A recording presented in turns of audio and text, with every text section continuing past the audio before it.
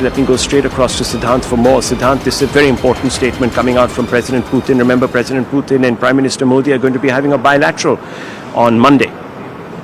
Rahul, in fact, BRICS grouping has expanded dramatically, Rahul. There's no doubt about it.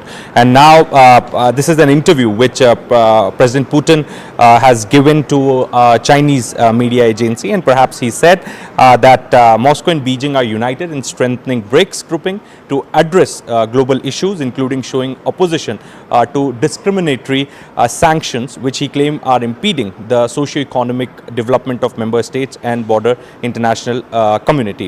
So, just a short while back, Rahul, President Putin arrived in Tianjin. In fact, tomorrow he's going to meet Prime Minister Modi.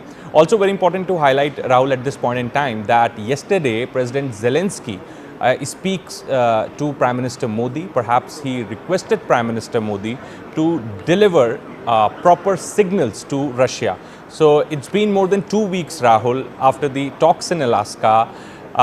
No trilateral happening between US, Russia and Ukraine.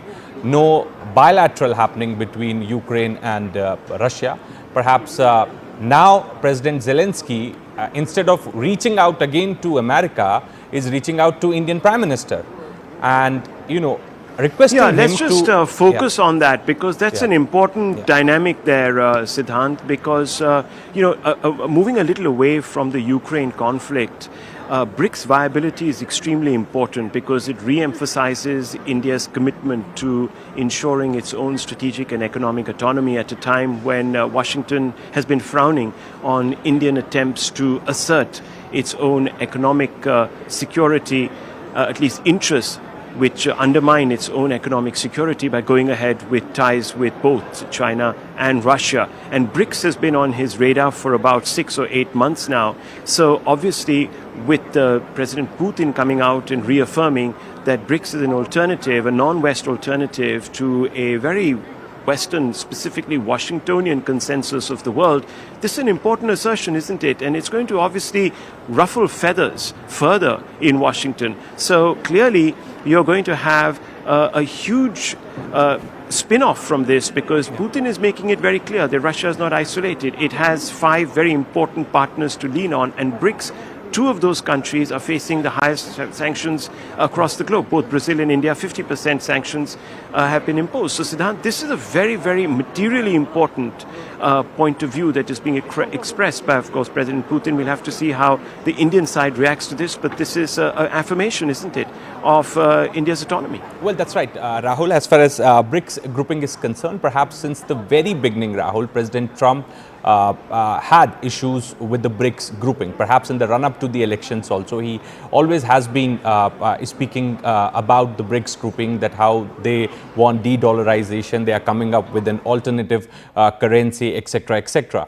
So, in fact, till now, with each passing month, he comes up one or the other, social media post on the BRICS grouping and how, this grouping is anti-America, anti-West, etc., etc.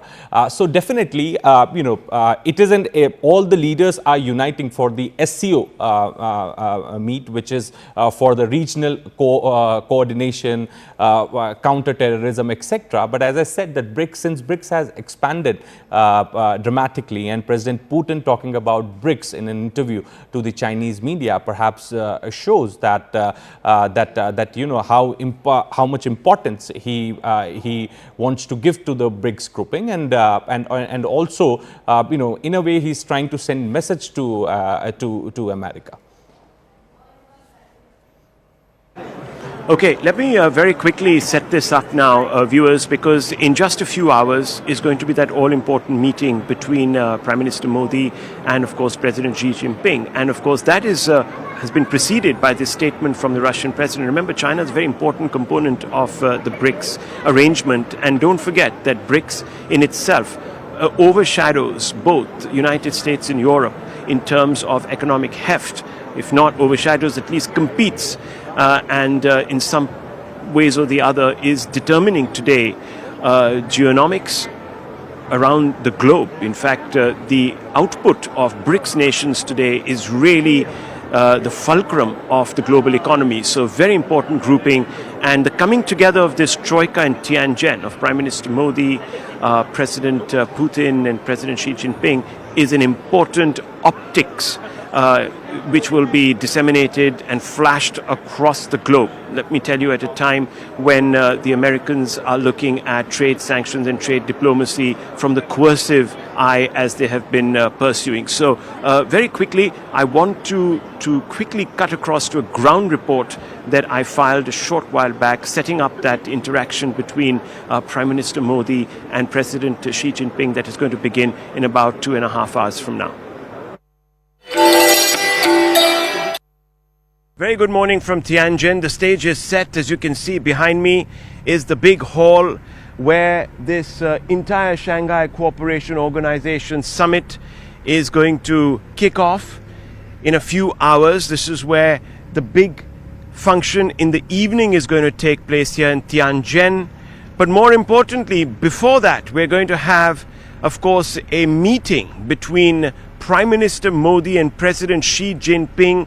A very important conversation there. The Indian tricolor is right next to the Chinese flag on this flagpole, and that sort of sends a big message out. The first headline from the China's People Daily is also about how President Xi Jinping is meeting with today the top leaders of the SCO, in particular Prime Minister Modi. Remember, the presence of India at the SCO is extremely critical. It lends a huge amount of credibility to the SCO because India is probably the only fully functional democracy, a democracy which is vibrant, a democracy where freedom of expression is not curtailed, a democracy where the people have the ultimate say.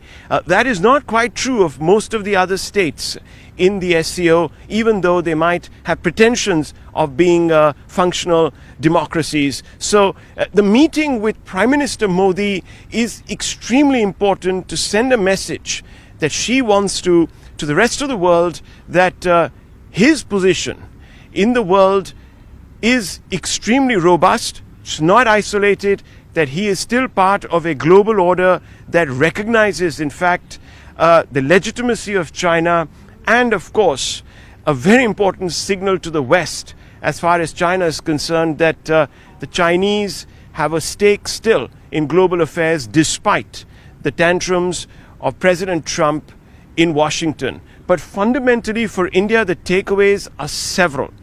And the Chinese media, as you can see behind me, has been focusing on some of those takeaways. For India, it is important to also, of course, assert its own strategic as well as economic sovereignty at a time when Washington wants to constrict India, wants to force India into choosing camps. Well, viewers, of course, President Putin coming out with an extremely important statement, something that's going to really set the tone for that interaction between Prime Minister Modi and President Xi Jinping, President Putin suggesting that the BRICS is an extremely important non-West platform, and that all the three countries, Russia, India and China, are united in strengthening BRICS, and he is also taking on the discriminatory sanctions regime of President Trump. I'm going to go straight across to Sanjay Suri, who joins me from Washington. This, of course, viewers, remains an intercontinental broadcast. Sanjay, these are extremely consequential words by President Putin because it does set the context for this meeting of three regional powers here in the Indo-Pacific, and suggests that they are very determined in pursuing their strategic and economic autonomy. You know, Rahul, the SCO and BRICS appear to be close cousins, and both are now reborn thanks to Trump. And in Washington, there is a lot of people, political and otherwise, who have a lot of misgivings over Trump's policy. In fact, policy is probably too big a word for what he's doing. His whims, his mood, and his tantrums, as you've been quite correctly describing all that we've been seeing from Trump. And the misgivings are that over the past 25 years, a lot of efforts were made to build good relations with India that Trump has undone quite mindlessly. And that having happened, there are also misgivings here in Washington that this may not be just a short-term move from India. Certainly, India is not looking, and in this meeting coming up with President Xi, India is not looking just for some stopgap arrangement for the next 3.5 years to see Trump through somehow. This appears to be a fundamental shift that India is appearing to make. And in that, India has good reason. I mean, there has been a history of trouble with the US that goes back well beyond Trump, and it goes a long way back in time. We saw in '98 when you had the nuclear test, the US cut off relations with it introduced sanctions, it opposed India's IMF application, and then again in '74 when India had the nuclear test, and then in '71 in that Bangladesh war, the US sent the 7th Fleet to India, to the Indian Ocean, to the Bay of Bengal to intimidate India. And this has been a history where India has run into trouble with the US again and again. And the US has not been a reliable partner to India. It hasn't been to anyone, to tell truth. But with that history, certainly the Indian government cannot set its policy that depends on the whims of any president that comes and goes. Therefore, this meeting coming up appears quite vital, and it does appear that this is now a long-term shift in the making and not some temporary fix. Not some temporary fix, but of course, let's not undermine the fact that India and the United States have built a relationship over the last 25, 30 years, and that relationship has assumed a vitality of its own, which perhaps extends beyond the reign of the current president. There are a lot of misgivings, as Sanjay Suri has said already on Capitol Hill, in the manner in which Mr. Trump is prosecuting India over the tariffs issue. There is a quiet but silent backlash building up. The Indian side has been engaging a large number of diplomats in the United States, trying to sort of sway their own opinion of their president's handling of the relationship with India. Remember, viewers, the United States still needs, whether it likes it or not, India as a pivot in the Asia-Pacific, in the Indo-Pacific specifically, because they are militantly, of course, opposed to the rise of China, and of course China's own flexing through its initiatives like the BRI, etc., where there is a threat, perceived threat, at least in this part of the world, to American hegemony. So the Americans will continue to need India. The question is whether India will now want to be closely aligned with the United States in the manner that they have been. Is there a choice? Can India pursue its own interests without alienating any one of these principal powers and taking everyone along? Certainly, this Quad arrangement that came up as a sort of pivot, the US pivot to the Indo-Pacific, something that was envisaged really by Shinzo Abe really, and built by Trump, to his credit, in his last term, now floundering, with Trump indicating to certain American media organizations that he may not even be appearing in India to participate in the Quad. Now, whether that is an additional tactic to arm twist India into accepting his punishing and punitive tariffs, one doesn't know. Whether it is an attempt by him to get India to decouple from Russia, at least when it comes to energy supplies, one doesn't know. Whether it is something that is deeper, a bias that has crept in because of other factors, one doesn't know. But the fact is that the India-US relationship is on rocky ground. India has decided to pursue its own strategic interests to its own advantage and is going to build up on that. But let's get a consensus or a view really from other experts who are also joining us. I'm going to go across to General Pandey. He needs no introduction. General Pandey, first of all, the meeting between Prime Minister Modi and President Xi, how do you see this meeting? What are the issues that do you think could in fact be at some level or the other resolved? And what are the issues that are going to be long-standing and perhaps take much, much more time to actually develop an understanding on? How do you see this? Rahul, I think firstly compliments on this intercontinental conversation which we are having. I think it's a very rare for an Indian channel to come about. It seems News 18 has arrived, thanks to you. But let me just put things in context. SCO, the visit to Japan, was not episodic or is not afterthought after Trump tariff game. Right. I think India is on its strategic autonomy path. It will deal with respective powers in the world based on its own interest. Trump episode is Trump tariff outburst and all is an episodic event, and as very rightly pointed out by you that it is a long-term strategic engagement which we have invested in and is not going to just break suddenly. But coming on to this very important meeting, which is going to happen between the two the summit meeting with the Chinese president, I think very important facets which are going to be on the table will remain is the trade and security, right?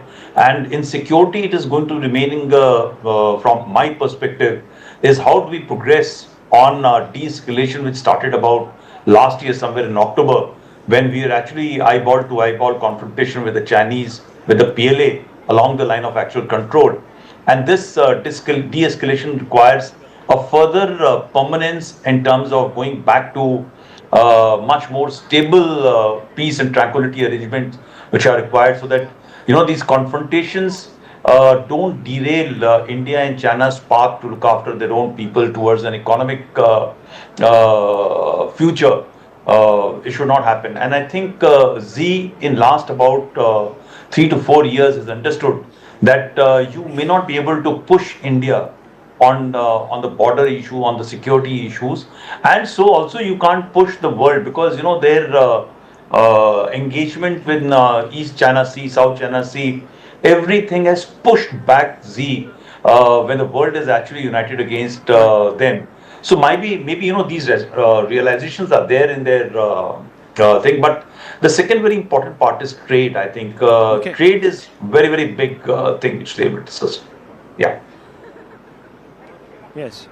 Well, of course, the trade relationship has been a little more insulated than, of course, from pressures between the two countries, then, of course, the relationship with regards to strategic affairs, etc., and security. So I just want to go across to Aina Tangen, Senior Fellow of the Tahe Institute, who joins me, and also Mr. Prabhu Dayal, former diplomat, who joins us. Aina Tangen, how do you see this engagement for Xi Jinping? This is an important moment because it also tells the world that China is not isolated, that China's own equations in the region are looking up, and that the alliance between the United States and India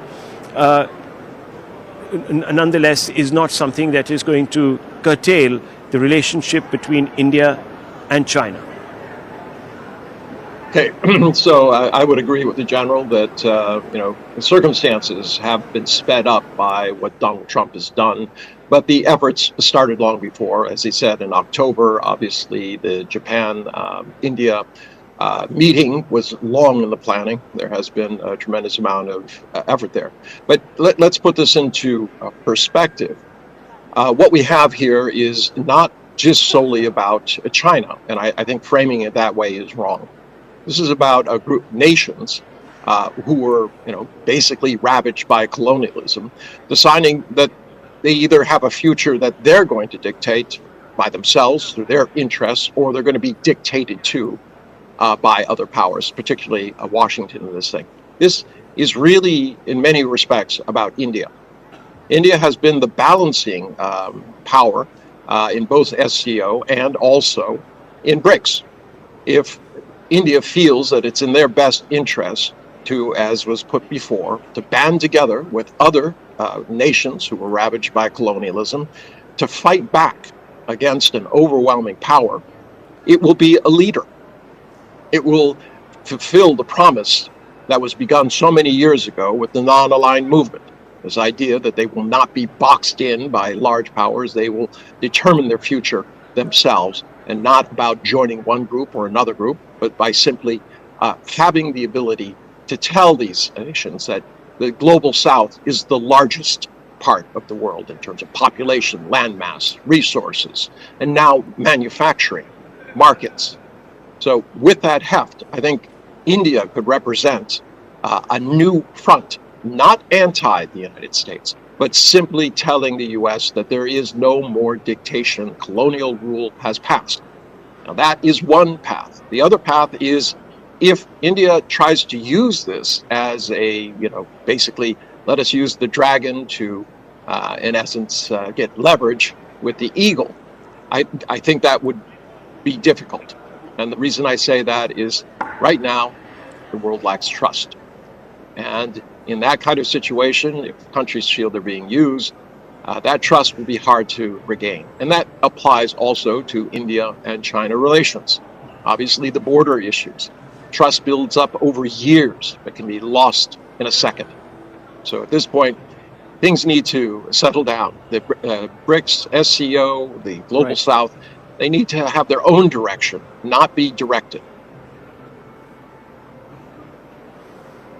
Well, Mr. Tangen, thank you very much. Let me very quickly go across to Prabhu Dayal, former diplomat. Yes, India has been very clear that this is not a non-West grouping. This is a non-West grouping, not an anti-West grouping, Mr. Dayal. They made it very clear that India doesn't want to see the world divided into camps, and that there is room for each country to pursue their strategic interests, their economic interests with other countries as they deem fit. This really is the biggest message that is going to go across. Would you agree? Well, I entirely agree with you. India has been at pains to point out that the importance of the SCO lies in its capacity to serve as a platform for economic cooperation. Now, it's only the United States president who sees the SCO as a counterweight to his influence. Let me mention that the SCO's growing membership and influence signify a shift to a multipolar world order. With 10 full members, including China, Russia, India, Iran, the SCO represents over 40% of the world's population, 34% of the global GDP, and 24% of the world's landmass. So the 2025 SCO summit is being seen as a way for this organization to project its image as a stabilizing force amid global trade turmoil, particularly against the backdrop of the US tariffs. Now, let me add that the aggressive US tariff policy under Trump has had the unintended consequence of pushing India and China closer together. Faced with US antagonism, India has been forced to recalibrate its foreign policy and seek better relations with China. Now, this is PM Modi's first trip to China since the 2020 Galawan clash, and this signals a cautious diplomatic tone. And let me mention that with Xi Jinping, Vladimir Putin, and other leaders attending the summit, it offers a chance to ease tensions, rebuild dialogue, and recalibrate Asia's balance. So while the trust deficit with China will persist, India is stressing multi-alignment, autonomy, anti-terror, and regional stability. So these are some of the important landmarks for us. Very important points. Ambassador, thank you very much for your perspective. Of course, we're going to be focusing on those conversations as the day wears on, but I'm going to take a breaking news that is coming in. We're focusing now on a New York Times report that emerged on Saturday, which suggests that President Trump has decided that he no longer has plans to visit India for the Quad Summit. And let me go across to Akanksha. Akanksha, that is perhaps at some level a petulant fit being thrown by the Washington, the lobby there that surrounds Trump, which is, of course, briefing him about how to go forward. I don't know whether this is just another attempt at arm twisting, ratcheting up the rhetoric, or if it's actually going to be followed through. Everything, of course, about Trump is unpredictable, but what's your take very quickly on this? Rahul, story? In fact, this New York Times article titled "The Nobel Prize and a Testy Phone Call, How the Trump-Modi Relationship Unraveled" goes on to talk about how after telling Mr. Modi that he would travel to India later this year for the Quad Summit, reports are indicating, or according to New York Times, they've learned from their sources that Mr. Trump will no longer have plans to visit India this fall. given that India was all set to play the host to the Quad summit. Having said that, what perhaps could have also fed into the entire rhetoric is the fact that there was a very strong reminder coming from Japan and India in that security joint declaration statement that was issued just a day ago when Prime Minister visited Japan, and he was very much accompanied by the Japanese Prime Minister. So in the joint statement, there was a reminder to Washington that India will be hosting the Quad summit and that both the countries which are integral parts of the Quad grouping will be as committed to a free and open Indo-Pacific. So Donald Trump perhaps is also speaking from an isolated place right now. US is feeling very isolated, particularly by powers in Asia. In fact, what I can tell you is that the US Embassy Group has also been bombarded with queries from Indian journalists with a confirmation to which we have been directed towards the White House. No official confirmation has arrived from the White House or from India, but reports are already doing the round that Quad and Washington's own willingness to engage with New Delhi, especially when it comes to the Quad grouping, could very well perhaps mean diluting of this entire strategic grouping. Okay, well, lots of news coming in on, of course, the Emergence Summit meeting between the two leaders now. This is an important bilateral engagement, perhaps the most consequential in the last few years that the Indian Prime Minister is holding. We're going to take a very short break at this point, viewers. We're going to come right back to our rolling coverage of straight out of Tianjin.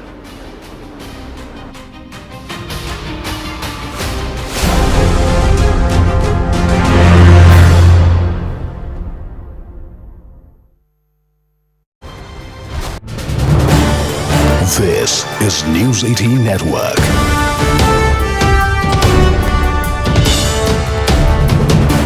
India's largest news network. Coverage.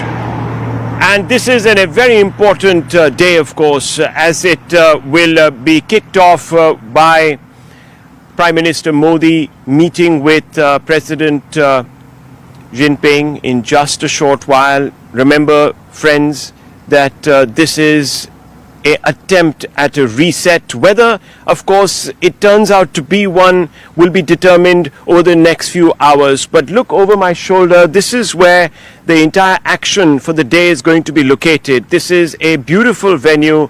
It's been spruced up to welcome the international leaders from the SCO bloc, and there are buses upon buses of delegates that are arriving. It's a hive of bustling activity. It may not look like it, but it is very early days here in the morning. It is still just about 9:30, and we've got off to a very early start because we're going to give you a 360 view of what lies ahead. And as I am speaking, we're being told that the Russian President Vladimir Putin has also landed in Tianjin. And this is very important because remember, tomorrow at about noon, the Prime Minister of India will be also holding a bilateral conversation with him. But before that, of course, will be the big meeting of all the SCO leaders in this great hall behind me. As you can see, it's all laid out for the grand day. And of course, this will be also the venue for a dinner later today in the evening where the SCO leaders will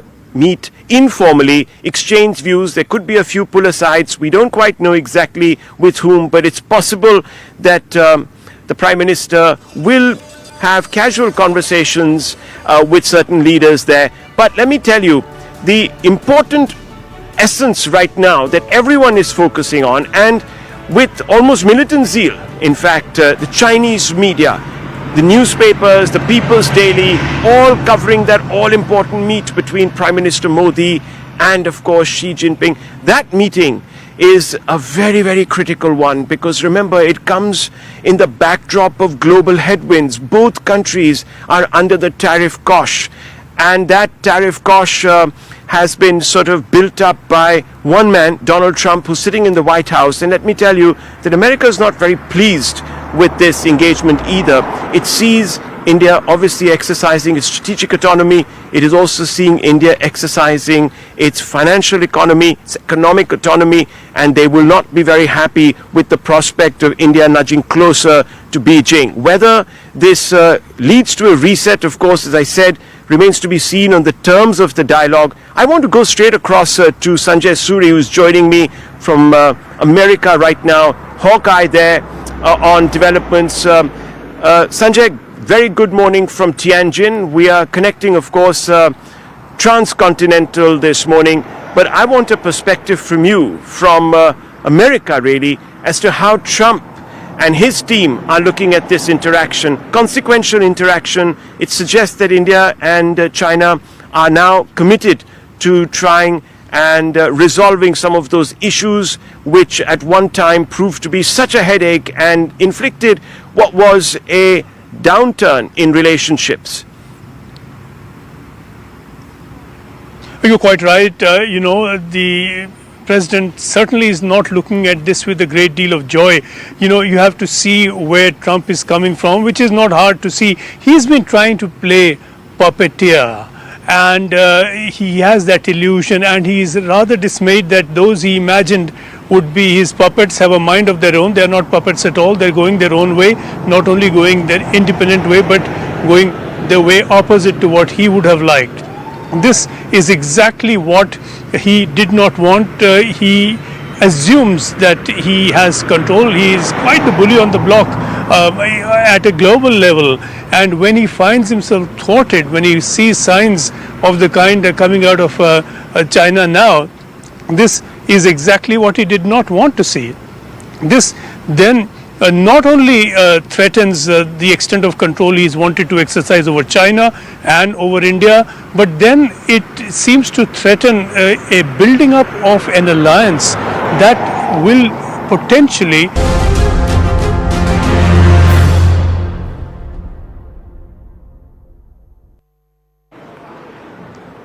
An hour to go for that very consequential meeting between Prime Minister Modi and President Xi Jinping here in Tianjin, viewers. It's a very, very important attempt at a reset between India and China. This meeting will have huge ripple effects across the globe. Already huge amount of attention, not just from the Chinese media, not just from the SCO countries, but also from Washington. We've been multilocating this coverage straight out of Washington. We've also been connecting with some of our partners, of course, other broadcasters here in China to give you updates. I've spoken to a large number of Chinese journalists who are focused like lasers on this particular meeting, because from the Chinese side, this is an important assertion of China's own acceptability amongst countries that, of course, are democracies. Remember, the SCO remains a closed club at some levels of countries that are not exactly democracies. They are at least pretensions of being democracies, but India brings huge credibility to the SCO. So India, the world's largest democracy, a functional democracy, an impressive democracy where every individual has a vote and can determine his or her own future, not available to citizens of other SCO countries. So from that point of view, from the larger perspective, India's participation is very, very crucial. The newspapers here in China flooded with reports of Prime Minister Modi, huge curiosity on Prime Minister Modi in India, and specifically when it comes in the backdrop of a chill of sorts between India and the United States on the back of Trump's unilateralism when it comes to tariff and trade issues with India, overshadowing that relationship which has been built up over 30 years that China viewed as a big threat in its own backyard. With that unraveling a little bit, I'm not going to say that in any way it is falling apart or it is being undermined, but there has been obviously some amount of a irritant that has come in. Yes, we'll probably work through these trade issues, and there is a natural alignment between India and America because it doesn't have competing strategic interests here, at least in our part of the world. That, of course, we do have with China.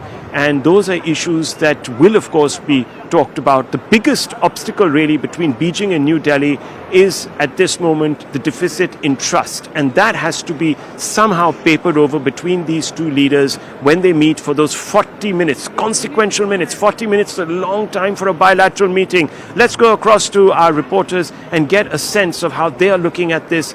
Let's go straight across first to Sanjay Suri, who's reporting straight out of Washington. Very consequential meeting, could redefine geopolitics, at least in this neck of the woods. And of course, America's approach to the way it deals with both China and India. And don't forget, Russia.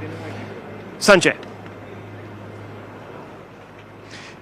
You know, Rahul, we've been speaking about the meeting that's coming up very shortly now. We've been speaking about the Quad and Trump's reported move to skip that meeting. The question is here, does India now want the Quad meeting with as much enthusiasm as it no doubt wanted earlier? We are just short of that meeting between President Xi and Prime Minister Modi. The Quad was aimed clearly at China. This was a security arrangement, not a security arrangement that has any military teeth to it or even very much political weight, but certainly aimed at China. Would India, at this juncture, at this time, want to provoke China by talking of Quad or showing any enthusiasm for it? So the lack of enthusiasm from Trump to attend this meeting possibly is matched by a similar view from New Delhi. We don't know yet. There's no official word from here in Washington, no official word from New Delhi about this meeting, whether it will happen, whether it will not happen. But certainly there's a question now both ways, not just for Trump. And clearly now the question here in Washington is what is going to emerge out of the meeting that you are reporting and witnessing. This is now very clear that while in India, or while the Indian approach, maybe as you describe, multipolarity, independence, this is not how Trump sees it. It's his way or the highway. If you don't do his bidding, you're against him and he's out to punish you. This is a president who believes the world owes it to America to feed it and to fund it. That's a very important point. Let's also go across to Zaka Jacob. Zaka, this is an important meeting. Come what may, the world's attention focused. I've seen around me a buzz here in this media center. The Chinese media is all over. They constantly come up to me seeking interviews, my perspective really on this particular engagement. But there are three issues. Of course, there's trade with caution. Naturally, there are regional equations that also will come up for discussion, specifically China's closeness to Pakistan. And of course, there is the larger confidence building need, which is being somehow addressed through mechanisms to prevent fresh flare-ups along the LAC rather, while keeping sovereignty non-negotiable. So these are the important components of this engagement. Oh, absolutely. And like you've been saying and you've been reporting for the last couple of days, the real elephant in the room is going to be Trump and the tariffs. India's, of course, got every reason to feel gravely aggrieved because of the 50% tariffs that have been slapped on it. It's the highest for any country in the world, along with Brazil. So no doubt about it, while the talks today between Prime Minister Modi and President Xi Jinping, and as Rahul was outlining, it's going to be a 40-minute long conversation, slated to happen at noon local time, that's 9:30 a.m. here in India, and we'll be counting down to it. Remember, this is the first time the Prime Minister is in China since 2018. The last time he was there, I had covered that summit. That was the BRICS summit in Qingdao, again a coastal city, this one in Tianjin, about 100 odd kilometers from the capital, Beijing. And these 40 minutes are going to be crucial because it's not just the bilateral. Of course, India has huge ongoing concerns with China, not least is the border issue. You had Wang Yi, the foreign minister and the special representative here in India last week, and one of the things that they agreed to was an early harvest on the border issue. What that means, we don't know.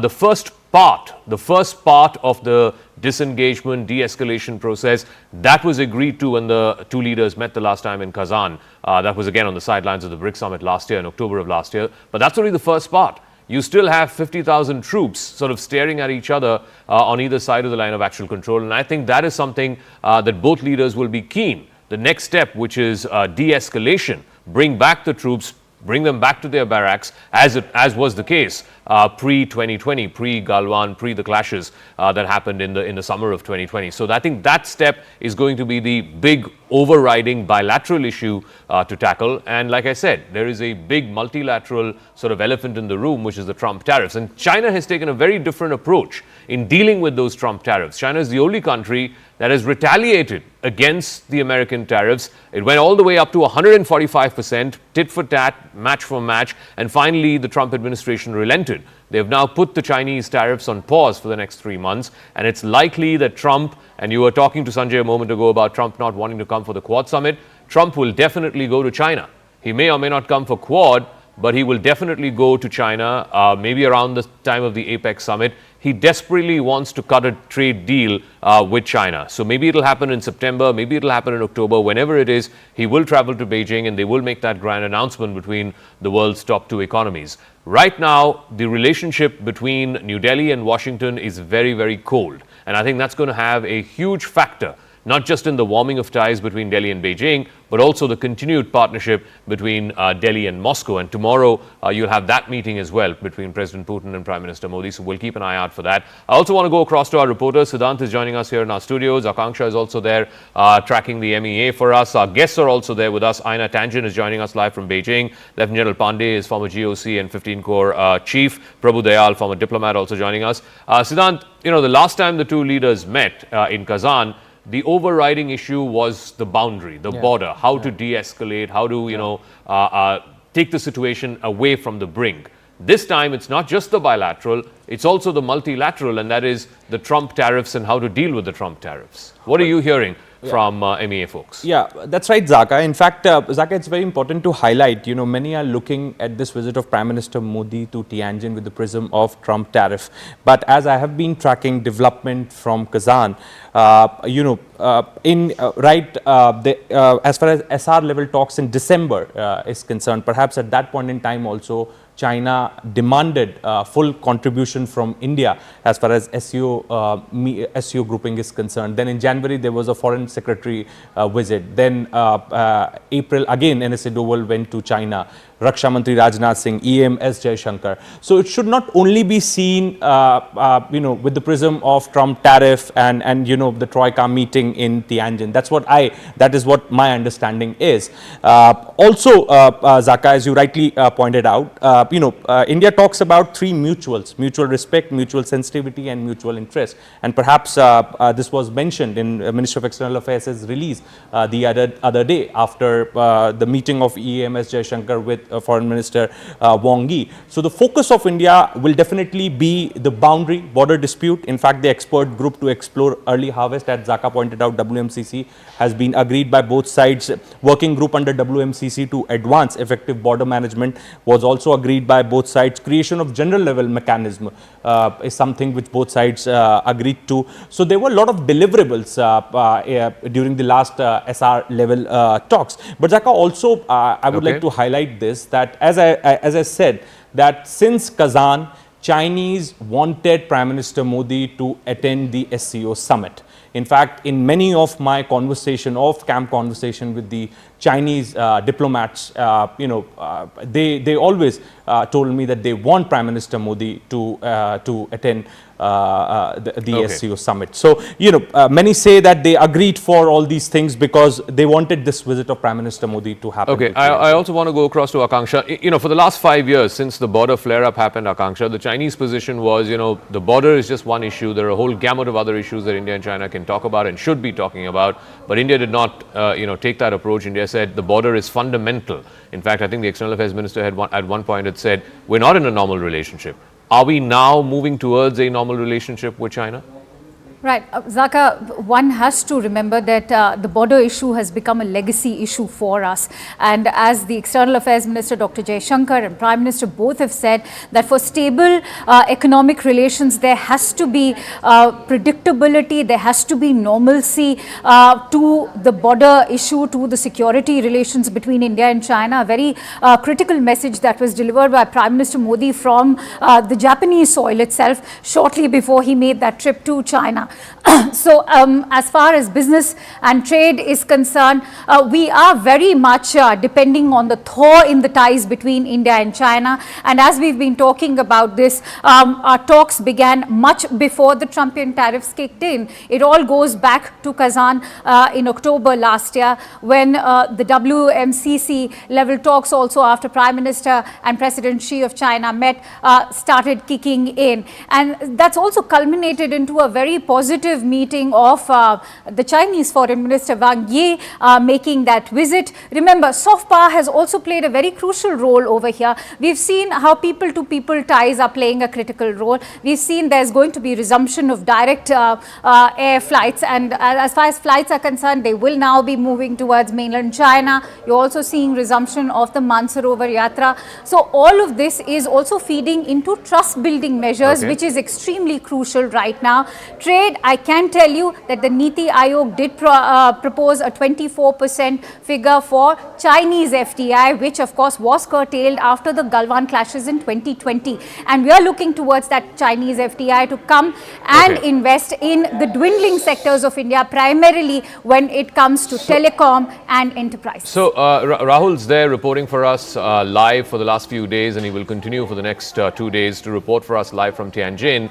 You know, while we talk about Trump and the tariffs, and clearly, you know, this will be the elephant in the room, no doubt, Rahul. But what about the trade issues itself with China? I mean, because of the flare-up at the boundary and the soldiers there on either side and this contentious sort of boundary issue over the last 5 years, a large focus of the India-China bilateral has been on the boundary issue and how to resolve the boundary issue.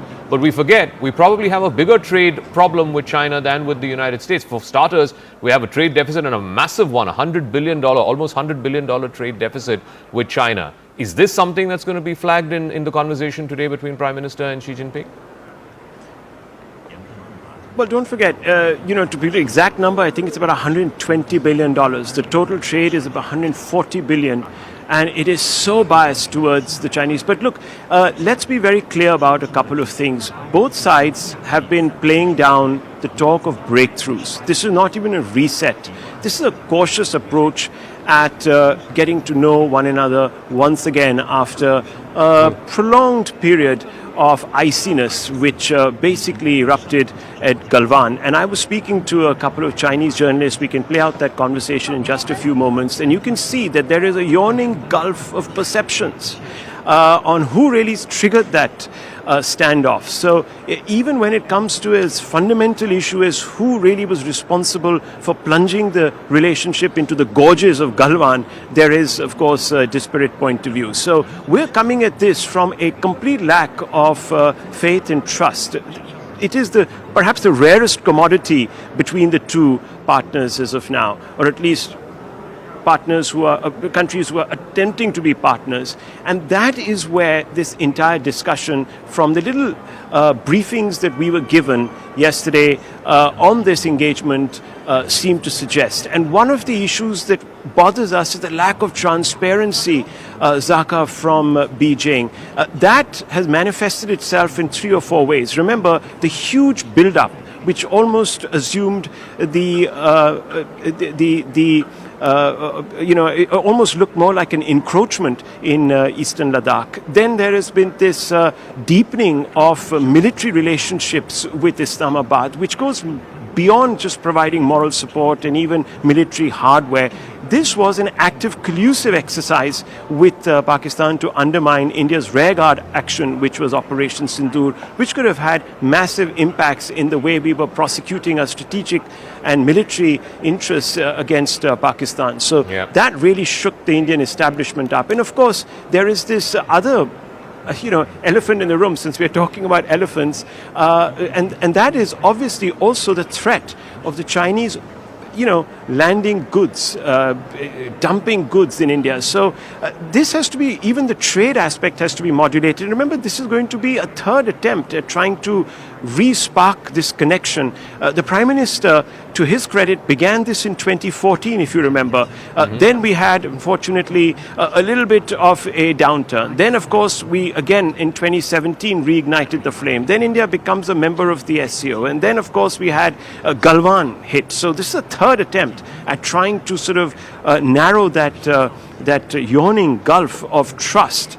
And let's see how this plays out, because I don't think we should expect massive, commitments to even trying to reposition the relationship in a manner that suggests that this could create leverage for us against America. America remains our natural ally. It remains a partner. I do want to go across to General Pandey, who was the Northern Army commander. When the two principals met last year, General Pandey, the Prime Minister and President Xi, the first step, which was disengagement, was agreed to, and that process, and the last two sticking points were Demchok and Depsang, that has been done. When they meet today in Tianjin, can they agree to the next two steps, de-escalation and eventually de-induction? Because at the end of the day, and you would say this openly too now, that the last thing the Indian Army wants is to have 50,000 troops on either side of the LAC. We already have the situation with Pakistan. We just saw that back in May in Operation Sindoor. We don't want to have another hot border, as it were, or a hot line of actual control. Can we get to those two next steps? What are the impediments in getting to those two next steps? I think impediments are basically perception and long-standing mistrust of Chinese posture and how they go about things. If you look historically, in spite of what India did for China in the World Forum, the Aksai Chin encroachment and taking over. When we were involved in the Kargil conflict onto the western border, they came in and very quickly occupied certain areas which were not so well dominated by us. So there has been a very steady encroachment which has been taking place. The second part is also look at the pearls of this whole encirclement which they have been trying to do. More importantly, you imagine their engagement with Pakistan in terms of every time India has broached the topic of terror and tried to look at TRF or Lashkar-e-Toiba to be designated as a terrorist organization. It is the Chinese who have put the spanner in the wheels, and they have not allowed this to happen. This very, very intimate engagement. And then during Operation Sindoor, if you recall, majority of the resistance in terms of indirect support, in terms of technology, in terms of information intelligence, they all came to Pakistan during this not very distant future, in distance part, just about a few months back. This engagement happened. So there are major concerns, right? These are trust deficit which need to be taken into consideration. But yes, this disengagement had taken place after about 4 years of eyeball to eyeball confrontation and face-offs. But I'm quite sure that this thing will not happen immediately. While a number of givens have taken place when Wanji had come to visit India just about a week back. Basically what you said very clearly, that they were very, very interested that India should participate in this SCO at a summit level. But you look at the messaging, what has happened. The messaging is the flag, the kind of reception the Prime Minister has been given. All these event management and media frenzy, all the coverages which Rahul is talking about on the Chinese media is indicative of giving certain degree of preeminence to India and to Modi, and maybe trying to suppress those security considerations. I want to get a quick word from Mr. Tianjin, who's joining us from Beijing. Mr. Tianjin, so the view from New Delhi, you've heard what the view is. I mean, yes, there was that ongoing situation at the border, at the line of actual control between India and China. There's a process of moving towards normalcy that was kicked off in Kazan last year. Maybe there will be one more step crossed today when the two principals meet. But there's also this thing that's cropped up back in May. Much of the weaponry today that the Pakistan army is using and has used during those 4 days of Operation Sindoor, air defense systems, missiles, fighter jets, all happen to be Chinese. And you can't expect India to overlook that. Well, you can concentrate on the past, or you can look towards the future. There are different narratives and perspectives depending on which side you're standing. So at this point, India has a clear choice. And this discussion has underlined what I said earlier.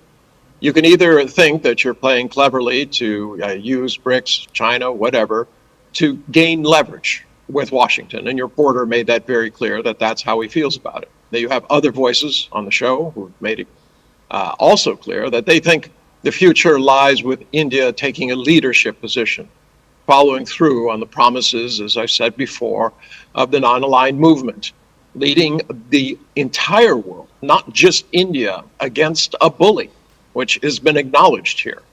So yes, there are always going to be issues. Trust is important. This is, and I agree, more optics than substance, but it's come together rather quickly. Okay. So let's hope that the actual actions will follow the optics, and that trust, one step at a time, can be rebuilt. Yep, and I agree with you. I mean, to rebuild that trust, it requires both sides to meet each other halfway. I'm going to take a break here on the program, but General Pandey, Mr. Dayal, and of course, Mr. Tianjin will continue to be with us. So will Rahul Shivshankar, who's live for us this morning in Tianjin. In about half an hour's time, in a little over 40 minutes or so, the two principals, Prime Minister Modi of India and President Xi Jinping of China, will be meeting. It's a meeting that has huge consequences, not least because of the ongoing trade and tariff war between India and the United States. Quick break. We'll see you on the other side in just a moment.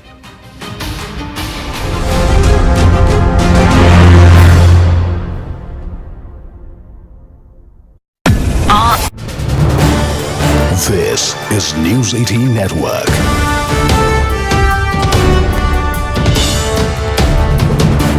India's largest news network. Coverage. And this is a very important day, of course, as it will be kicked off by Prime Minister Modi meeting with President Jinping in just a short while. Remember, friends, that this is an attempt at a reset. Whether, of course, it turns out to be one will be determined over the next few hours. But look over my shoulder. This is where the entire action for the day is going to be located. This is a beautiful venue. It's been spruced up to welcome the international leaders from the SCO bloc, and there are buses upon buses of delegates that are arriving. It's a hive of bustling activity. It may not look like it, but it is very early days here in the morning. It is still just about 9:30, and we've got off to a very early start because we're going to give you a 360 view of what lies ahead. And as I am speaking, we're being told that the Russian President Vladimir Putin has also landed in Tianjin. And this is very important because remember, tomorrow at about noon, the Prime Minister of India will be also holding a bilateral conversation with him. But before that, of course, will be the big meeting of all the SCO leaders in this great hall behind me. As you can see, it's all laid out for the grand day. And of course, this will be also the venue for a dinner later today in the evening where the SCO leaders will meet informally, exchange views. There could be a few pull-asides. We don't quite know exactly with whom, but it's possible that the Prime Minister will have casual conversations with certain leaders there. But let me tell you, the important essence right now that everyone is focusing on, and with almost militant zeal, in fact, the Chinese media, the newspapers, the People's Daily, all covering that all-important meet between Prime Minister Modi and, of course, Xi Jinping. That meeting is a very, very critical one because, remember, it comes in the backdrop of global headwinds. Both countries are under the tariff cosh, and that tariff cosh has been sort of built up by one man, Donald Trump, who's sitting in the White House. And let me tell you that America is not very pleased with this engagement either. It sees India obviously exercising its strategic autonomy. It is also seeing India exercising its financial economy, its economic autonomy, and they will not be very happy with the prospect of India nudging closer to Beijing. Whether this leads to a reset, of course, as I said, remains to be seen on the terms of the dialogue. I want to go straight across to Sanjay Suri, who's joining me from America right now, Hawkeye there on developments. Sanjay, very good morning from Tianjin. We are connecting, of course, transcontinental this morning, but I want a perspective from you, from America really, as to how Trump and his team are looking at this interaction, consequential interaction. It suggests that India and China are now committed to trying and resolving some of those issues which at one time proved to be such a headache and inflicted what was a downturn in relationships. You're quite right. The president certainly is not looking at this with a great deal of joy. You have to see where Trump is coming from, which is not hard to see. He's been trying to play puppeteer, and he has that illusion, and he is rather dismayed that those he imagined would be his puppets have a mind of their own. They are not puppets at all. They're going their own way, not only going their independent way, but going the way opposite to what he would have liked. This is exactly what he did not want. He assumes that he has control. He is quite the bully on the block at a global level.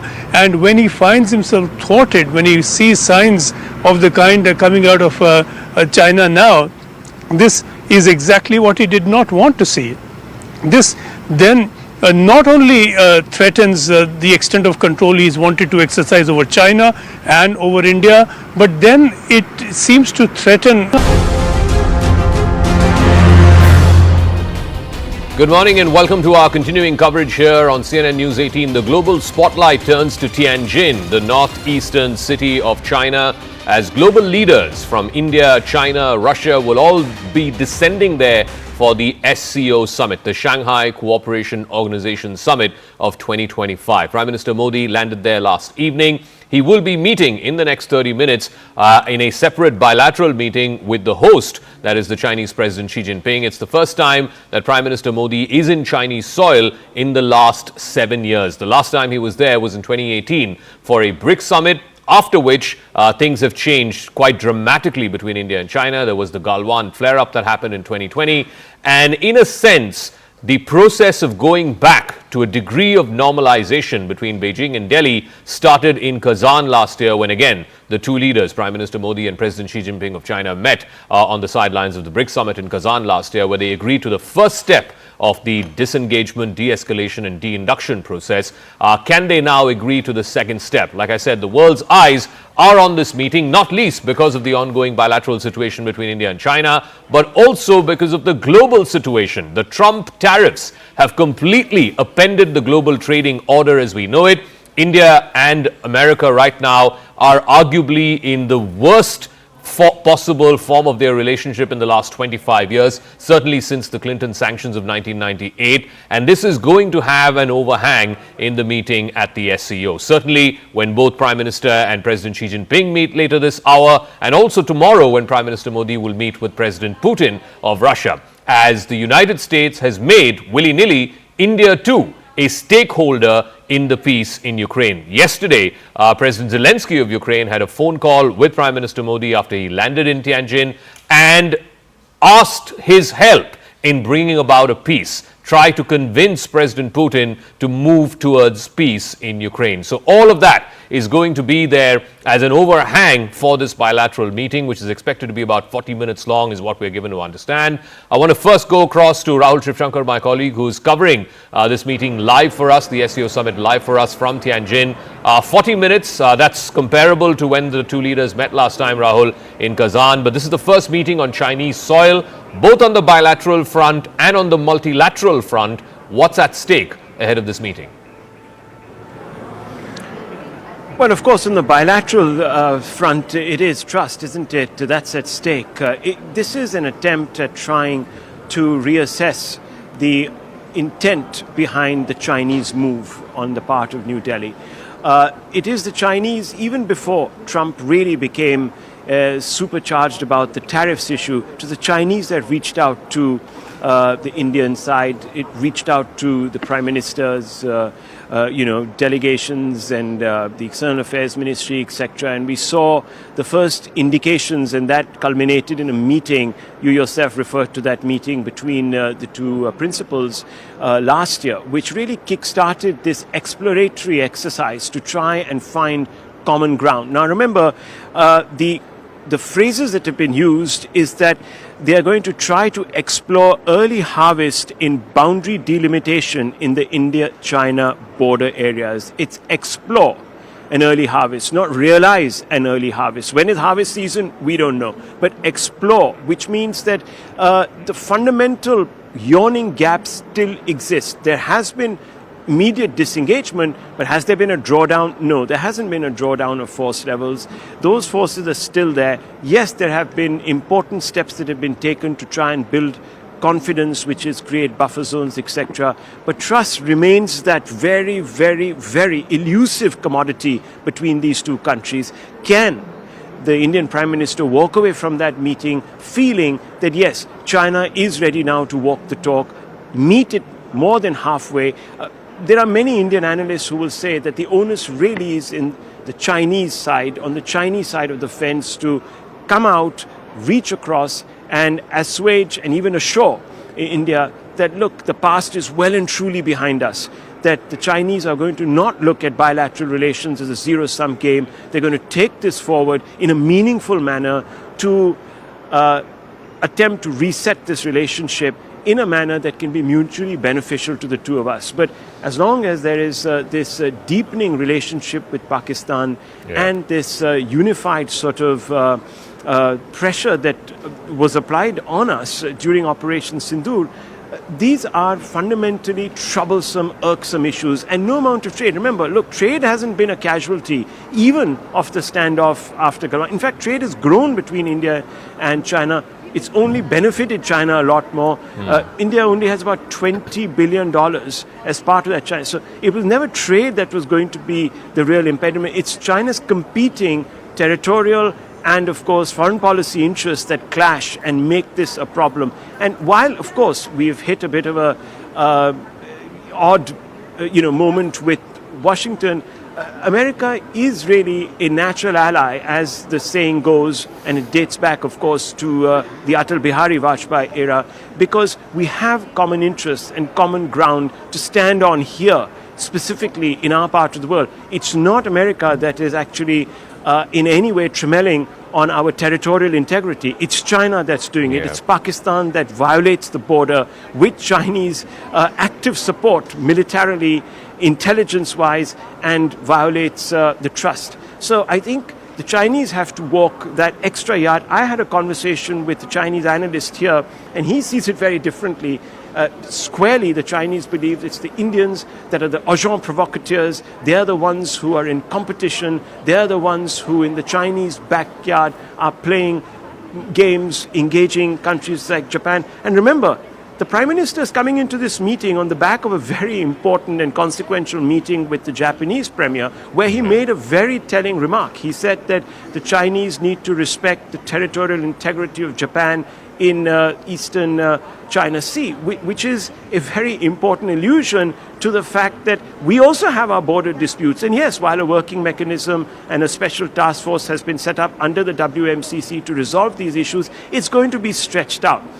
We'll have to test and see if the Chinese are even willing to commit, for example, to a basic confidence building measure as to declare where their positions are on the border, whether in advance they're going to tell us about the infrastructure they're building on the border. And don't forget, they're also building one of the largest dam projects in the upper riparian parts of the Brahmaputra, which is, of course, on the other side, on their side of the LAC. So lots to discuss. That meeting is due to begin in about 20 minutes' time between Prime Minister Modi and President Xi Jinping. The first time on Chinese soil in 7 years. The first time they'll be meeting, I think, in a gap of about 6 or 7 months. They met last in October of 2024 in Kazan on the sidelines of the BRICS summit. So what's at stake? Before we go to our guests, and we have a whole plethora of guests joining us. Rajiv Dogra, former ambassador, is joining us. Aina Tianjin is joining us live from Beijing. Here in our studios, Major Manik Jolly is there. But what's at stake? What are these two leaders going to be discussing? I want to go across to the video wall and get you a sense of what is at stake when Prime Minister Modi and President Xi Jinping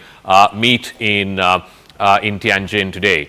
This is what is at stake. Let's try and take it full frame to our viewers. Number one, easing the tensions. Remember, there is huge tensions going on right now between India and the United States because of the tariff pressure that's been applied by Donald Trump. 50% on India. It's the highest on any country. While that's not going to be the primary area of discussion, it will certainly have an overhang, no doubt about it. China has dealt with the Trump tariffs in a very different way from every other country in the world. India will be paying close attention. Wang Yi was here just last week. He invited the Prime Minister for the SCO summit. The early harvest of the border issues. Now, what does that mean? Because we've had a contested border for the last 70 years plus, and we've had a clash 5 years ago, and we've just begun a process of normalization from October of 2024. So what does this early harvest mean? Also, China's envoy, Xu Feihong, who is the ambassador here, just last week before leaving for the SCO summit, said that India has to stand up to the bully that America is. America is a bully, and give the bully an inch, he will ask for a mile. China also sees improved ties as a counter to the Indo-Pacific, to the Quad. Now, the New York Times is reporting that Donald Trump may not come to India for the Quad, so that's again a matter of concern. The Prime Minister has said that it's important for India and China, and this is an interview that he gave to a Japanese daily before his visit to Japan yesterday, where he said that it's important for India and China to work together to bring stability to the global economic order. So these are some of the pointers, and of course there will be the meeting with President Putin as well. That's going to be on Monday, I believe, after the opening plenary of the summit. But first, I want to go across to our guests. Ambassador Dogra is there with us. Ambassador Dogra, you know, it's all fine. I mean, India and China should have a normal relationship, as normal as possible, between two neighbors. Given both the international context, which is the Trump tariffs and how to deal with it, and the real bad blood that's going on between Delhi and Washington right now, how much of a thaw can there be between India and China, given what we've gone through in these last 5 years? Well, America, as you said very rightly, is the overhang in this meeting. But that's not the central point. China is not going to tell us how to deal with America or Trump, basically. And India is not going to give any advice to China because it doesn't need one. It has already sorted out its issues with America by standing up to it and not giving in to its bullying. India has done it in its own way. The problem, let me also point out, is not America. America bullies countries, but Trump is a bull. So while bullies can be tackled, bulls are unpredictable. So this is a temporary issue that India and the world has with a person who happens to be the president of America at the moment. The more important point is India and China, and what are they going to discuss? Of course, Ukraine, Gaza, and so on, or the killing of the Houthi Prime Minister yesterday. They will also be part of the discussion, but they are not going to be the central theme of Xi-Modi meeting. And Xi-Modi meeting is limited. 40 minutes may be the time, but with interpretation, it amounts to only 20 minutes. And I don't think they will go into the details of what needs to be done with regard to the border, except get on to what is possible, as you said, low-hanging fruit on the border issue, which is basically the central sector. So if something can be done as early as possible on defining that central sector, I think that will be a great confidence building measure. So let's get the view from Beijing. Aina Tianjin is also joining us. The view from Delhi, Mr. Tianjin, has always been, even on the border issue, is that is central to resolving the trust deficit, that is central to normalizing ties between Beijing and Delhi.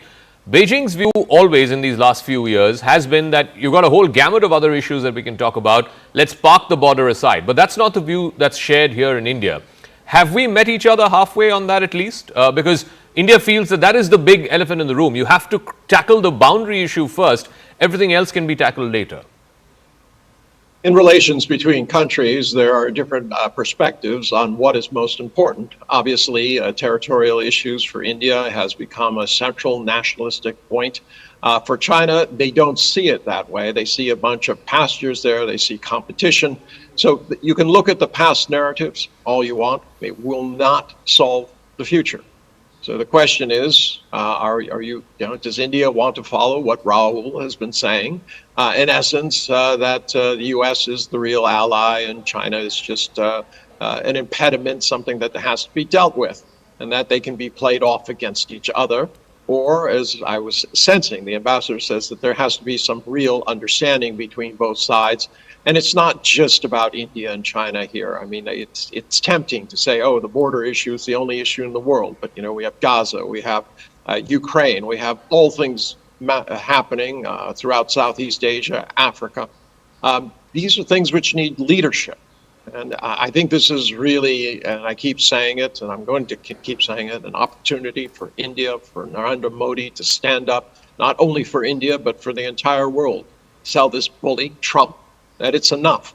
If he wants to tax his people with tariffs, fine. But the tariffs should be uniform. He should not try to pit one country against another. And this is the most important thing. In terms of what's happening, I do believe it's optics. Trust is built step by step. It's not going to be settled. They're not going to announce we have a new border.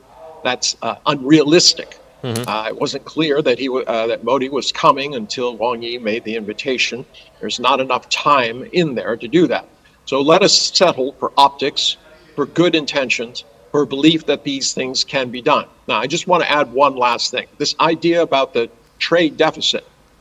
No one is forcing anyone in India to buy Chinese goods. If they could buy them somewhere else at a fair price, I think they would. There's not a lot of tremendous love for China. So at this point, stop blaming China for doing it. These are mostly private companies who are selling electronic goods, vacuum cleaners, washers, things like this. Let us figure out how China can help India, all right, with intellectual property and also balancing these trades through investment. That is a solution. You want to look at the past, you'll never get to the future.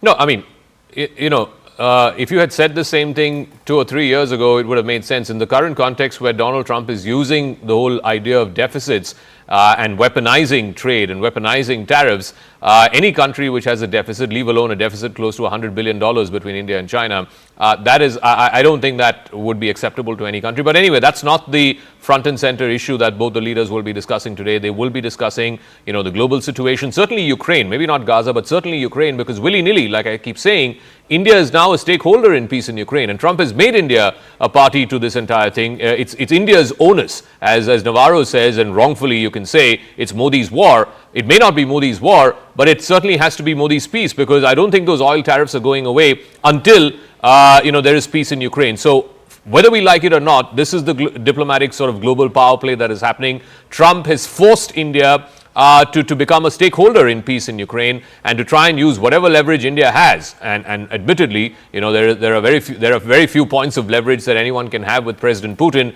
Maybe the Chinese have a point of leverage. India certainly has to some degree, but ultimately he's going to take a call on whether to continue with the war or move to the negotiating table, move towards peace, depending on his own assessment of whether he has won the war, whether his war objectives have been achieved.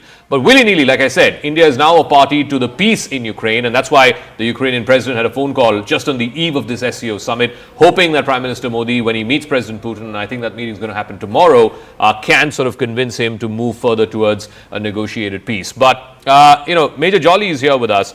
I want to go back to the India-China situation, because I think it's fundamental, it is central, that if there has to be a degree of normalcy between Delhi and Beijing, then the boundary issue needs to be addressed and it needs to be resolved. And fortunately, 6, 7, 8 months ago, when the two leaders met in Kazan, the first step of that process, disengagement, was agreed to. I think there were 7 friction points. There were 2 that were outstanding, Depsang and Demchok. That was agreed to. So disengagement started and completed after the meeting in Kazan. Can we get to the next step, Major, which is de-escalation, and then finally the last step, which is de-induction? The last thing that India or China want is 50,000 troops on either side of the LAC.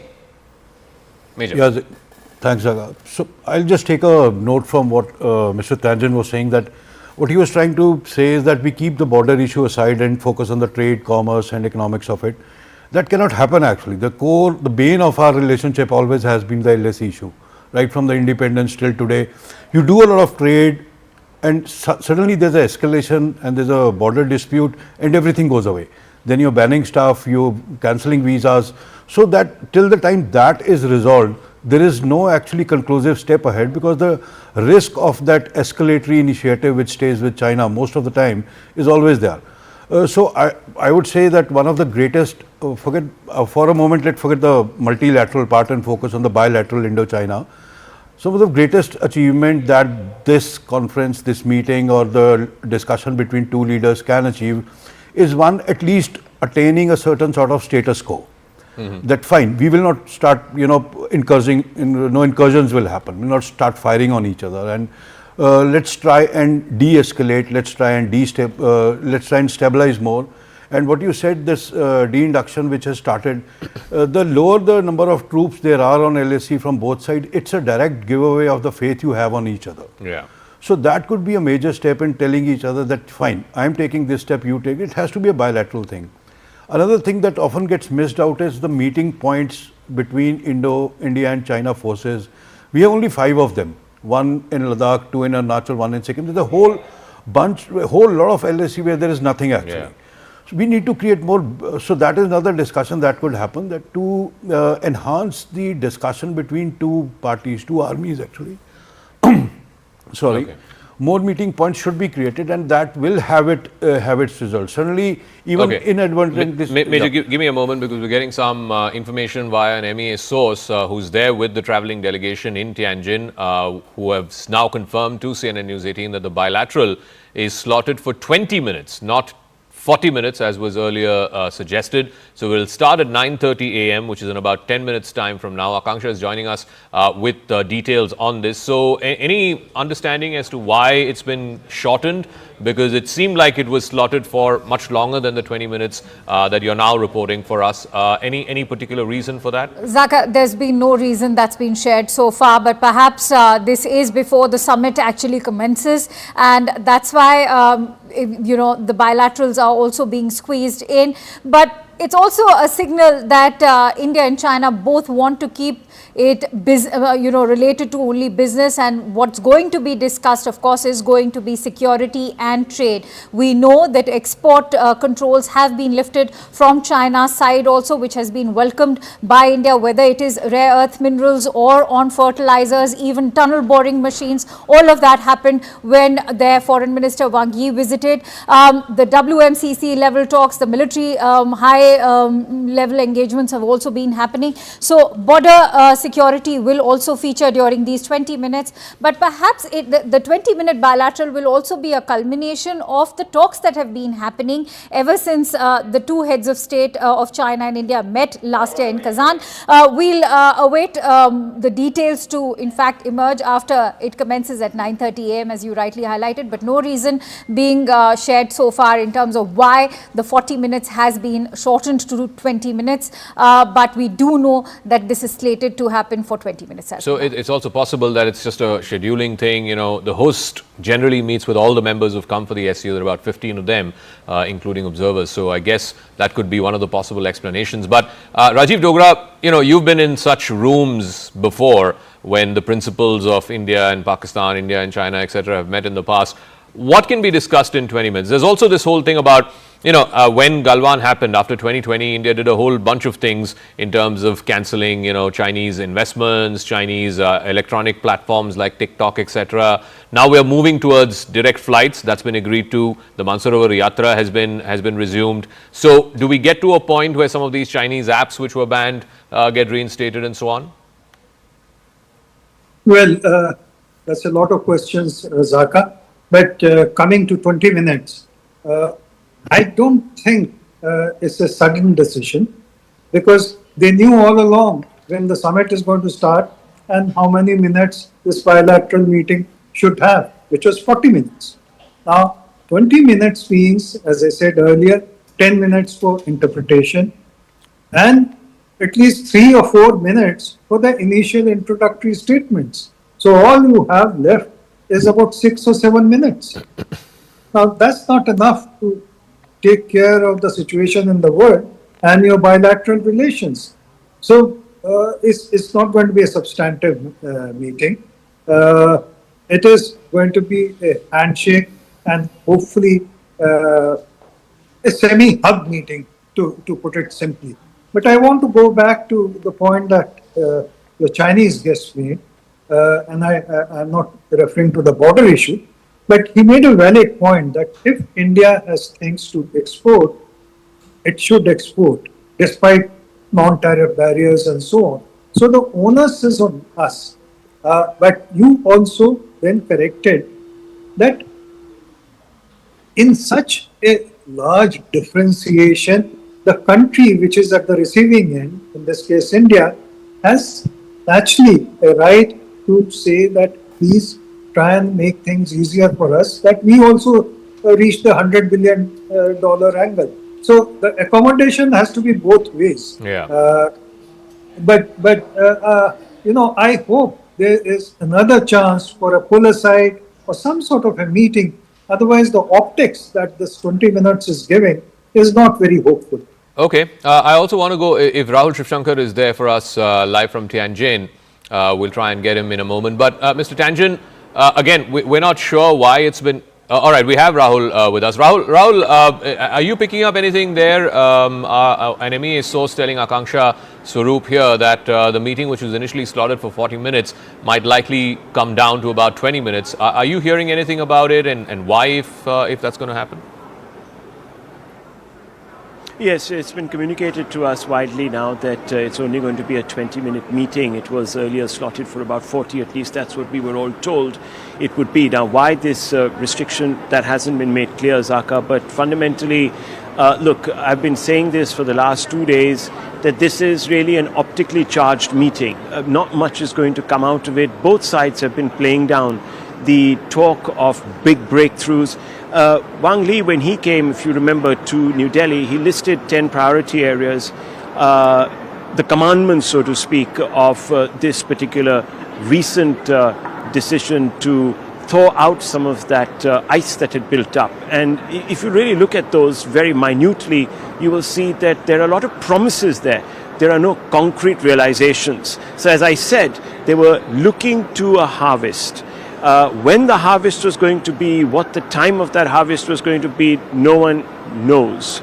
And that's the reason why you have this sort of limited time. And Rajiv Dogra has been in the room during meetings such as this, and you know that's precious little time actually to really get any substantive conversation started. And I think our guest in Beijing was making the same point, that it's high on optics, low on substance, but still it's a message that is being sent out.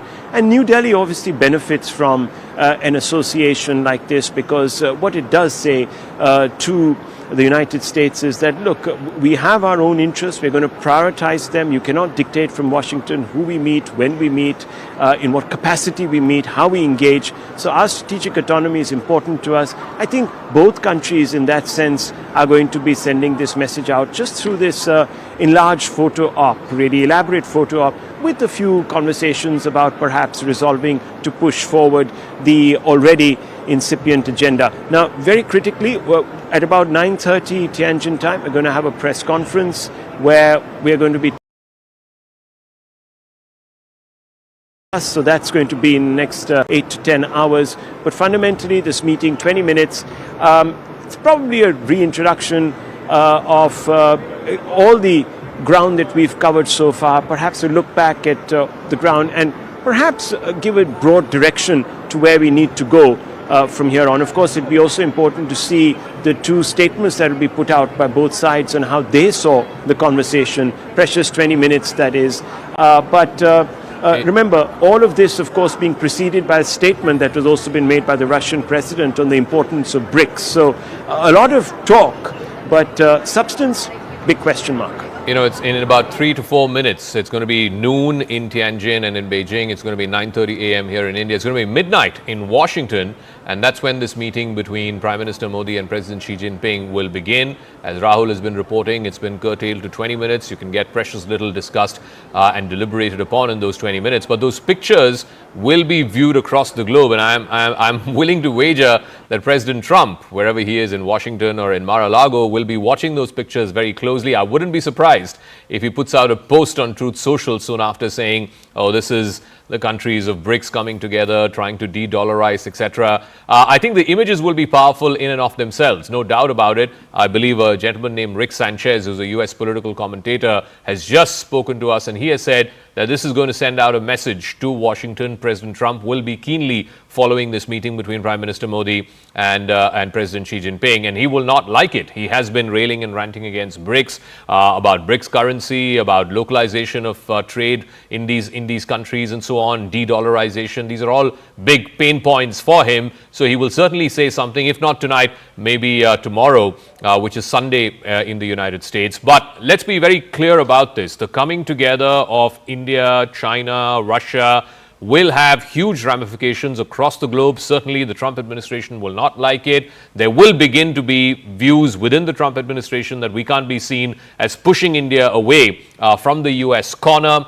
It is the United States that came up with the concept of Quad. In fact, it was Shinzo Abe. But then subsequently, over the last 10 years or so, the Quad had become sort of a fundamental, foundational block here in the Indo-Pacific. Countries like Japan, Australia, the US, India coming together to try and convey the signal to Beijing that you can't be the regional hegemon, that you have to play by the rules of the game. Now, the United States is no longer prioritizing the Quad. The New York Times reporting that President Trump might not even travel to India for the Quad if it is happening later this year in New Delhi. So all of these sort of changes, the traditional alliances, partnerships, all of what we know can turn on a dime. Certainly, American foreign policy has turned on a dime, as we've seen over the last 6 months. And now, these images from Tianjin, which will be broadcast across the world, will be very, very carefully passed. Certainly in Washington, it will be in Beijing, in Delhi, of course, and also in Moscow. And like I said, the big overhang is the Trump tariffs and how various countries are coming together to deal with it in their own way. Should Trump be worried about this rising India, China, possibly Russia sort of grouping into this mix?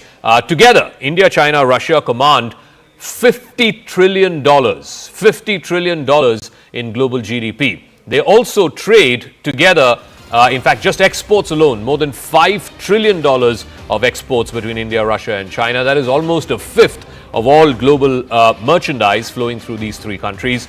4.7 trillion US dollars is what the foreign reserves are of these three countries. It makes up almost 40% of the world's safety net. And the population, of course, in excess of 3 billion citizens, again representing almost 40% of the global population, the total population around the world. It's the largest, hungriest, and possibly one of the richest markets, consumer markets in human history. And that is something that Trump will be deeply, deeply aware of and wary of, because the last thing you ask any US foreign policy expert, the last thing they want is a coming together of Russia, India and China. And in this case, whatever guardrails there might be, whatever apprehension doubts India might have on China's intentions, given what we've seen over the last 5 years at the border, fact is that there will be a certain degree to which India can cooperate with China, but it is Trump and the current US administration that is pushing India further away from the US axis, from the Quad axis, and further into the corner of China and Russia.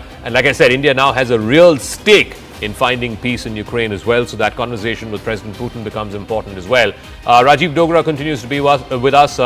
Major Manik Jolly is here in our studios. I hope Aina Tangent is there as well. I believe the meeting, which was due to begin at 9:30 India time, noon Tianjin, has just started or is starting shortly. Let's see if we can go across to Rahul Shivshankar as well. Rahul, any word you're getting from the Indian delegation on whether the meeting has begun? And like you said, it's now been curtailed to 20 minutes. So in the next half hour, it'll all be done and dusted. What are you hearing from your sources in the delegation that's traveling, the Indian delegation that's traveling to Tianjin? Well, it's supposed to start at 12 o'clock, so we're obviously expecting word now. Any moment, perhaps, from our sources here at the MEA who are going to sort of update us. We're focused on that. I think that decision on kicking off those talks has, of course, been taken after due consideration for the ramifications. Don't forget that one is expecting. Don't forget that this conversation has also a larger implication on the way China is wanting to position itself. So this is not just from the Indian lens that one needs to see it, it's also from the Chinese lens. Remember, India is an important democracy and was in close alliance with the United States, at least seen as such. And the Chinese also believe, there is a view here in China, that the Indians have only decided to add impetus to this relationship because of a souring that has taken place over a trade conflagration between New Delhi and Washington. So they're very welcoming of the impetus that has been added to this sort of decision by New Delhi to look east now. And they're going to also communicate to their own people here in China, the media here specifically. And I was picking that up, that this is not just something that was born out of the necessity of what Trump has been doing, but also, of course, an important sort of reassertion of Chinese authority in the region, that China remains the principal hegemon in this particular region and remains really the bulwark around which geopolitics and the balance of powers, etc., all take place here in Asia. So fundamentally, this is a great moment for China, because they're being able to project that, look, there is another pole in this world, and that also allows for a bit of coalescing around it. And it's not just the Americans that can command authority as far as projecting just very their quickly own before we get credibility is the concerned. first So pictures of this this is very meeting, I believe we'll important. get this in the next few minutes. Just sort of paint the lay of the land for us. Where are you? How many folks from the world media have descended there? Where is this meeting happening? Because generally the media center and the Summit Hotel are sort of different. So just pan the camera and show us the lay of the land, please. Yeah, so here we are. We're in this media center, which is quite expensive. And not only is there Indian media here, but there is media from all the SCO countries. And if you just look around you, you will see a large number of delegates who are sitting here also from the various communications departments of the various countries. Now remember, India has a free media. A large number of these media enterprises that we see around us are actually state-owned. So there's only a limited amount of conversations that take place beyond the script, so to speak, Zaka. And this particular media center, and you can see it's vast, absolutely, is abutting where the plenary session is going to kick off tomorrow. We're also told, of course, that later in the evening there's going to be a big dinner meeting between all the SCO head of states, and that's also going to take place just across from us. If you were to walk straight down this and knock down that wall, you'd go straight into where where the SCO leaders will be meeting to have that important informal meeting, where there could be pull-asides. Let's not forget that there'll be a lot of attention focused on the Prime Minister of Pakistan and, of course, Prime Minister Modi, where he's going to be in the room, where the Prime Minister of Pakistan is going to be in the room. This is going to be the first time they're going to cross paths, so to speak, after Operation Sindoor. So the optics of that will also make for commentary. I don't want to overemphasize that, because the Indian side doesn't see itself in the same ballpark, even in the same room, really, as Pakistan considers Pakistan, as you all know, sort of a depleted economy and a diminished force as it appears here. There was also, of course, a huge confusion over whether Shehbaz Sharif was going to attend, or whether it was just going to be the External Affairs Minister of Pakistan, or perhaps just somebody else entirely different, picked by the military establishment. As you know, right now it's we've just got an update from MEA sources, update from Tianjin, that the bilateral meeting between Prime Minister Modi and President Xi Jinping has just begun. It has just begun. We can do breaking graphics on the side of this. The bilateral meeting between President Xi Jinping of China and Prime Minister Modi has just begun. This is the update that's coming from Tianjin by way of MEA sources. We haven't got the first pictures yet, but we can now officially confirm to you by way of MEA sources that the bilateral meeting between Prime Minister Modi and President Xi Jinping of China has just begun. It was expected to go on for 40 minutes. Let's see how long it goes on. You also have to account for interpreters, because it takes just the same amount of time for the interpretation to begin as well. So on the right side, we have the breaking graphics. The meeting between Prime Minister Modi and President Xi Jinping of China, the bilateral meeting, has just begun. Rahul, take it away. What more details? All right, you have seen the pictures, Rahul, so go ahead. Yes. Center. Yes, and the pictures. Yeah, there's a big screen here at the media center which is flashing those pictures. President Xi Jinping is sitting at the head of a long table, and you have the Prime Minister of India. We're going to try and bring that, it's in the distance really. Those are the first pictures of that meeting. You can see perhaps that screen. It's been sort of obstructed by a gentleman who's standing there, but no doubt you're going to get that feed very shortly. In just a few moments, perhaps it's going to be released very soon to ANI and the other media. So you're going to get that very, very shortly, but we're beginning to see the glimpses of that meeting. At this moment, we're seeing the leaders seated, so perhaps I missed the initial handshake or maybe even the hug, so I don't quite know if that really did take place, but characteristically, we've seen warm embraces between the two leaders, and I think President Xi would have actually accorded quite a warm welcome to the Prime Minister. Remember, in the Chinese media, this particular meeting has been talked up. Remember, India is a democracy at the end of the day, and the SCO summit includes a large number of countries that are not functional democracies. They might have democratic pretensions, but they are not. So to enhance the credibility of the SCO, the Prime Minister's presence is extremely important. So we're going to try and get you those pictures if we can in advance. There's also a screen behind me. I'm not seeing them there, but fundamentally I think we're just going to have a broadcast. In fact, I was just speaking to the ANI journalist who's signaling to me that in the next 5 or 6 minutes they're going to have some visuals emerging from that meeting. 20 minutes, Zaka, and 20 minutes is not a very long time. We're actually on a steady tripod, so it becomes a little difficult to move this very quickly and go across to that screen. The screen itself is about 100 and 120 meters from where I am, so it's quite far out. So I wish I could have actually been able to project those pictures to you. And even if we were trying to do so from here, there are too many people in the middle of that, so that's going to sort of obstruct our view. But nonetheless, the point is that those pictures are going to be coming in. There's not a loop right now, so that screen has gone off right now. So we're obviously expecting more pictures to come through, and the moment they do, we're going to try and pan the camera in that direction. Meeting has now officially begun between Prime Minister Modi and President Xi Jinping. The moment those pictures come, we will be broadcasting it to you. This is the first meeting on Chinese soil since 2018. The last time the Prime Minister traveled to China was for the BRICS summit in 2018. They also met in Kazan last year on the sidelines of the BRICS summit there, which is where they agreed to the first step, which was the disengagement after the bloody clashes that happened 5 years ago in Galwan. Siddhant is also joining us. Siddhant, what are you picking up by way of your MEA sources? How soon will we get the first pictures of this meeting? And any word you're picking up on, whether it's 40 minutes long, 20 minutes long, and what can you possibly discuss in half an hour or so, given the gamut of issues between Beijing and Delhi?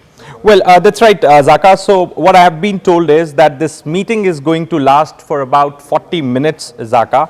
And as you rightly said, this is the first time both leaders are meeting on the Chinese soil. And there are a lot to discuss, and in fact, last time when both leaders met in Kazan, perhaps that was kind of a restart of India-China ties, after which there have been a couple of high-level visits from both the sides, and now again both leaders are meeting. So as you rightly said, the focus is going to be on the boundary issue. In fact, there have been lot of agreements, on which both sides have agreed during the last special representative level talks. Zaka, also, as you rightly said, that there were 3 Ds which were decided in Kazan. The first is disengagement, the second is de-escalation and de-induction. So disengagement has happened. The second step, de-escalation and de-induction, the focus is going to be on that. Then the 2 MOUs, Zaka, the hydrological data sharing MOU between China and India, both the MOUs have expired. This is perhaps something with which Indian government informed the parliament during the last session. So perhaps discussion could take place on that as well, because India will definitely be looking forward to be signing those agreements, those MOUs again with China. Let's go back to Rahul. So the border is obviously the front and center issue, no doubt about it. We'll all be keenly watching, Rahul, whether the next 2 steps, which is de-escalation and de-induction, happen, because I've been saying this all morning that you can't have 50,000 troops on either side staring down each other. But there are other agreements that can be reached as well. Just in the last 6 months, they've agreed to resume direct flights, tourist visas. The Mansarovar Yatra has been resumed. What next can be done to move in that road of normalization between Delhi and Beijing, Rahul? Well, I suppose when these 2 leaders meet, they're going to try and actualize some of those commitments. So we don't still have a time frame on when the direct flights are going to be resumed. There is a lot of talk that it might actually be kick-started by the end of the year, but that date could be brought forward. Look, if it's going to be about optics, they have to suggest that this meeting was meaningful in some way. There has also been, of course, talk about sharing rare earth materials, rare earth metals with India. There's also been talk about reinstating trade ties to the place they were earlier. Remember, India had sort of imposed restrictions on Chinese investments. That's going to be sort of lifted, not in the form of caps, but at least the screening that we had sort of decided to conduct. There's also talk that some of the apps that might have been banned and other applications in the IT side of things might be re-looked at. But that will all depend on how much China is willing to commit to Indian needs also. Remember, critical earth, rare earth materials, the Chinese have withheld. They've also withheld important personal and technical assistance. They've also withheld tunnel boring machines, which have set us back in some of our key projects. So if the Chinese commit to doing that very quickly and they set a timeline, then the Indians will obviously take a proactive view and try to meet the Chinese expectations on that front. But yes,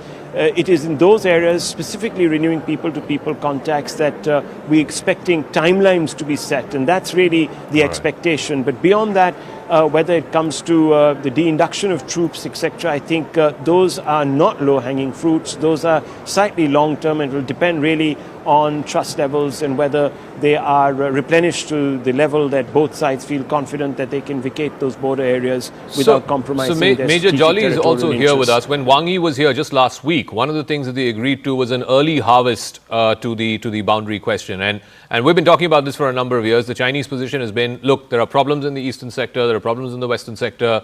Why don't you deal with the low-hanging fruit, those areas where both sides have agreed, where the LAC passes through, and thereby at least announce in part some of those areas have been sort of resolved between India and China. You think that's possible, Major?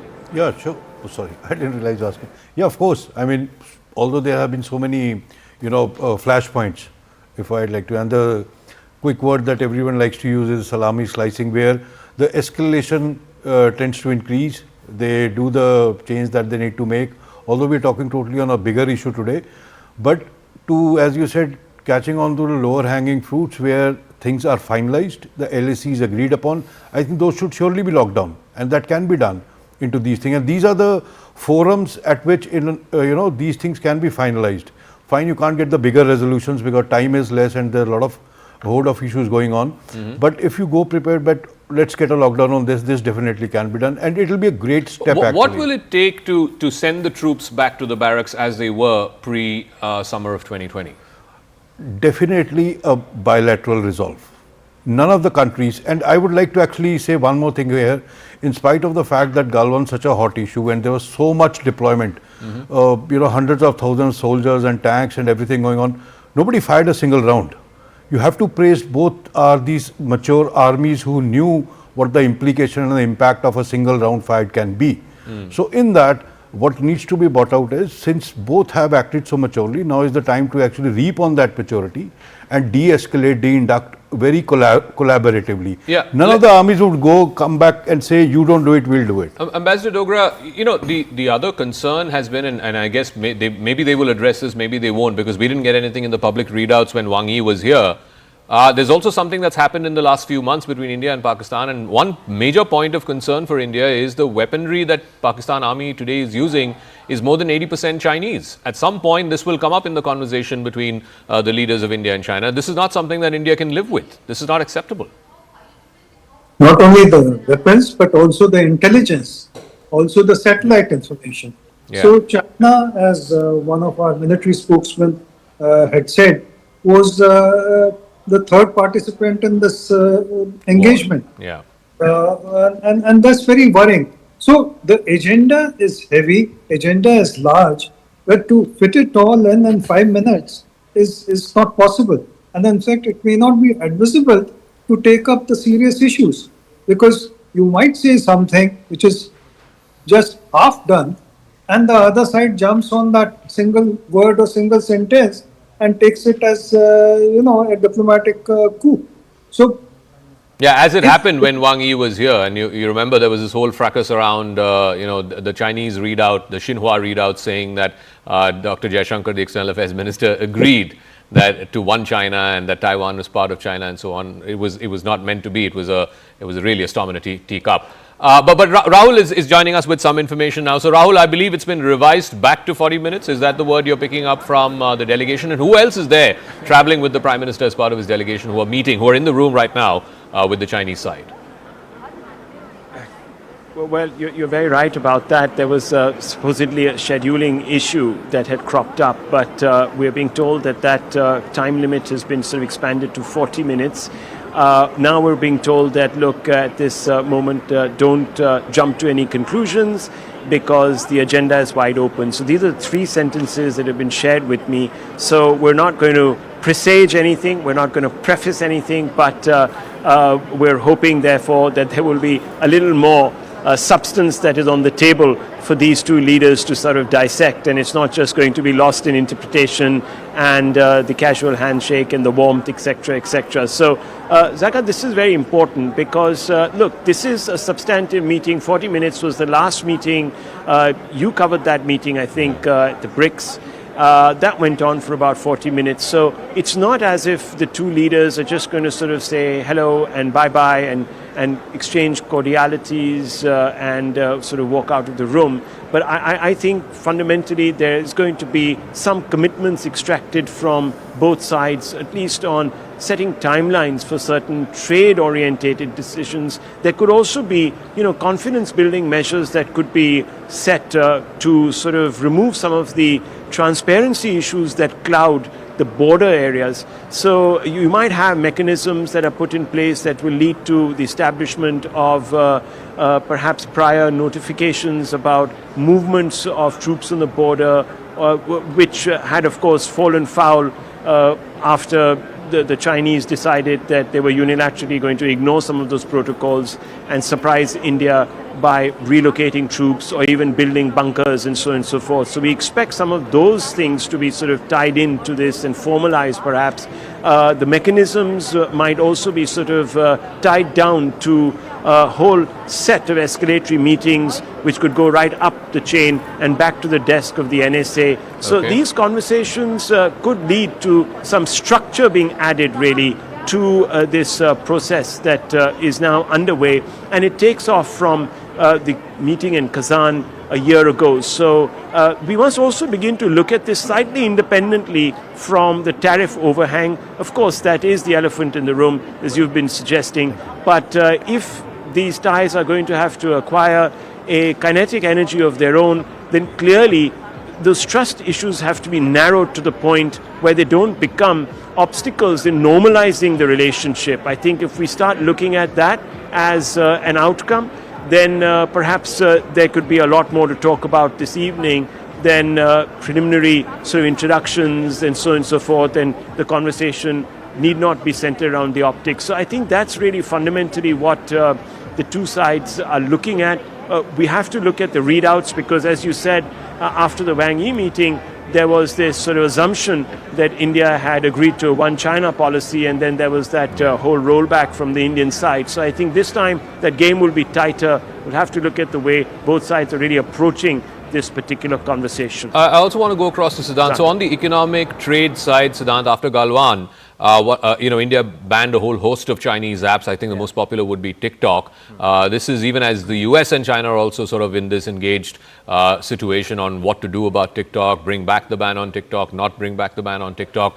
And I'm hearing a lot that, this could be one of the things agreed to when Prime Minister Modi and Xi Jinping meet. They're meeting right now, that some of these Chinese apps, India could sort of reverse its position on and bring some of those popular ones back. Also on trade and investment, more Chinese trade and more Chinese investment, more importantly, into Indian projects. What are you hearing on that front? Well, absolutely, Zaka. As far as a reversal of policy on the Chinese app is concerned, perhaps that could be one of the biggest takeaways from this particular meeting. Then also, Zaka, in fact, a few weeks back, we reported that Air India have been told to prepare flights, direct flights to China.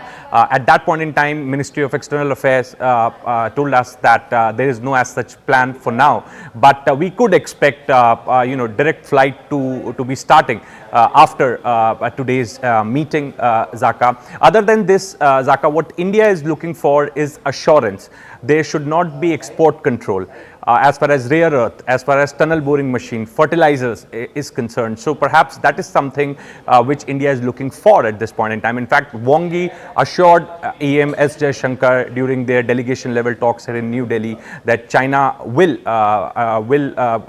continue the uninterrupted supply of rare earth, fertilizers and tunnel boring machine. But again, Zaka, you know, it was the assurance was given in the meeting, but then Chinese Foreign Ministry in Beijing said that they are not aware of this development. So since two leaders are meeting, perhaps definitely India will try to get assurance as far as supplies to India is concerned. Then as I said, Zaka, before, the hydrological data sharing MOU, perhaps that will also be the focus area for India, because what I have been told is that during the talks between EMS Jaishankar and Wang Yi, perhaps Wang Yi also showed maps to EMS Jaishankar and explained to him that how if they build dams, then that's not gonna interrupt the supply of water to India in any manner. And perhaps at that point in time it was discussed to sign MOUs between the two nations, again, since the two existing MOUs have already expired. So that could also be discussed. That can be discussed. Perhaps maybe later this year MOU can get signed, but that would definitely be point of discussion. Water has become such a critical issue. I want to get Ambassador Dogra also and Rahul also into this conversation. You know, one of the big takeaways after the Operation Sindoor was India putting in abeyance the IWT, and India has genuine and very grave concerns about this massive dam project, Ambassador Dogra, which the Chinese are building. I think the Chinese premier went there to, you know, lay the foundation stone for it. It's $130 billion on the Sangpo, which is what they call their side of the Brahmaputra, and India has genuine concerns. Do you see some kind of understanding about sharing of hydrological data being arrived at in today's meeting? I'll ask this to Rahul as well, but first, Ambassador Dogra. As one of the takeaways, China, even during the Chinese foreign minister's visit, has said that we will be sharing hydrological data, and they have been sharing off and on hydrological data. So that's not the issue. The issue is that in long-term perspective, a huge dam like that in an ecologically sensitive area is earthquake prone, besides affecting the entire marine and agricultural life of the downstream country, which means basically Assam. Now, obviously, at the Prime Minister and President Xi's level, it will be referred to in passing. It will not be discussed in great detail. To my mind, India's priorities should be number one. If another conflict happens between India and Pakistan, will China play the same role?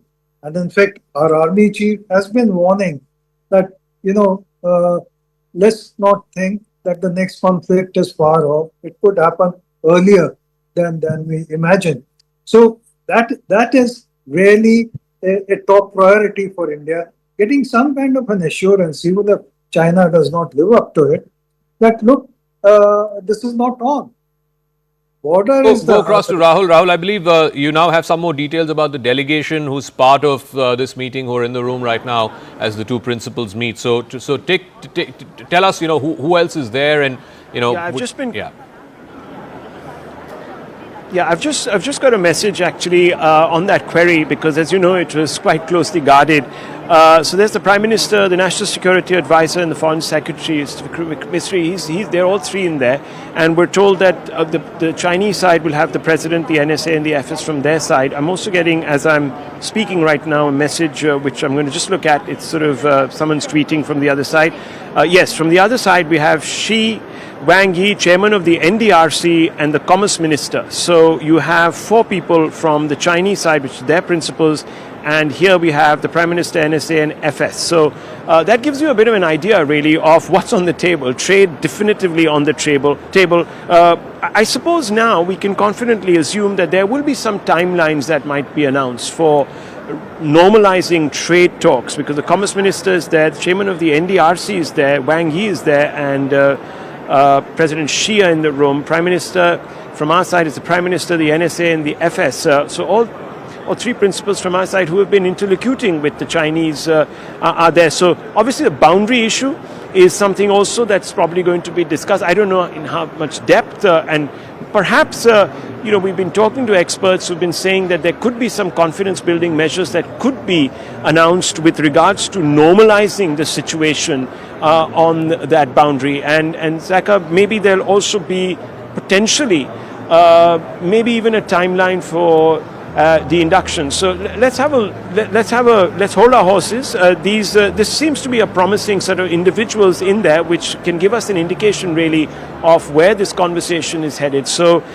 fundamentally, I think it's safe to assume that this is not just an optics conversation. There are going to be issues on the table which perhaps will be discussed or touched upon, and maybe some consequential decisions could be taken. So I just want to also add, the External Affairs Minister is reportedly not traveling as part of the delegation. He's not well, is what we're given to understand. We're also awaiting pictures of this meeting. It's there on the YouTube channel of the Prime Minister's office. It's there on our YouTube channel as well. Any moment now, we're expected to get these pictures of the meeting between the two principals, Prime Minister Modi and President Xi Jinping of China. The first time that the Prime Minister has touched down on Chinese soil is having meetings on Chinese soil, certainly after the Galwan clashes, and it's the first time in 7 years. They did meet, though, last year, October of 2024, in Kazan, and that's where the thaw and the process of normalization really began, with the first step in that boundary dispute in this ongoing boundary situation, which was the disengagement process, had been completed. The last two remaining points, which were Depsang and Demchok, they got resolved, and now you still have two more steps, which is de-escalation and de-induction. Eventually, you have to get the troops back to their barracks, as was the case pre-2020, pre those clashes. General Pandey is also here in our studios. Do you think that they can agree to the second and third steps today, or at least give some sort of a timeline as to by when they can get the troops back to how they were before the clashes happened in 2020? What's going to happen is that when you have a bilateral of two, possibly the number 2 and number 3 leaders as a summit meeting which takes place, the eyes of the world, and more importantly, the domestic audience is very, very sharp, laser focused. And such a bilateral will not come out without any major outcomes, is imperative. So there are many low-hanging fruits which are there, and the stage was set by the last week's visit of Wang Xi to place. All right, sir, I'm really sorry I have to interrupt you, but I think we're getting the first picture. These are the live shots. The Prime Minister in the center of the table, on the opposite side, Xi Jinping of China. You can see the National Security Advisor to the Prime Minister's right, the interpreters to his left. I don't know if we have the audio. If we have the audio, we should play up the audio, but I'm not. All right, we don't have the audio right now. The audio, I think, will come through subsequently. But you can see the Prime Minister there speaking to President Xi Jinping of China. You can see the warm handshake, the Prime Minister wearing a beige waistcoat and a kurta, and President Xi Jinping in his black suit and grey tie. Rahul Shivshankar, we are showing these pictures full frame. I can see the National Security Advisor. I can see the Foreign Secretary also sitting next to the Prime Minister. We don't have the audio on this feed, but these are the first pictures of the bilateral that is underway. Rahul. Yes, it's been confirmed to me that a gentleman called Sheng Shanji, I just hope I'm pronouncing that name right, is also part of that conversation. He's the chairman of the National Development and Reform Commission and has been in office since March 2023, and as governor as well as deputy party secretary of Zhejiang and the party secretary of the Central Committee. So he's a very senior officer. And obviously somebody who's closely associated with the economic side of things in China and is supposed to be quite close to President Xi Jinping, who is the other person who is eliciting some amount of interest in that particular meeting. And those pictures are now being broadcast also on our screens here, so quite clearly that was a loop that was put out perhaps in advance. Maybe the Indian side said, hey, how did this go out before we could put out? So maybe there was some scheduling issue there, but we got a glimpse of that meeting, and I did tell you that President Xi was visible there looking across from the Prime Minister. But yes, this is quite clearly a meeting that is going to be focused on two definitive issues. How much progress is made, Zaka, of course, no one can say. Closely guarded meeting, the details of which, even who was going to be in the room, was not well known and publicized. So you have a plethora of officials They're going to try and look at some of those issues. Trade definitely on the table. I think that's perhaps the low-hanging fruit. But trade by itself is not going to bridge that trust deficit. We've had trade relations with China. The trade even intensified after the incident in Galwan. So that never really is a deterrent as far as China is concerned when it really wants to press home the advantage as far as its own territorial interests are concerned, and they end up always sort of in some ways or the other impinging on ours. So I think the conversation has to be centered at some level around rebuilding that confidence, and we'll have to address some of those outstanding boundary issues. Whether it will come to some resolution, whether we will see a momentous movement forward, remains to be seen, and that we'll only get to know once we see the readouts of the statements that are put out by both sides. And we'll also have to look at them very closely to see how much convergence there is in what really transpired and what the leaders have actually agreed upon, and the direction really also of the relationship. But it's quite clear now that this is a message to say that we're back in business, that these two principles in Asia are back in business, and I think Mr. Trump might actually be taking to Truth Social, as you were saying, and perhaps might, in a fit of fury, lash out. Who knows? He's an unpredictable element, so we don't quite know. But I'm sure he's up looking at these pictures with close intent, and I'm sure his advisors are not very happy. There's another interesting thing that one must sort of bring up here, that obviously this meeting was presaged by a statement by President Putin to Xinhua news agency here, where he talked about BRICS being the viable platform, but he didn't include any commitments from the Indian side. So he says China and Russia are very keen to ensure that BRICS becomes a viable platform. He didn't talk about India there, so clearly he knows the red lines. He knows that India doesn't want to be part of any communication that could suggest that it's anti-West. We've always said we're non-West, but we're not anti-West. So Putin, being the diplomat that he is, a person who's been involved in looking at geopolitics, as obviously somebody who was involved in the security apparatus of Russia, knows how to frame issues better, clearly, than President Trump, who would sort of see this as a complete sort of, from a completely blanket perspective. So there's no nuance there, but obviously from Moscow, the nuance has been added, which gives, of course, us some amount of cover to suggest that, look, we're doing what we are doing in our own interest. We're not aiming this at anyone, so no need for anyone to get panicky about the direction in which this thaw is proceeding. So we're awaiting word, of course. That meeting will now go on for another 10 minutes. If it did start exactly at the dot of 12, I got a message at 12:03 that the meeting had begun. So if you're really going to hold them to 40 minutes, then it's going to be 12:43, which means in about 8 minutes that meeting should end, and we'll see some of those leaders coming out. Of course, the press conference will only be sort of taking place much later in the evening, but the readouts will be available soon after, hopefully.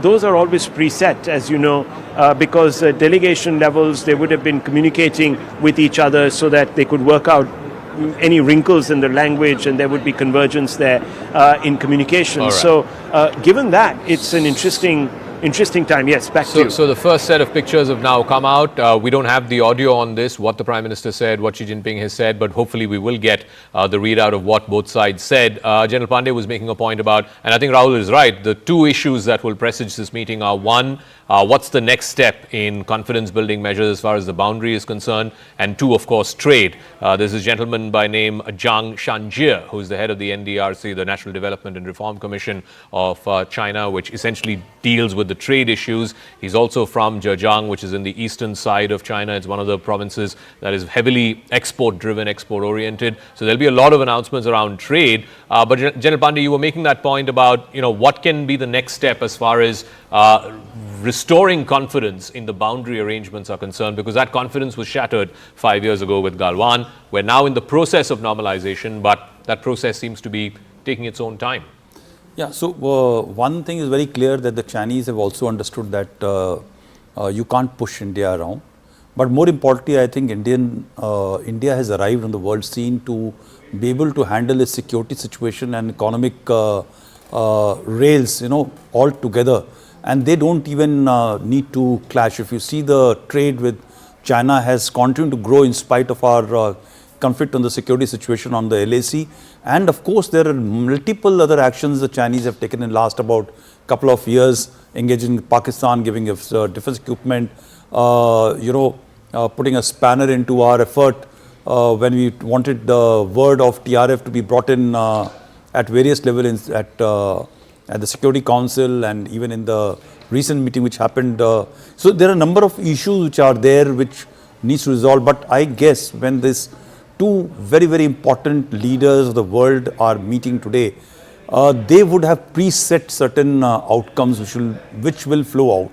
And I think the most easiest one is possibly looking at certain degree of de-escalation at the LAC, which will be immediately evidenced by both sides. And I guess both sides are looking that we should not go back to the pre-Galwan days or the event of Galwan, which actually derailed our reputation across the world for the Chinese and also for us in terms of being very, very, not so peaceful and all. And therefore, we need to work at that. I also want to focus on who all are attending the meeting, who all are part of the delegation. Akanksha is also there here in our studio. So on the Indian side, obviously the Prime Minister is the principal. You have the National Security Advisor, the Foreign Secretary, the Ambassador to China, obviously. The EAM is not traveling because of health reasons. Who do we know is attending on the Chinese side, and what may that indicate in terms of what we can expect later this evening as deliverables out of this meeting? Right, Zaka, we do know that the Commerce Minister is part of that delegation from the Chinese side. You rightly mentioned that the NDRC chief of China, that is Zheng Shanjie, is part of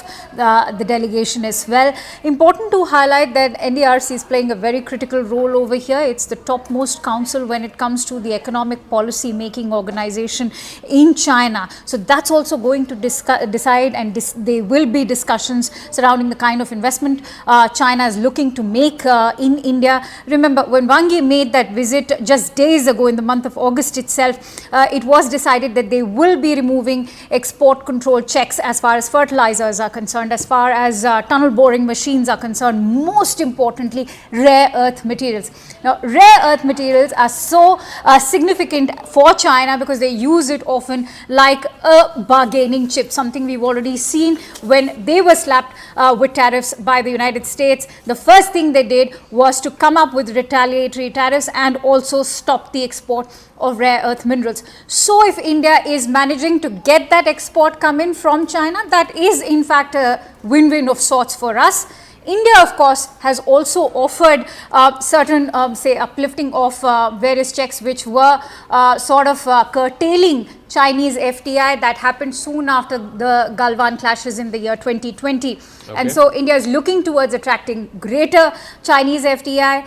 This year itself, in July, the Niti Aayog proposed 24% of Chinese FDI be welcomed in India, and that's a very key strategic figure, so that India is able to control the greater sort of portion of management when it comes to startups or even MSMEs, which will be welcoming that Chinese FDI. Most importantly, we are looking towards Chinese FDI coming to sectors like telecom, which is dwindling, as we all know, in the Indian economy, also looking towards sort of propping up enterprises. So Chinese FDI is going to be playing a very significant role, and perhaps you can expect the Chief Economic Advisor made this mention as well. This was before the budget, that India needs to amp up Chinese FDI coming into the country. At that time, he was not viewed very favorably. But let me go back to Rahul Shivshankar, who's joining us from Tianjin live, as this meeting, I think, is now coming to its concluding part.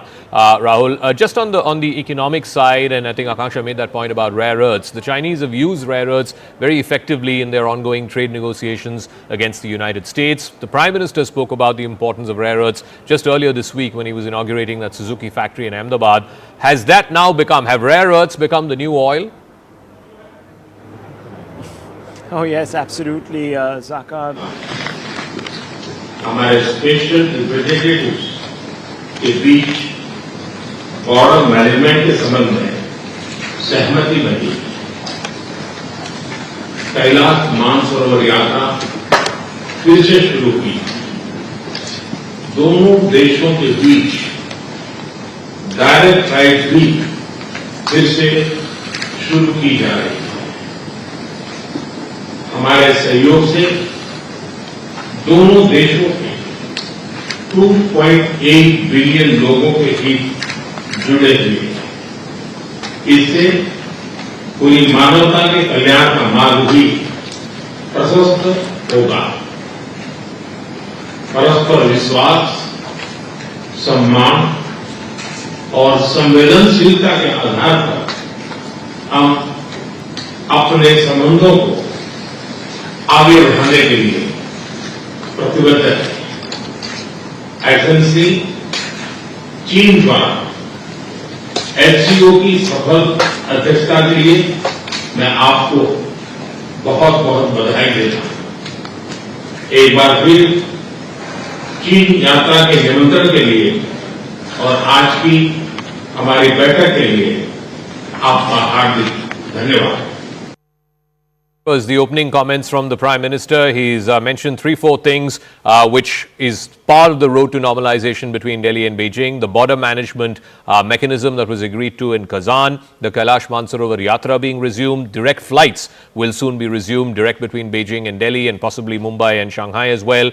The Prime Minister talked about the combined 2.8 billion people of India and China and how the relationship has to be founded on mutual trust and mutual respect. He concluded by saying he congratulates the Chinese presidentship of the SCO, the rotating presidentship of SCO. China is the host currently this year, and he's ended by thanking President Xi for the invitation to visit China as part of the SCO summit. So Rahul, these were the opening comments that the Prime Minister made. Obviously, this was in front of the cameras, then the cameras go away, and for about 30 minutes they have the tete-a-tete, which I believe will be coming to a conclusion now.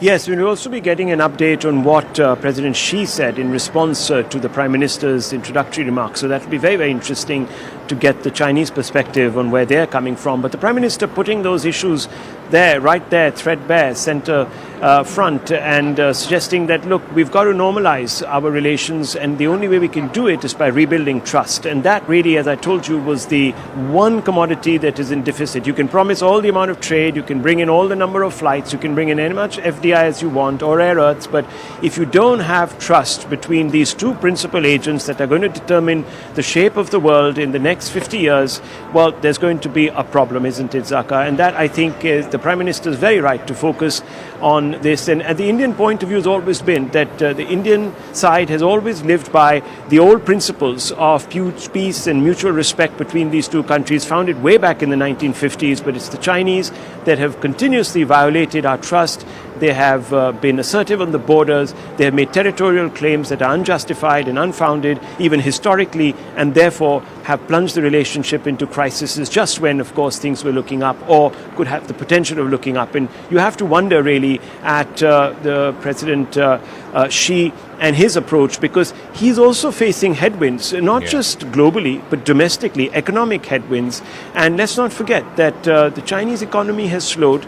I won't say it's spluttered to a stop or anything, but yes, it has slowed. There is a housing crisis here in China.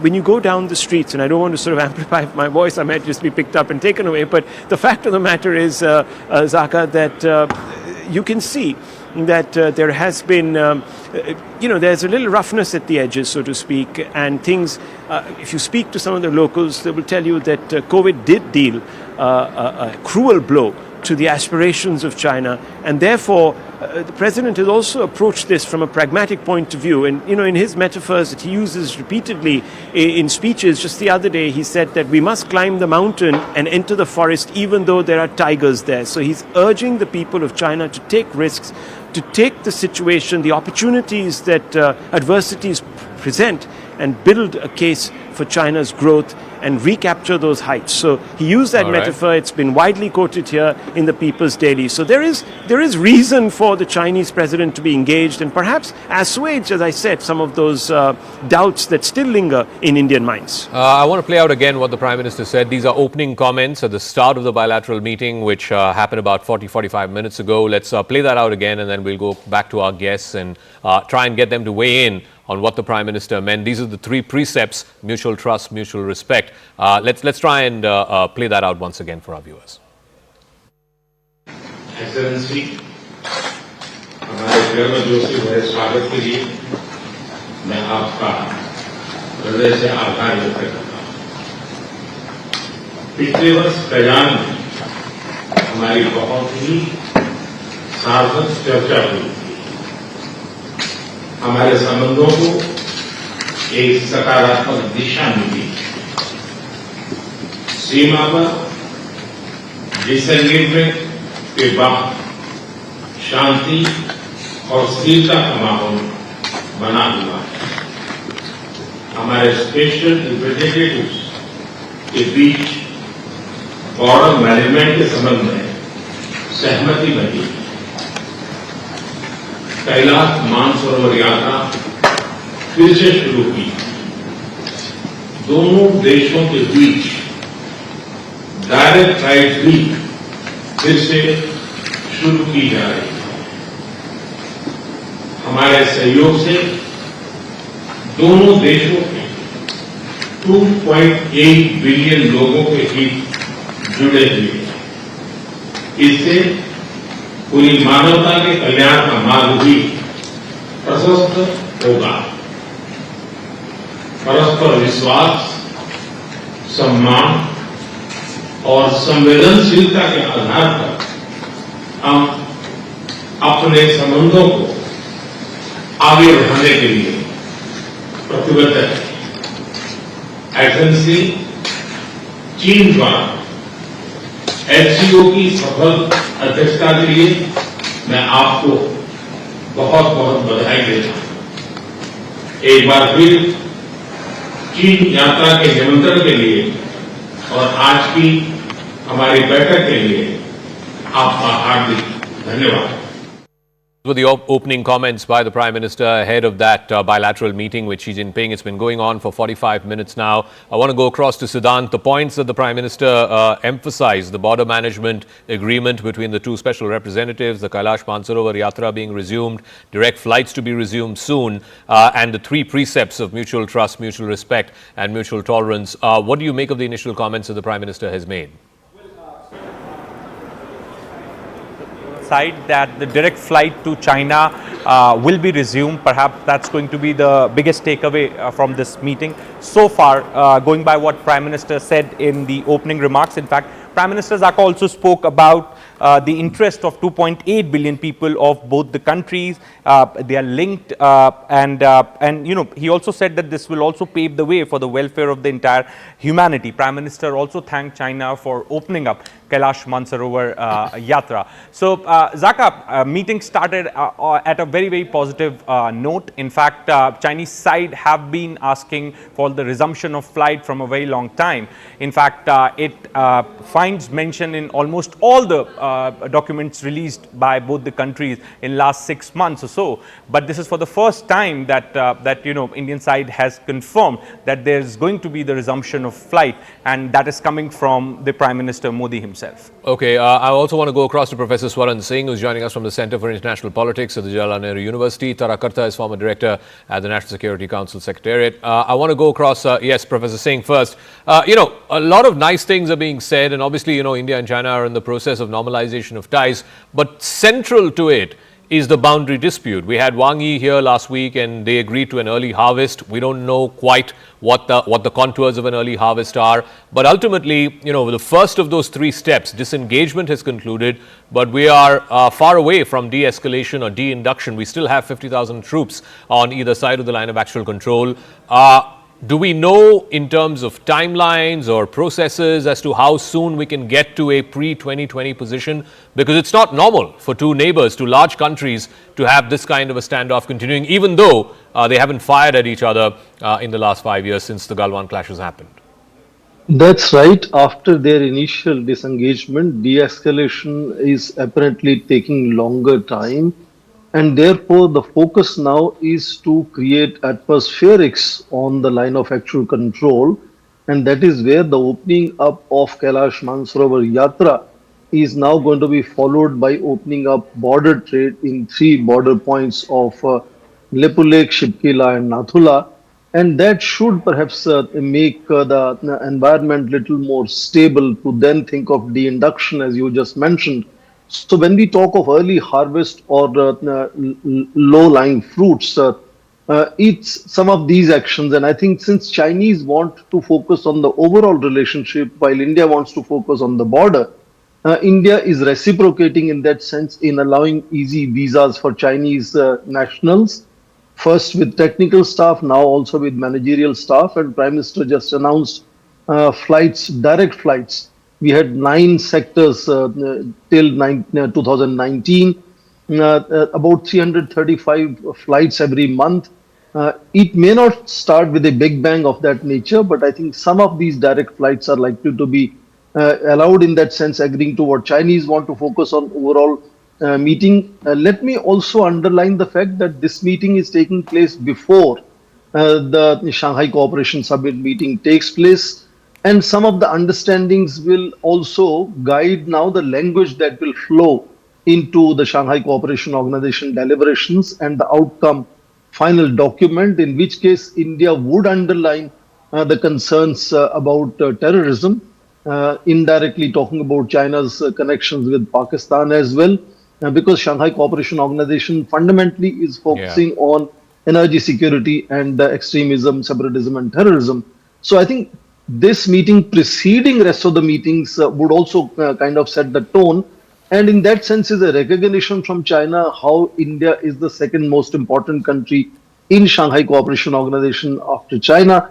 And, you know, he's meeting President Putin later during the day. Again, that also showcases that he's meeting Indian Prime Minister first. And the triangular meeting of Putin, Xi and Indian Prime Minister is on Monday, which again, I think Rahul mentioned how India is trying to have balance in that sense, not appear kind of completely bandwagoning, because language between Moscow and Beijing often is very different. They have no limits partnership in that sense. So India is ensuring that balance and setting the tone in the following deliberations that will come from here, ensuring that India's interests and India's concerns are highlighted in those deliberations and but you know, one of the points that you made, and I think it's a very valid thing to ask Tarakarta this, the whole reason for existence of the SCO came together, one of the pillars was to counter terrorism.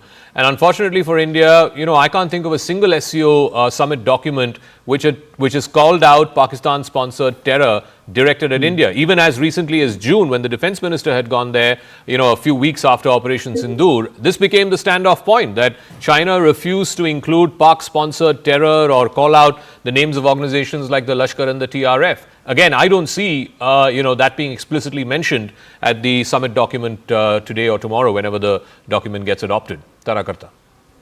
No, you're absolutely right that the RATS, which is the SCO thing, has really done nothing. I mean, it's even as an intel sharing mechanism, it's been quite pathetic. But what I like I was saying on your show earlier, the things are moving really fast. You look at the visit of the Chinese foreign minister to Pakistan, Afghanistan, that trilateral which they had, the emphasis was that this whole region should sort of stabilize and against terrorism, that this should not be an issue in not just Afghanistan, Pakistan, but also India. He made that statement that China sees all 3 countries as necessary for stability. So that, to my mind, is China per se doesn't like the terrorist outfits in Pakistan, right? They have a fundamental dislike of this jihadi stuff which is going on inside Pakistan because they are scared of it going back. So why then don't they call it out? Why then don't they put it on documents that, you know, of summits that they are hosting? Yeah, I suppose it's the fact that Pakistan will do things for China which India will never do. They will give them every single access which we want. So it will be a very quiet kind of a pressure. But I want to just emphasize one thing. You know, the SCO, for years I was wondering what SCO was about. You know, what is it that binds all these people together? Right now, if you look at SCO's members, all of them who are trading with China, our major trading partners, Vietnam, Kazakhstan, are all hit by tariffs. If US perhaps has backed off on tariffs with China, but recently, just to give you an example, Kazakhstan has been named one of the worst offenders. China is Kazakhstan's largest trading partner. The same NDRC has been recently in Kazakhstan trying to negotiate a better deal where Kazakhs' exports to China increase, you know, trying to redress that huge trade imbalance.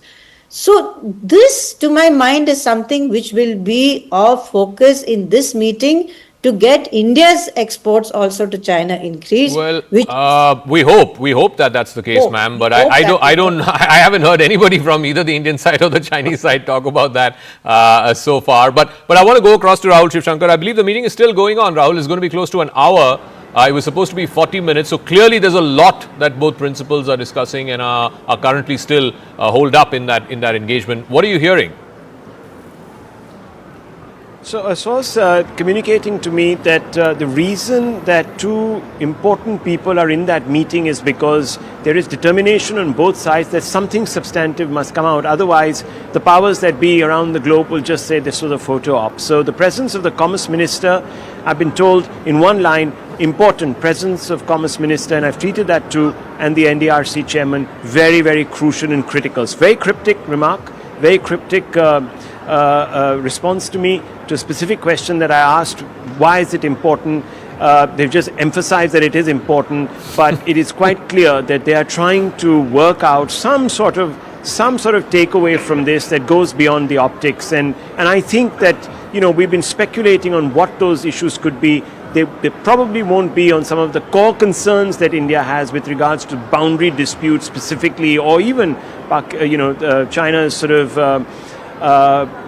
China's attempts to prevent India from going out there and sanctioning certain terror organizations in Pakistan. But certainly it might be on trade issues. There might be timelines that are fixed on declarations with regard to normalizing those trade relations. So I think fundamentally we're looking at some takeaways from this that will make the headlines tomorrow and will give substance really to this particular meeting. But is anyone there talking about, Tara Karta was suggesting a moment ago that China, for example, in the case of Kazakhstan, and they've had a huge problem with the US, I think Trump himself called out Kazakhstan saying it's a big tariff king, so on and so forth. So China is trying to increase its own trade with Kazakhstan, get Kazakhstan to start exporting more to China.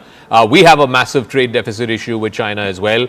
Is the presence of the Commerce Minister, the NDRC chair, in the direction of wanting to increase Indian exports into China, or is it about increasing Chinese investments into India? Well, one would hope so. And I was talking to some entrepreneurs here, and I kept asking them, why is it that our products are not competitive enough in China? And remember, there is, of course, now a gap between what minimum wages are in India and China. So it's not as if Chinese production is giving them a huge advantage. What it does do is, because of the scale of their production, it allows them to also, of course, bring down those costs, those input costs. And then, of course, the Chinese do manipulate their currency to be a currency that is not exactly paralleling its own real worth. So they do undercut the market. That's been a complaint all through. They get those advantages, but remember, the Indian side, the Indian business, private business needs to get competitive and enter those markets. I hope that there is some movement in that direction to try and rationalize that big deficit that we have on the trade front. Important that the Commerce Minister of China and the NDRC Chairman of China are also part of that delegation. They're in the room in that meeting between Prime Minister and Chinese President Xi Jinping. I want to go across to Palki Sharma, Managing Editor of First Post, who's also tracking this meeting in Tianjin. Palki, you've seen the pictures of the Prime Minister and Xi Jinping, the opening comments of the Prime Minister. What do you make of what's been going on so far, and what are really the expectations from this meeting? It's the first time that Prime Minister has landed on Chinese soil in 7 years. Yes, the first time since Wuhan, and a lot of water has flown down the Brahmaputra in all these years. We've had a rocky relationship, and we've seen a reset in the making. We saw the thaw in Kazan. So the second meeting really between Prime Minister Modi and President Xi Jinping in the last 10 months. They met in Kazan on the sidelines of the BRICS summit last year. This one is very, very significant. Zaka, also, it's important to appreciate the background, the backdrop in which this meeting is coming, not only for India but also for China. The Chinese economy is not growing at the pace at which the Chinese leadership would like it to grow. The president's hold on power is being questioned by most accounts, and that is something that Xi Jinping has to deal with at home. And of course, there's Donald Trump, who is ripping apart the global trade order. In this context, for the Indian top leader to come and meet Xi Jinping is as important for China as for India. We've seen the local papers for the past few days filled with the details of what China expects from the SCO summit. And there's a statement from Wang Yi, interestingly, saying that Beijing aims to help the SCO enter a new stage of high-quality development characterized by greater solidarity and productivity to make, and they're talking a lot about the global south, which is interesting. So there are expectations, but I think India's engagement with China in the past few years, in the past decades in fact, has shown us that the optimism needs to be cautious. And while the Prime Minister himself in his opening comments spoke about direct flights and mutual trust and respect and a border management mechanism, there are obvious challenges. But at this point, I believe both are looking at the opportunities more than the challenges. So the meeting is just concluded. So it was supposed to be 40 minutes. It's gone on for 1 hour. So exactly an hour. It's just concluded. Palki, you were referring to, the backdrop in which this meeting is happening. Obviously, a lot of the conversation will be on the bilateral issues, and there's a lot to talk about, the boundary dispute, the trade imbalance, so on and so forth. But really, Trump is the elephant in the room. How do you think both sides are going to navigate that?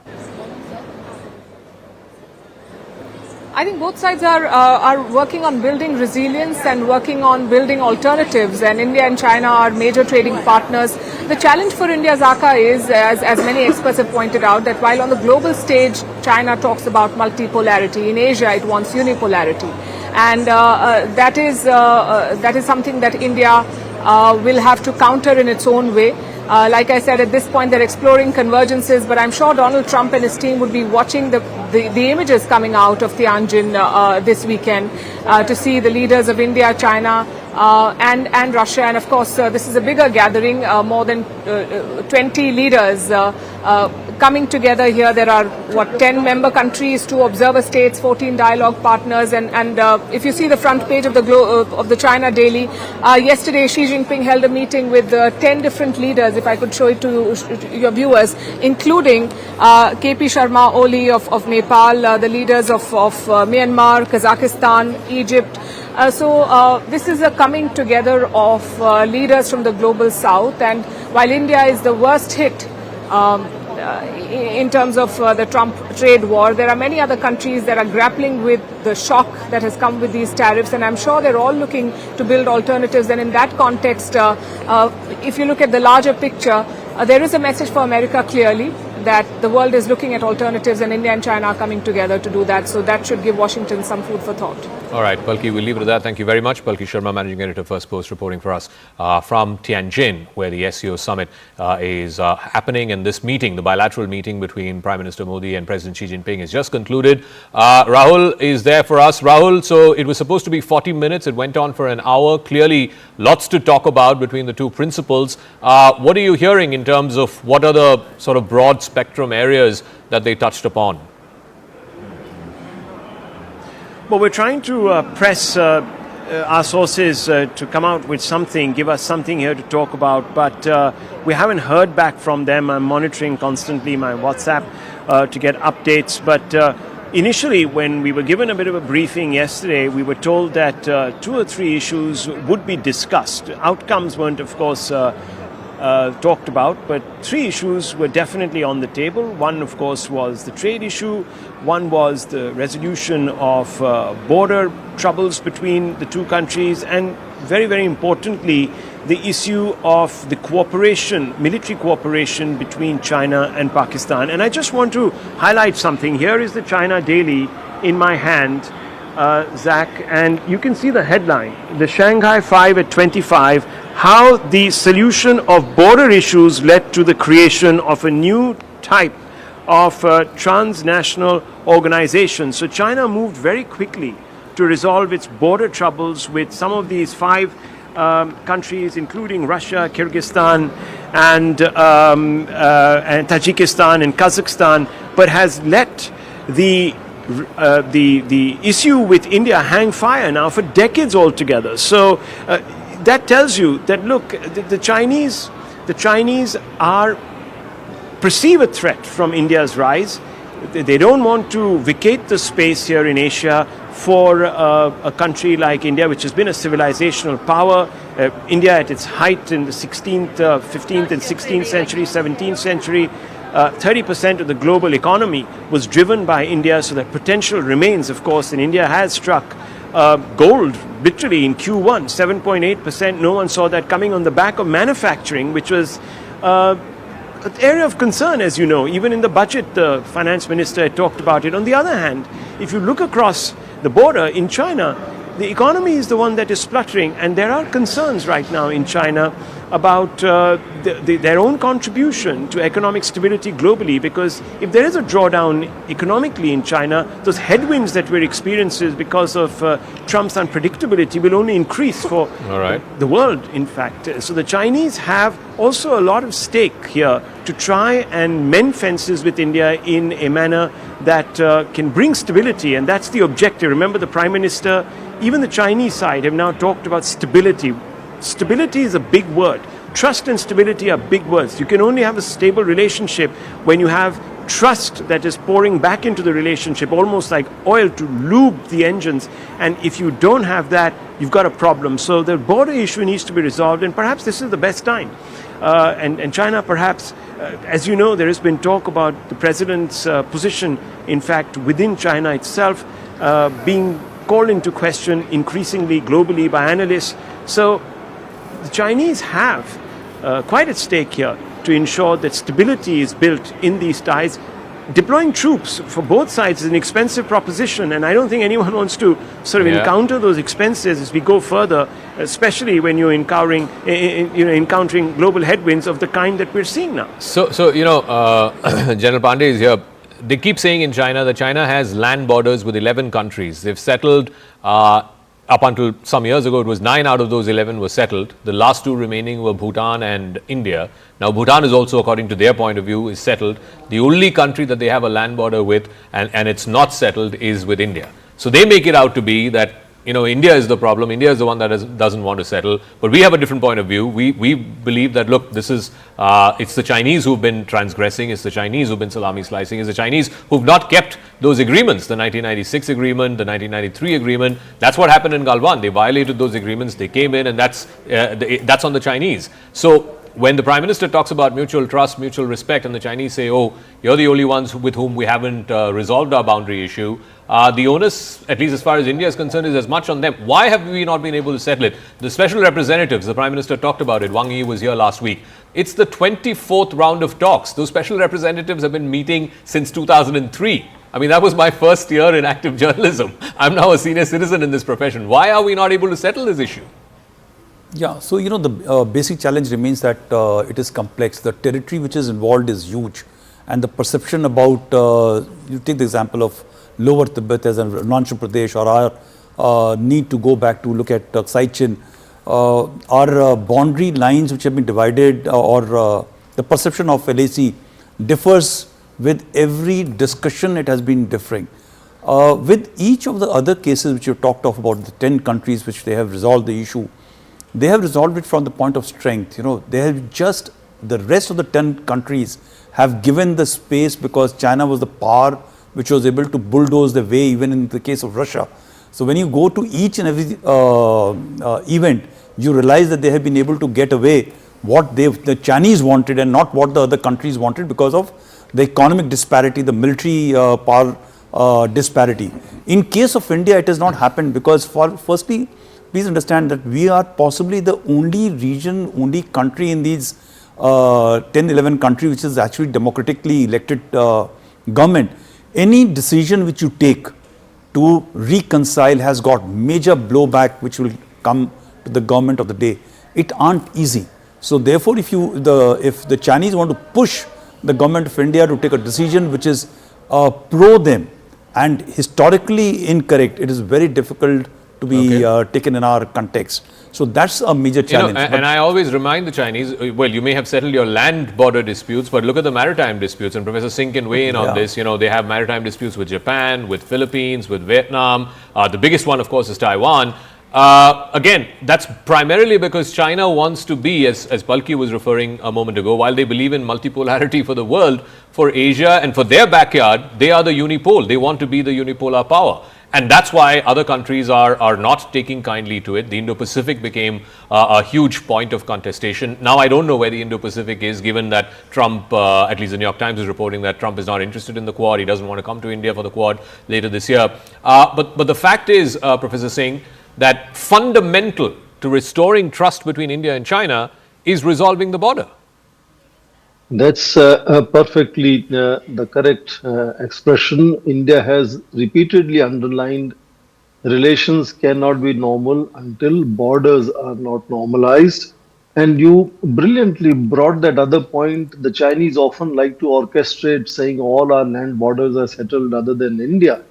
But 8 or 9, depending on how you look at Taiwan, are maritime borders, Exactly. which not a single is resolved as of now. And the way Chinese have incrementally built their control on South China Sea is often something that they feel they can do against other neighbors. But of course, it didn't happen with India.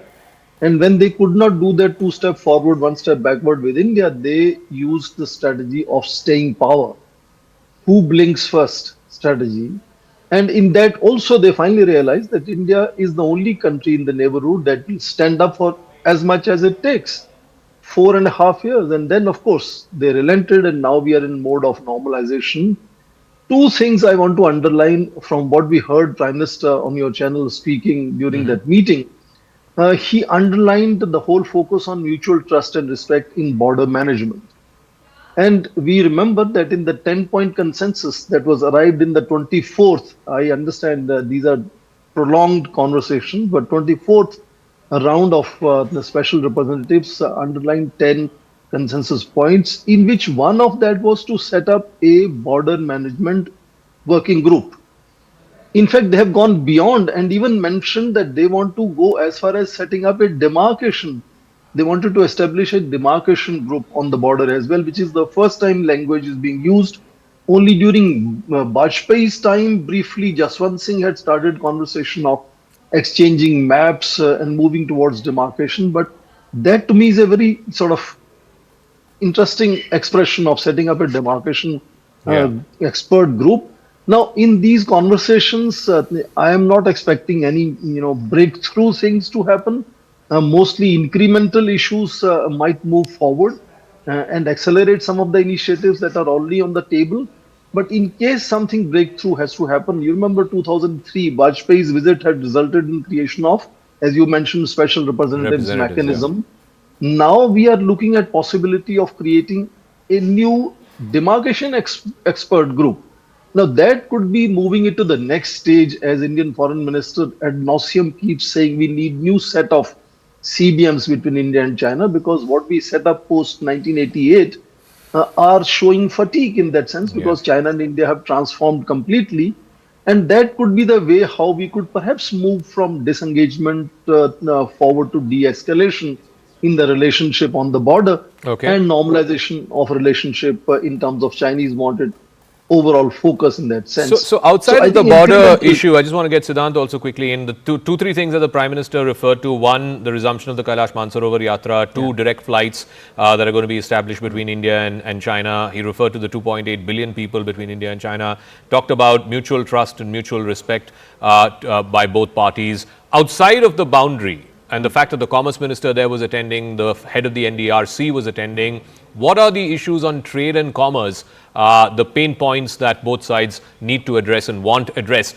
All the more so because the biggest pain point is Trump and his tariffs. Well, that's right, Zaka. And this visit is happening at a time when almost everyone in the grouping is a victim of Trump's tariff. But as far as border issue is concerned, perhaps, there have been expert groups announced during the visit of Wang Yi, special representative level talks. But as far as trade is concerned, Zaka, what India is looking for is more investments from China. Now, as far as Indian products are concerned, perhaps India is definitely looking to diversify exports. But Zaka, to be very honest, none of these countries can pay the cost to the Indian products the way Americans do. Okay, let's be honest about it. So they may say that we'll open our markets. Maybe Russia has offered to open the market. Chinese ambassador said the other day we are open for Indian products into China. But the fact is, Zaka, that none of these countries can pay the price what Americans pay to the Indian exporters. So, you know, that's something very important to highlight. Yes, we are looking for more investments from China, and also, Zaka, the export curb. So remove, you know, the flow of rare earth, fertilizers, and tunnel boring machines. So there are many other products also in the list. Perhaps that is something that is somewhere India wants assurance from China. I also want to get Akanksha quickly in on this. You know, the Chinese apps that were banned in the aftermath of Galwan, the Chinese phone companies that were not welcome anymore, some of the electronic manufacturing firms, etc. And finally, of course, Chinese investment, FDI, into some of these high-end manufacturing sectors. Are you hearing anything might change, or might you know, there might be a giveaway in this meeting, at the end of this meeting? I think for big starters, we'll of course look at the ending of all the curtailment that had taken place after Galwan. And I said that as I said earlier as well, we are still in the process of removing those checks. Remember, India is quite notorious for having those checks when it comes to foreign direct investment. And that's a complaint that has also come from the Chinese side, that if we are looking towards attracting greater Chinese investment, then that also means removal of those checks, which we are still in the process of. In fact, that was a request what MEA sources have also shared with me. That was a request that was flagged off by the Chinese foreign minister as well. But important to highlight, Zaka, that the trade deficit goes hand in hand with the trust deficit, something that we had seen back in 1998 as well, when the Pokhran 2 test had happened. Both the sides, in fact, India and China, had reaffirmed that there's been no trust between the two countries, and that was also one prime reason why the nuclear testing happened. But having said that, we may also see some more developments happen after the bilateral meet with Russia, because let's not forget that there's also talk about the RIC. Many are saying that currently, in the current scheme of things, we have different priorities, and that bringing that troika back, which in fact dates back to the post-Cold War era, is currently still very difficult. But I still have my hopes on the troika, because the last meeting, which was a very significant one between President Xi and Prime Minister Modi, happened in Kazan in Russia, and the Russian president has played a very significant role. I still have my hopes that we may perhaps see some forward movement. We have some details of what the Chinese president said to Prime Minister Modi. I want to get Rahul in on this. It's a great pleasure to meet you again, Mr. Prime Minister. Welcome you to China for the SCO summit. Last year we had a successful meeting in Kazan. The world is going towards transformation. China and India are two of the most civilizational countries. We are the world's two most populous countries and part of the global south. It's vital to be friends, a good neighbor, and the dragon and the elephant to come together. Is there space, though, in the room in Tianjin for the dragon and the elephant to tango, Rahul? Good neighbor. Well, I don't know. Is he trying to talk himself into being a good neighbor? But some breaking news coming in, Zaka. I've just got word from my sources that cooperation with a long-term vision in all fields has been the initial foray in this conversation that lasted 1 hour. So in all fields are the operative three words: cooperation with a long-term vision. What does this mean? Now, of course, we can go around the table and break this down, but cooperation would entail, of course, the fact that there would be an element of progress in trying to overcome the deficits that we have seen on the border. There would be economic cooperation, which would be more egalitarian between the two countries in the trade sector, and obviously also perhaps cooperation for regional security, which is the real elephant in the room, if you were to really ask me, between the dragon and the elephant. So I think this gives you a sense that a comprehensive conversation took place between the Prime Minister and President Xi Jinping. And this conversation is looking at a long-term view of the relationship. Whether it results now in quick outcomes is a question that we will have to debate and watch out for once we get the printouts, the readouts of what the two sides put down on paper, specifically with respect to the exact specifics of the conversations. But fundamentally, I think this is, it could be said now, gradually, that we are moving towards a cautious reset of that important, very consequential relationship in Asia.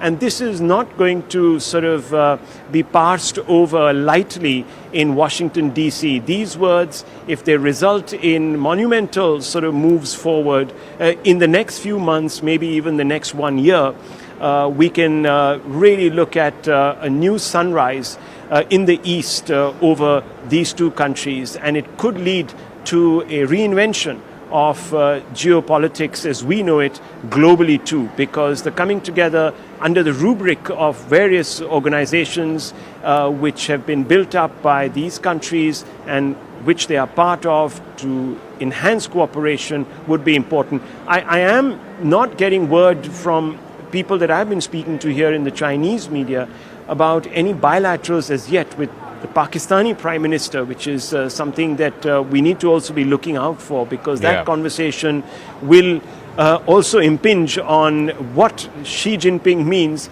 by talking about being good neighbors. Because if you want to be a good neighbor, you've got to cut those threads, those sort of threads which are insidious really as far as India is concerned with Pakistan, or if not at least cut them, then at least moderate them to the point where they don't become like kite string that slashes at our security, throat of our security really. So I think fundamentally this has been a wide-ranging conversation.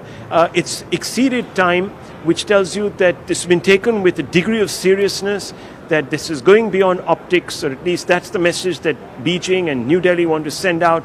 And I think it's been quite worth the coverage and the attention that it has been getting here in both the Chinese media and, of course, internationally, globally. I was talking to a large number of foreign journalists who had come in from the West, who are covering specifically from Germany and others based out of Hong Kong, who've come in, and they've said they're looking very closely at this engagement. They think that that is the only story coming out of these 2 days. Is it a fundamental strategic reset? Has it been sort of expedited because of what Trump is doing with the tariffs? We talk about what he's done to India with the tariffs, but he's been behaving like this with every other country. With China, they went all the way up to 145% tariff and counter tariff, and eventually it's because of the export controls on rare earths that the US relented, and now they've put a 3-month pause on it. Will there be a fundamental reset?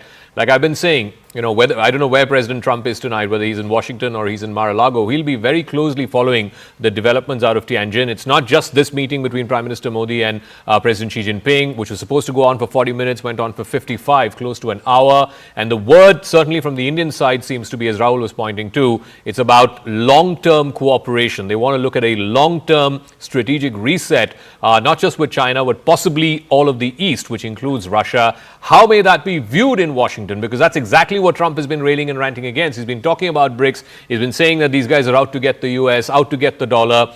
This will only sort of accentuate those fears coming alive in his head. Whether or not it happens in reality is a different matter altogether. But I also want to get in Professor Swaran Singh and General Pandey also in a moment. But Professor Swaran Singh, are we looking at Tianjin as some kind of a groundbreaking reset of ties, but not just between India and China, but fundamentally between East and West? There is no doubt the Chinese would like to present it that way, or clinch that kind of conversations with different leaders, and even a final document at Shanghai Cooperation Organization summit meeting. And there is also no doubt that the spirit and the energy in Shanghai Cooperation Organization meeting this time is different. 2023, India was hosting it. You would remember it happened only 2 hours of online summit meeting because India was busy with G20 summit at that time, which is a much bigger platform. And then last year, of course, Pakistan was hosting the Council of Heads of Government. Jaishankar went to Islamabad. The Heads of State meeting, which is happening now, happened in Kazakhstan. So in that sense, yes, there is a bit of energy back in the Shanghai Cooperation Organization. As I think Rahul had underlined, all these countries are facing Trump's tariffs in that sense. So even if the organization originally wanted to focus on energy security and terrorism and so on, there is a big elephant of Trump's tariffs right now on their mind, and that will be part of all these conversations. Okay. But India, I think, is going to be cautious. India is not going to play that game of making it kind of an anti-Western platform. India maintains it very clearly that it is a non-Western but not an anti-Western kind of approach. That's something Rahul also referred to earlier. I believe you have some more details or some sort of statement or indication from the Indian side, Rahul, about the whole question of terrorism and whether or not that will feature in the SCO document. I mean, that again, we talk about elephants in the room. The strategic cooperation between Pakistan and China is the other elephant in the room. Oh, it's a stampeding elephant as far as India is concerned, Zaka. But I put two very specific questions, prompts really, to my source, and I said, was terrorism in specific with regards to Pakistan and the cooperation with Pakistan discussed? And I got a one-line answer: will issue a public communique. So no denial as such right now that whether these issues actually figured, because that could have been easily communicated to us that look, that was not an area that we were looking at. So it'll be an interesting statement to look at, because I think fundamentally we've had some frank discussions in that room, and they've sort of, as I said, nudged past 60 minutes, exactly 61 minutes if you were to go by the moment they told us that the meeting was over, when pens dropped really, and everyone got up to shake hands. So I think fundamentally we're going to have to look at this particular document that's going to come out, read between the lines. I think it's going to be make for a fascinating day, because if certain other holy cows, now if you want to use the animal farm metaphor, if you want to look at the holy cows, which are Pakistan, the cooperation between China and Pakistan, the military cooperation and the way it sort of panned out during Operation Sindoor, then if those conversations have been sort of touched upon and discussed, well, then it's a big deal. Actually, it's a big deal. It shows that both sides are now keen, as our guest from Beijing was telling us, to really put the past behind them and perhaps look at maturely at a future which leads to everyone becoming good neighbors. I mean, so let's just hope in that May, that is really the intent. 3 months ago, we had evidence of Chinese weapons, their air defense systems, their missiles, their fighter jets, all of Chinese origin or Chinese made. Can India overlook that? Can India not bring up that in the conversation in Tianjin? I think Soren brought in a very important point that Trump tariff issue was not the focus that point of time. I think it's just evolving.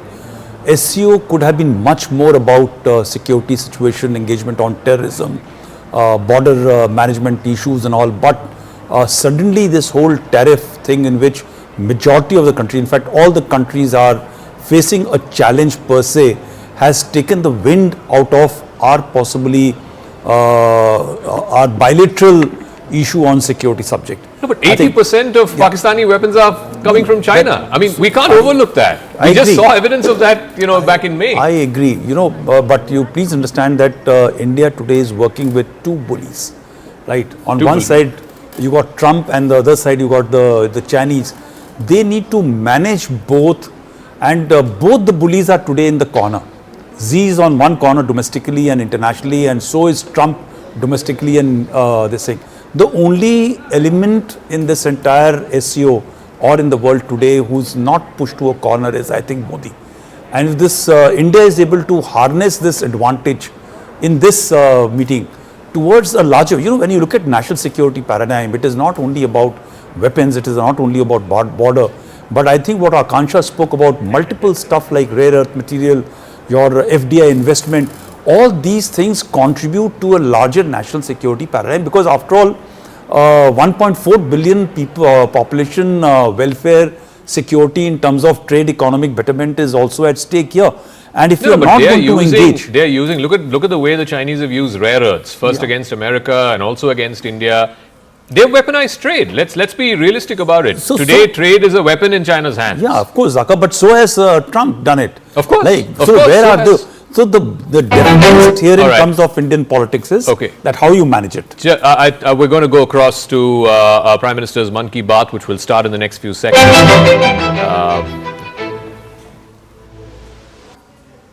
मेरे प्यारे देशवासियों, नमस्कार। Monsoon के इस मौसम में प्राकृतिक आपदाएं देश की कसौटी कर रही हैं। पिछले कुछ हफ्तों में हमने बाढ़ और भूस्खलन का बड़ा कहर देखा है। कहीं घर उजड़ गए, कहीं खेत डूब गए, परिवार के परिवार उजड़ गए। पानी के तेज बहाव में कहीं पुल बह गए, सड़कें बह गई, लोगों का जीवन संकट में फंस गया। इन घटनाओं ने हर हिंदुस्तानी को दुखी किया है। जिन परिवारों ने अपने प्रियजन खोए, उनका दर्द हम सबका दर्द है। जहां भी संकट आया, वहां के लोगों को बचाने के लिए हमारे एनडीआरएफ, एसडीआरएफ के जवान, अन्य सुरक्षा बल, हर कोई दिन रात जुटे रहे। जवानों ने तकनीक का सहारा भी लिया है। थर्मल कैमरे, लाइव डिटेक्टर, स्नीफर डॉग्स और ड्रोन सर्विलेंस, ऐसे अनेक आधुनिक संसाधनों के सहारे राहत कार्य में तेजी लाने की भरपूर कोशिश की गई।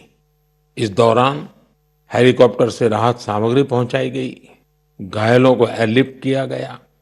आपदा की घड़ी में सेना मददगार बनकर सामने आई। स्थानीय लोग, सामाजिक कार्यकर्ता, डॉक्टर, प्रशासन, संकट की इस घड़ी में सभी ने हर संभव प्रयास किया। मैं ऐसे हर नागरिक को हृदय से धन्यवाद देता हूं, जिन्होंने इस कठिन समय में मानवीयता को सबसे ऊपर रखा हुआ है। मेरे प्यारे देशवासियों, बाढ़ और बारिश की इस तबाही के बीच जम्मू कश्मीर ने दो बहुत खास उपलब्धियां भी हासिल की हैं। इन पर ज्यादा लोगों का ध्यान नहीं गया, लेकिन जब आप उन उपलब्धियों के बारे में जानेंगे तो आपको बहुत खुशी होगी। जम्मू कश्मीर के पुलवामा के एक स्टेडियम में रिकॉर्ड संख्या में लोग इकट्ठा हुए। यहां पुलवामा का पहला डे नाइट क्रिकेट मैच खेला गया।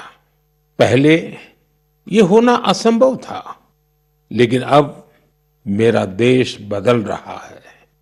ये मैच रॉयल प्रीमियर लीग का हिस्सा है, जिसमें जम्मू कश्मीर की अलग अलग टीमें खेल रही हैं। इतने सारे लोग, खासकर युवा, पुलवामा में रात के समय हजारों की तादाद में क्रिकेट का आनंद लेते हुए, ये नजारा वाकई देखने लायक था।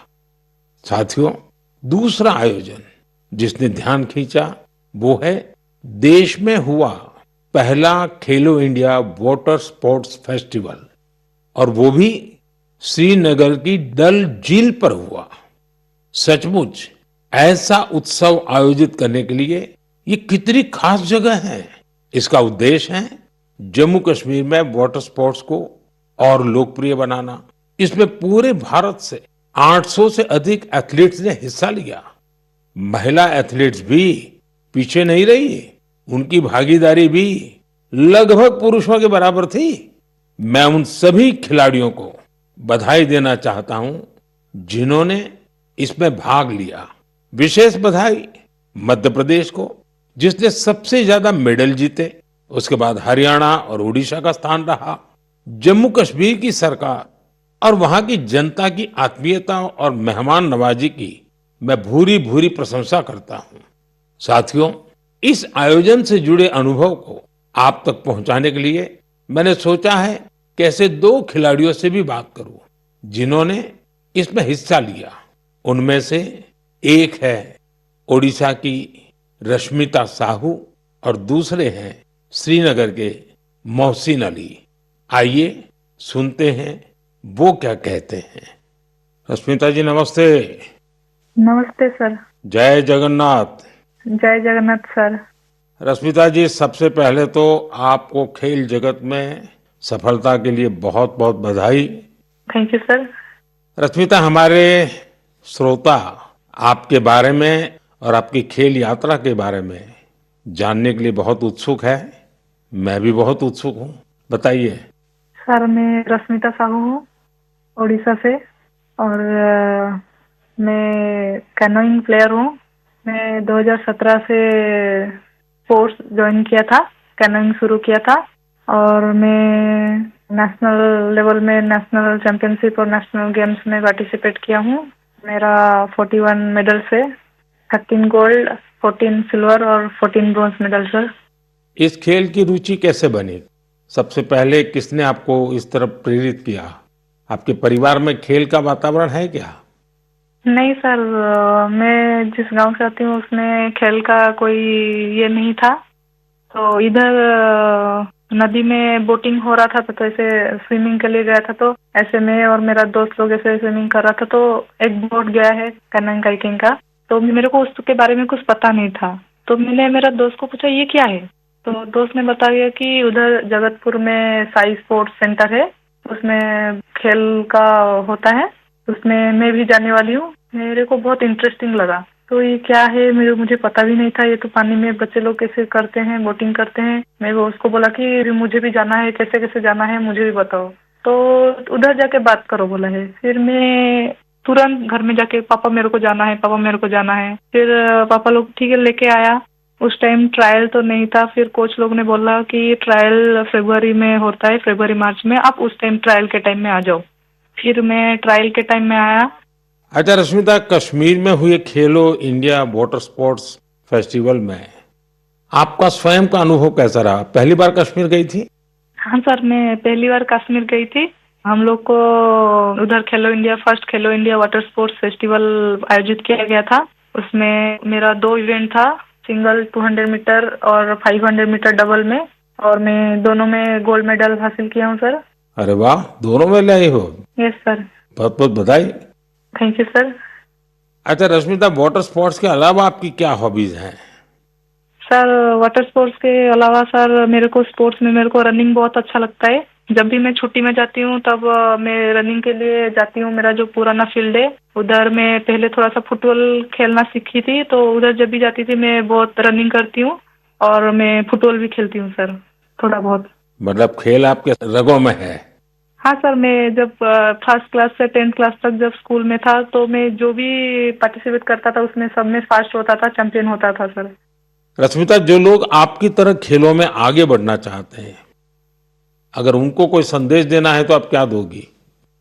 सर बहुत सारे बच्चे, उनको घर से निकलना भी मना होता है, और लड़की हो बाहर में कैसे जाओगे, और किसी किसी का पैसा का दिक्कत की वजह से वो लोग खेल छोड़ रहे हैं। और ये जो खेलो इंडिया का स्कीम हो रहा है उसमें बहुत सारे बच्चों को पैसा का भी मदद मिलता है और बहुत सारे बच्चों को बहुत सारे हेल्प मिल रहा है। उसके वजह से बहुत सारे बच्चे आगे जा पा रहे हैं। और मैं बोलूंगी सबसे कि खेल को छोड़ो मत, खेल से बहुत आगे जा सकते हैं। तो खेल तो एक खेल है, लेकिन उसमें शरीर का हर अंश स्वस्थ भी रहता है, और खेल को आगे लेके इंडिया को मेडल दिलवाना हमारा कर्तव्य है सर। चलिए रश्मिता जी, मुझे बहुत अच्छा लगा।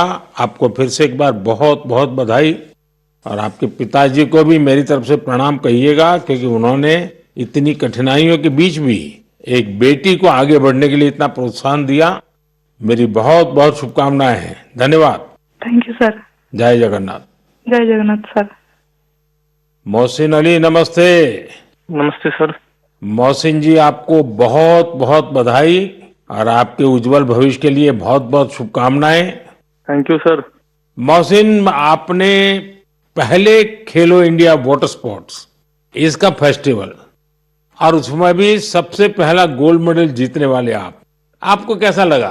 सर बहुत ही खुश हूँ मैंने गोल्ड मेडल जीता है खेलो इंडिया में, जो पहली बार हुआ है यहाँ पर कश्मीर में। लोगों में क्या चर्चा है? बहुत ही चर्चा है सर, पूरी फैमिली खुश है अभी।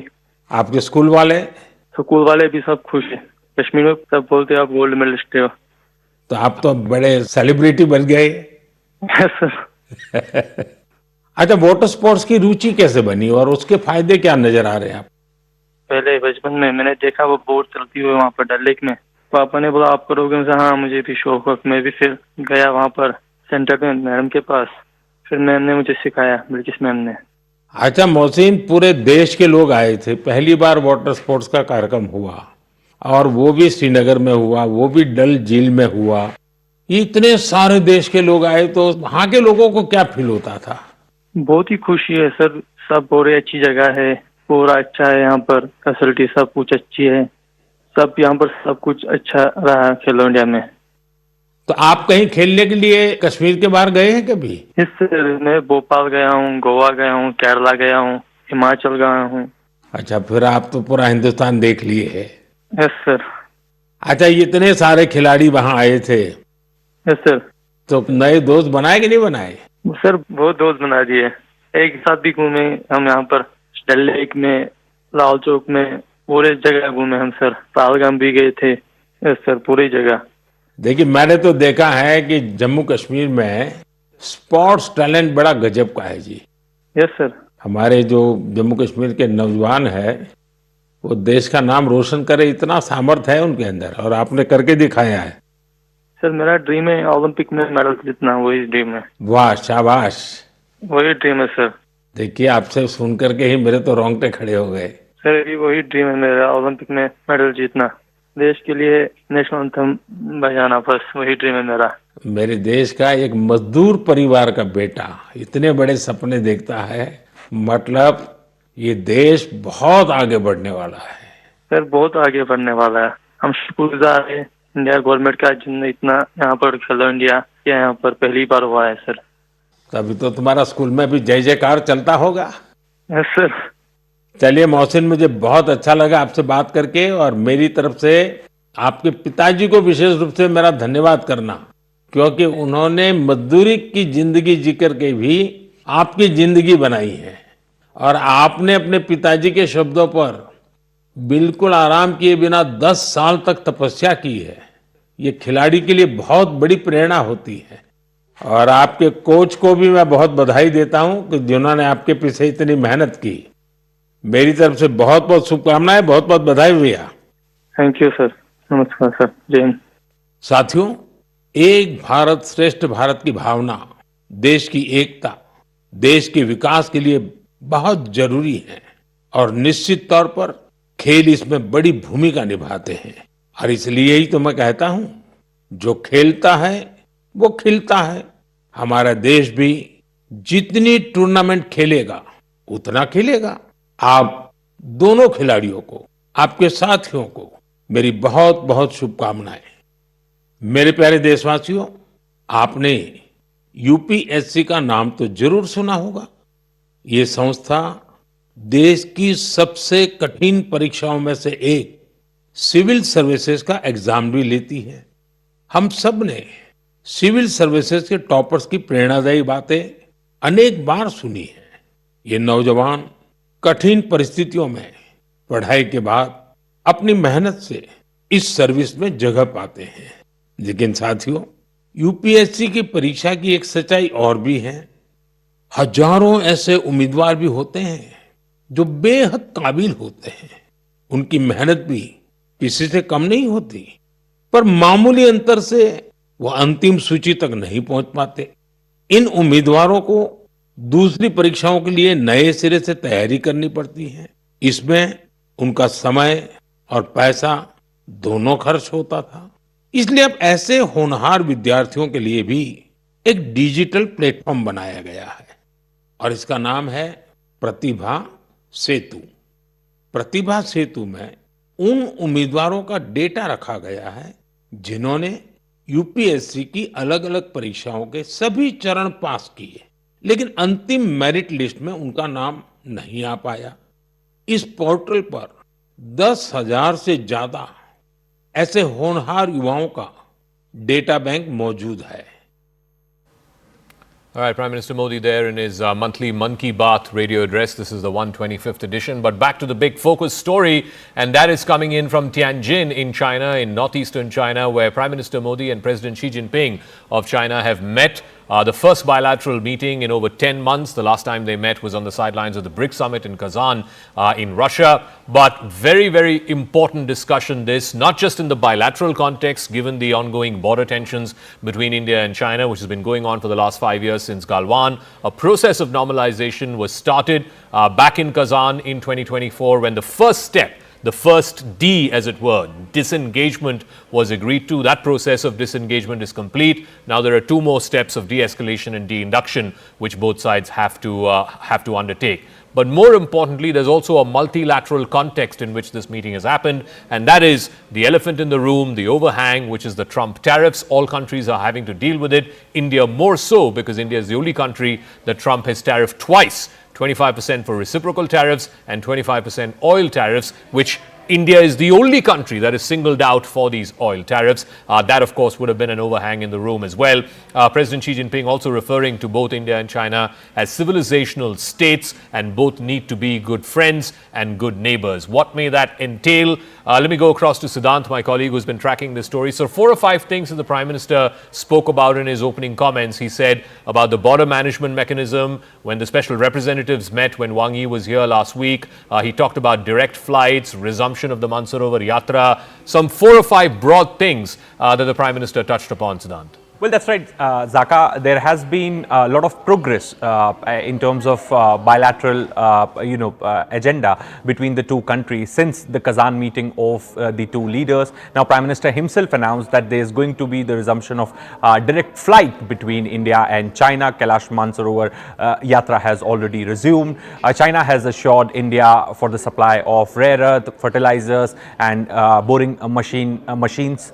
At the same time, as far as boundary issue is concerned, Zaka, there was this visit of Wang Yi to India. In fact, during the SR level talks, some of the key points which both sides agreed to. One is going back to the 2005 agreement, Zaka. That is one of the key takeaways from the SR level talks. Then reasonable and mutually accepted framework for the settlement of boundary question. WMCC expert groups have been formed to explore early harvest. Working group under WMCC to advance effective border management, creation of general level mechanisms. So these were some of the key announcements from the SR level talks. Now, since Prime Minister Modi is in Tianjin, in fact, he met President Xi. Perhaps there are 2 takeaways so far we know, Zaka, from this meeting. One, the word which is coming from Tianjin is cooperation with a long-term vision in all fields.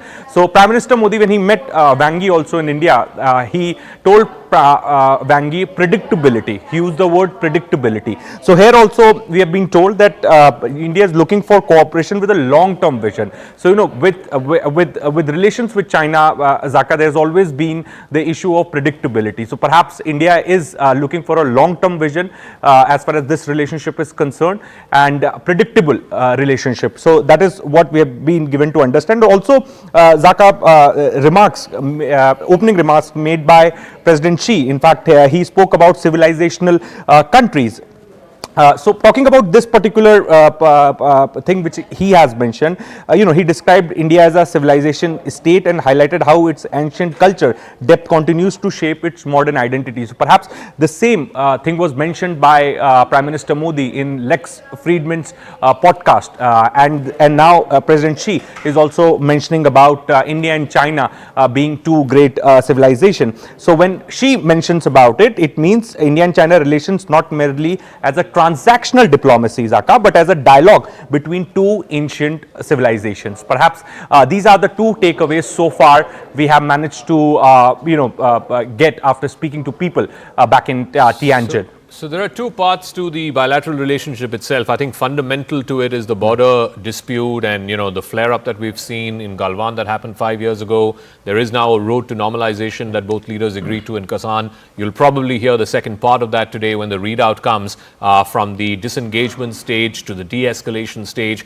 and eventually the de-induction stage. 5 years ago, before Galwan happened, you did not have 50,000 troops on either side of the border sort of staring down each other. Neither country wants that, and you could make the case that the Trump tariffs and the given global complications around trade and tariffs have driven India and China closer together, but there is a degree to that cooperation. How much can India trust China is also going to be a question. The other bigger point also, Siddhant, is later this evening there's going to be the leaders banquet, and there we will have pictures of Prime Minister Modi, President Xi Jinping, President Putin, all of them together in the same room. And this will also be viewed with a great degree of suspicion by America, and specifically by President Trump, because he's talked about this. He views BRICS with a great degree of suspicion. He says BRICS is to de-dollarize, so on and so forth. But India has got to a point where it now has to say that strategic autonomy is not just mere words, but also strategic autonomy in action.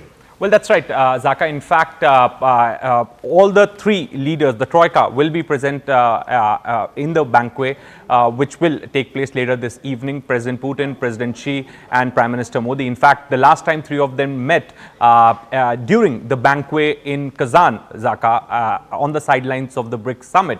And perhaps at that point in time, I very clearly remember that the BRICS Secretariat came up with the pictures of, exclusive pictures of these three leaders, enjoying cultural performances and, roaming with each other side by side. And even their sitting arrangements were also made in the similar manner. So, this would be for the second time that all three of them will be under one roof in Tianjin, perhaps something which Americans are going to watch very, very closely. And Zaka, also very important to highlight that, Americans are really irritated with this visit of Prime Minister Modi to Tianjin. In fact, the kind of commentary coming from the senior officials of the Trump administration, Peter Navarro and others, perhaps they have been saying that India is cozying up with Xi. India is developing friendship with China. In fact, Peter Navarro went on to say the other day that they are sitting on your land and you are being friends. You are doing friendship with them. So such kind of statements have been coming from the Trump administration. So they are not liking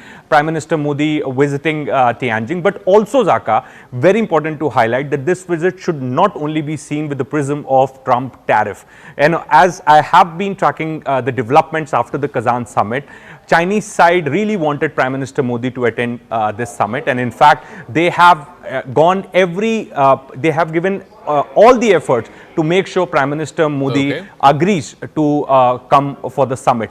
The five things that the Prime Minister referenced when he made those opening comments, and we can play out that soundbite as well. I have Major Manik Jolly also with me. One about border management. He referred specifically to the special representatives who met just last week when Wang Yi was here. He also talked about resumption of Kailash Mansarovar Yatra, direct flights between India and China, referenced the 2.8 billion people between India and China, and the three precepts, which are mutual trust, mutual respect, and mutual tolerance. But, Major, one of the things that India has to contend with China, India has to bring up with China, and I'm sure the Prime Minister did, is this whole business of China-Pakistan cooperation. We saw that, when the Operation Sindoor happened, the weapons, the modern state-of-the-art weapons that the Pakistani army are using, whether they are air defense systems, their missiles, their fighter jets, are all Chinese. It's basically Chinese weapons and the Pakistan army and Pakistani men.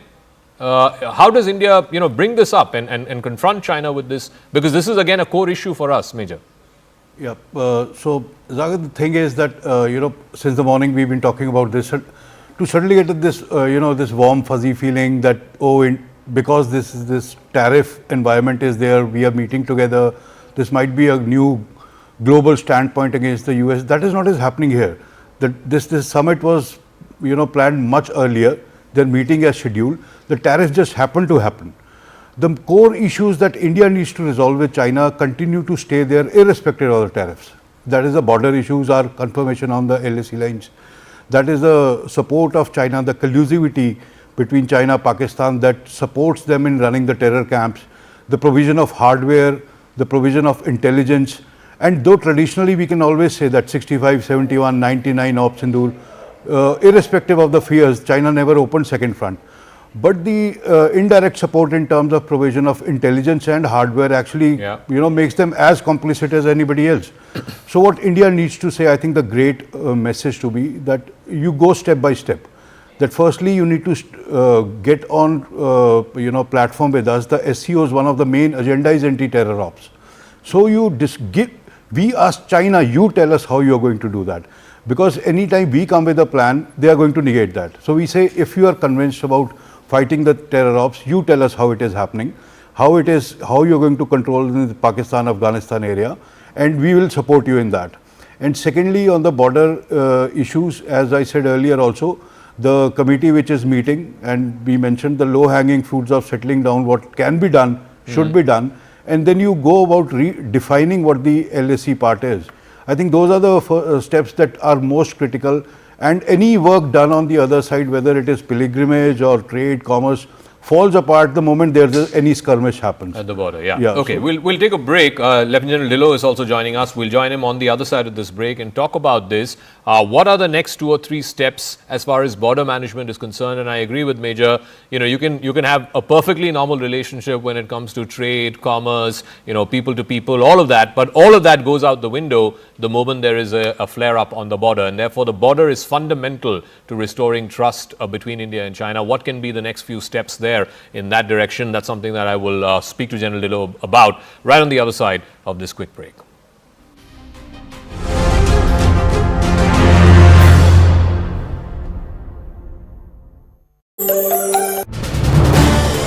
This is News 18 Network.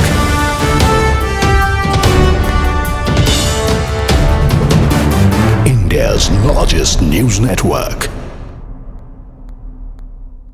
To you, but I think we're getting the first picture. These are the live shots. The Prime Minister in the center of the table, on the opposite side, Xi Jinping of China. You can see the National Security Advisor to the Prime Minister's right, the interpreters to his left. I don't know if we have the audio. If we have the audio, we should play up the audio, but I'm not.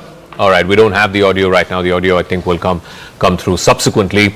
But you can see the Prime Minister there speaking to President Xi Jinping of China. You can see the warm handshake, the Prime Minister wearing a beige waistcoat and a kurta, and President Xi Jinping in his black suit and grey tie. Rahul Shivshankar, we are showing these pictures full frame. I can see the National Security Advisor. I can see the Foreign Secretary also sitting next to the Prime Minister. We don't have the audio on this feed, but these are the first pictures of the bilateral that is underway. Rahul. Yes, it's been confirmed to me that a gentleman called Sheng Shanji, I just hope I'm pronouncing that name right, is also part of that conversation. He's the chairman of the National Development and Reform Commission and has been in office since March 2023, and as governor as well as deputy party secretary of Zhejiang and the party secretary of the Central Committee. So he's a very senior officer.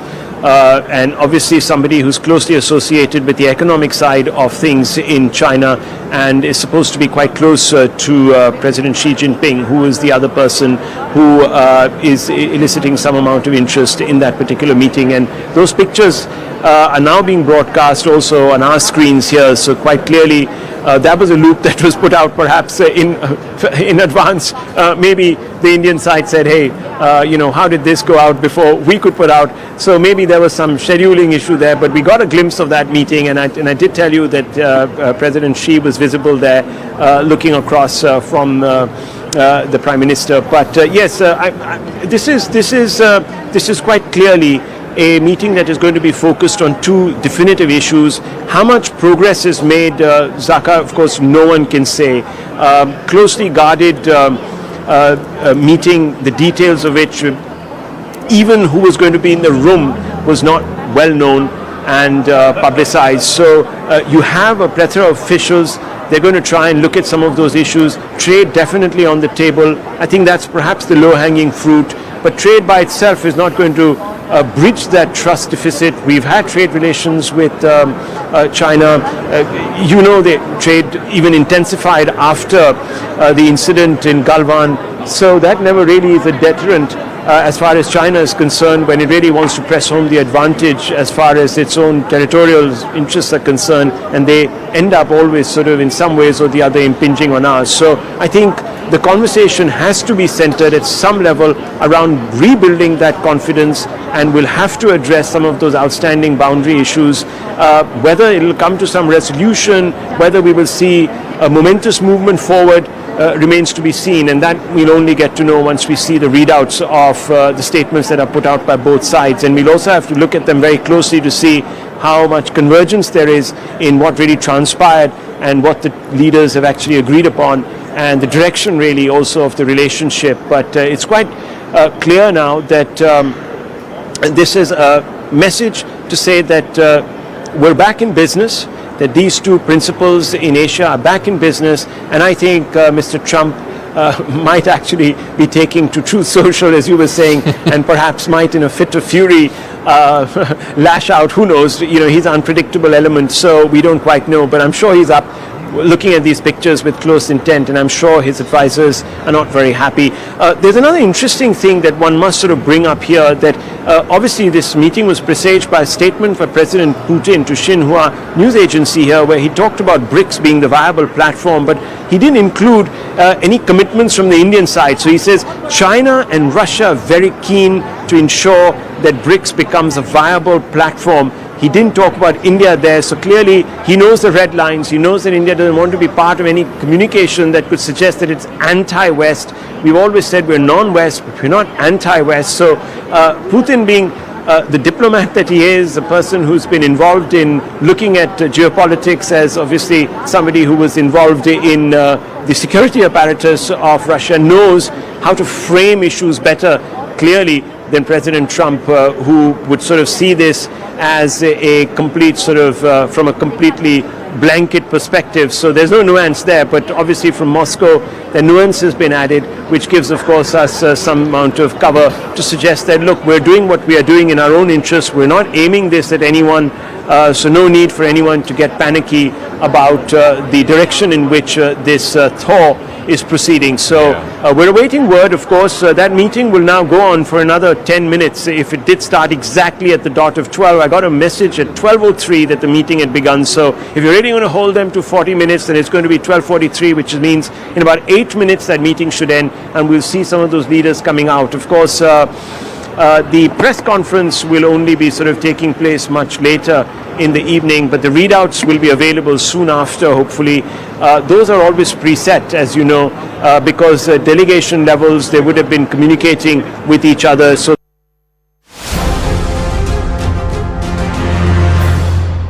is the big summit of the year, the SCO summit that's happening in Tianjin in northeastern China. Of course, the summit kicks off a little later this evening with the banquet, and then tomorrow morning will be the formal inauguration of the summit. But ahead of that, the big bilateral meeting has happened between Prime Minister Modi and President Xi Jinping of China. It was supposed to be a 40-minute meeting. It went on for almost an hour, and clearly a gamut of issues have been talked about. Central to the India-China relationship, I believe, and have always maintained, is the border and how you can normalize the situation along the border.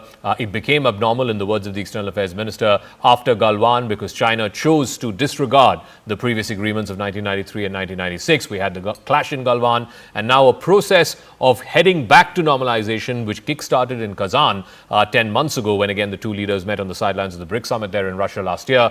The second stage of that has now been kick-started in Tianjin. It also comes in the backdrop of the Trump tariffs, no question about it. All countries around the world, India included, are finding their own ways to deal with the menace of Trump tariffs and also the menace of just dealing with the Trump White House. I want to first play out what the Prime Minister said in his opening comments to Xi Jinping. He touched upon 4 or 5 broad areas: the restoration of a border mechanism, the special representatives who met just last week here in India when Wang Yi had come calling, the restoration of the Mansarovar Yatra, direct flights between India and China. Let's just listen into what the Prime Minister said, and then I'll go across to my guests. हमारे गर्मजोशी भरे स्वागत के लिए मैं आपका हृदय से आभार व्यक्त करता हूं। पिछले वर्ष कयान में हमारी बहुत ही सार्थक चर्चा हुई थी।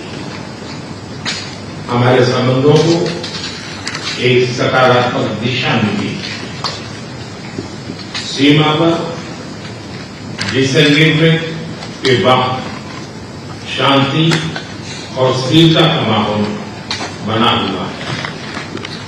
हमारे स्पेशल रिप्रेजेंटेटिव्स के बीच बॉर्डर मैनेजमेंट के संबंध में सहमति बनी। कैलाश मानसरोवर यात्रा फिर से शुरू की। दोनों देशों के बीच डायरेक्ट फ्लाइट भी फिर से शुरू की जा रही है। हमारे सहयोग से दोनों देशों के 2.8 बिलियन लोगों के हित जुड़े हुए हैं। इससे पूरी मानवता के कल्याण का मार्ग भी प्रशस्त होगा। परस्पर विश्वास, सम्मान और संवेदनशीलता के आधार पर हम अपने संबंधों को आगे बढ़ाने के लिए प्रतिबद्ध है। एजेंसी चीन द्वारा SCO की सफल अध्यक्षता के लिए मैं आपको बहुत बहुत बधाई देता हूं। एक बार फिर चीन यात्रा के निमंत्रण के लिए और आज की हमारी बैठक के लिए आपका हार्दिक धन्यवाद। All right, let's set the context for this. Like I said, a normalization of the border management was set in place after Kazan. Now the second step is being taken. Lieutenant General K.J. Dhillon is former General Officer Commanding of the 15 Corps. General, what is your view? There is a view that now India and China are getting back to a process of normalcy, all because of the Trump tariffs. Now the elephant and the dragon will tango. Those are the words that Xi Jinping used. But what are the limits to this cooperation? At the end of the day, no one's case is that India and China should not have a normal relationship. Of course, we have to have as normal a relationship as two neighbors can. But how much can we trust China, especially after what happened in Galwan? Good morning, Zaka, and good morning to Mayor Jolly and your viewers. First of all, we must understand one thing about SCO meeting. It's a great group of people together. They have 43% of the world's population. They are 1/4 of the world's global economy. And the three major poles, India, Russia, China, and three major nuclear powers in this. And the flip side is, India is the only democracy, which is the practicing 100% democracy. Most of others are only democracy in bits and pieces. And there is no shared objective per se between the 10 countries, which are the main countries. Now, having said that, the point which you are making, what lies for India-China relations in this meeting? To start with, as you also mentioned, Mayor Jolly also mentioned, there is a major trust deficit between the two countries. May it be the border clashes, the LAC alignments, and may it be supporting Pakistan on terrorism, not letting our motion go ahead for nominating Masood Azhar as a global terrorist, providing real-time intelligence to Pakistan when Operation Sindoor was going on.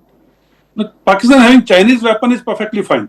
We have Russian weapons, Pakistan have Chinese weapons, and that's perfectly fine because they have been bought by countries.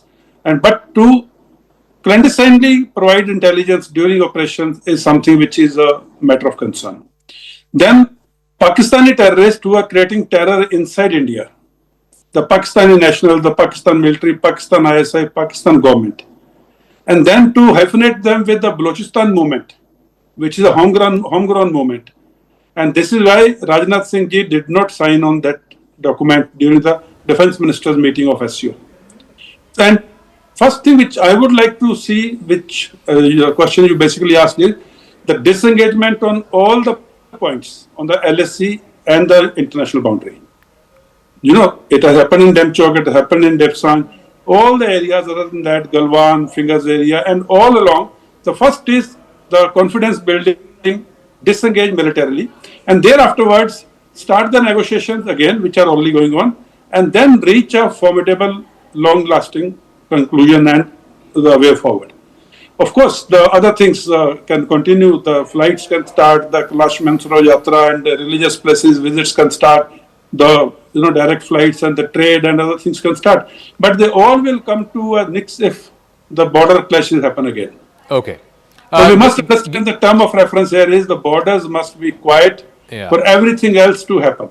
And if that we can bring out of SCO meeting, and also calling Pakistan's state-sponsored terrorism, I think these two will be the two major victories for our delegation if we can get this out. So the two big things. One, the borders have to be quiet. A mechanism needs to be put in place that we don't have the kind of flare-up that we saw 5 years ago in Galwan. And two, on the issue of cross-border terrorism, I can't think of any SCO joint declaration in the last 20, 25 years that this organization has been existing. And even after India and Pakistan became full members in 2017, not one joint declaration ever mentioned cross-border terrorism emanating from Pakistan targeted at India. We'll see if the one in Tianjin is different. But here are the big broad takeaways, at least as far as the opening comments are concerned, that Prime Minister made in the presence of Xi Jinping as that meeting kicked off. It happened at 9:30 a.m. India time, went on for exactly 1 hour. Number one, the resumption of the Kailash Mansarovar Yatra. There was a group of 700 pilgrims that went back in June. That was one of the big takeaways. It's also an important sort of touch point as far as the Modi government is concerned. Direct flights. There used to be 9 different sectors before 2020, before COVID. 9 different sectors which had direct flights between India and China. All that came to a standstill. Now, the Prime Minister has confirmed that there will be direct flights between India and China. The situation in the border has to be peaceful. This is what General Dillon was also referring to. You have to have a quiet border, because if you don't have a quiet border, everything else goes out the window. Number 4, further mutual cooperation, particularly on the issue of trade, on the issue of digital cooperation, some of these apps that were banned. We'll see if there is any walking back on some of that. And takeaway 5, cooperation with a long-term vision. So the meeting in Tianjin cannot be seen just as a one-off or just in the context of the ongoing trade tariffs. Is there going to be some kind of a restructuring, a reset of strategic ties, given all the trade complications that we're seeing in the world right now imposed by the Trump tariffs? Major Jolly is also here in our studios. Major Jolly, you know, it's all very well and fine to say that, you know, India, China, Russia should come together, we can become the bulwark against America. But there is a real problem that India has as far as Pak-China cooperation is concerned. And General Dillon was also referring to this. You know, weapons are one thing, but, you know, not condemning terrorism, that's a huge problem. That's a big red flag for India. The CPEC used to be a big red flag. I don't know where is the progress of the CPEC right now, because China itself seems to be in two minds after having invested $50 billion. Are they getting those returns? The Balochistan problem is an active problem. Chinese nationals, Chinese engineers are getting targeted there, so on and so forth.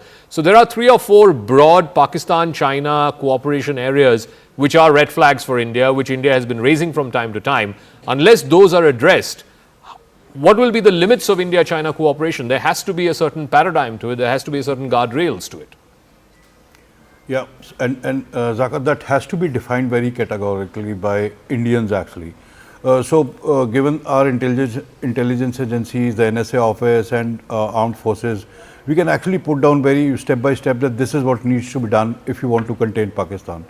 Everybody actually asks this question, why does China keep supporting Pakistan when they are getting hit in Balochistan area or CPEC or their engineers get killed? It means there is a section of rogue Pakistan terror elements which are not under their control also. And China has been trying to bring that under control by working with Pakistan government and all that, but obviously it has failed. India should try and leverage that. India should try and show them the light that irrespective of how many jets and missiles and PL-15s you give them, you will never be able to make this area secure till the time you stop funding them. That kind of monetary support, the kind of digital intelligence, the kind of infrastructure support that they lend to Pakistan actually supports terror networks, indirectly and directly.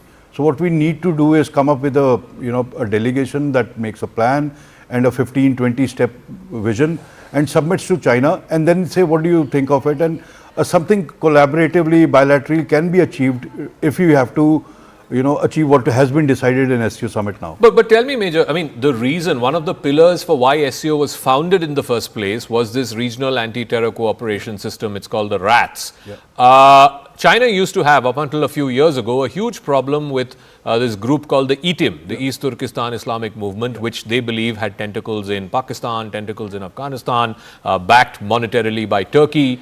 Today, China seems to have, overcome that problem to a great extent. Why can't India leverage the platform of SCO to do to the likes of Lashkar-e-Taiba or Jaish-e-Mohammed or now TRF the same thing that China has managed to do to ETIM?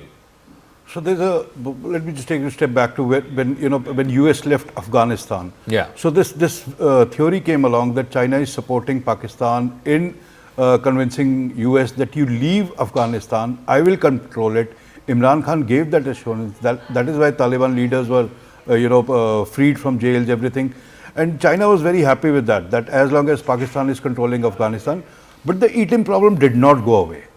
So that showed how Pakistan fails to control Afghanistan, and Taliban and Pakistan Taliban rose against Pakistan government and army only. So coming back to what you said, I don't know how, but ETM problem got somehow vanished to a greater extent. I don't know who at the back end was doing what.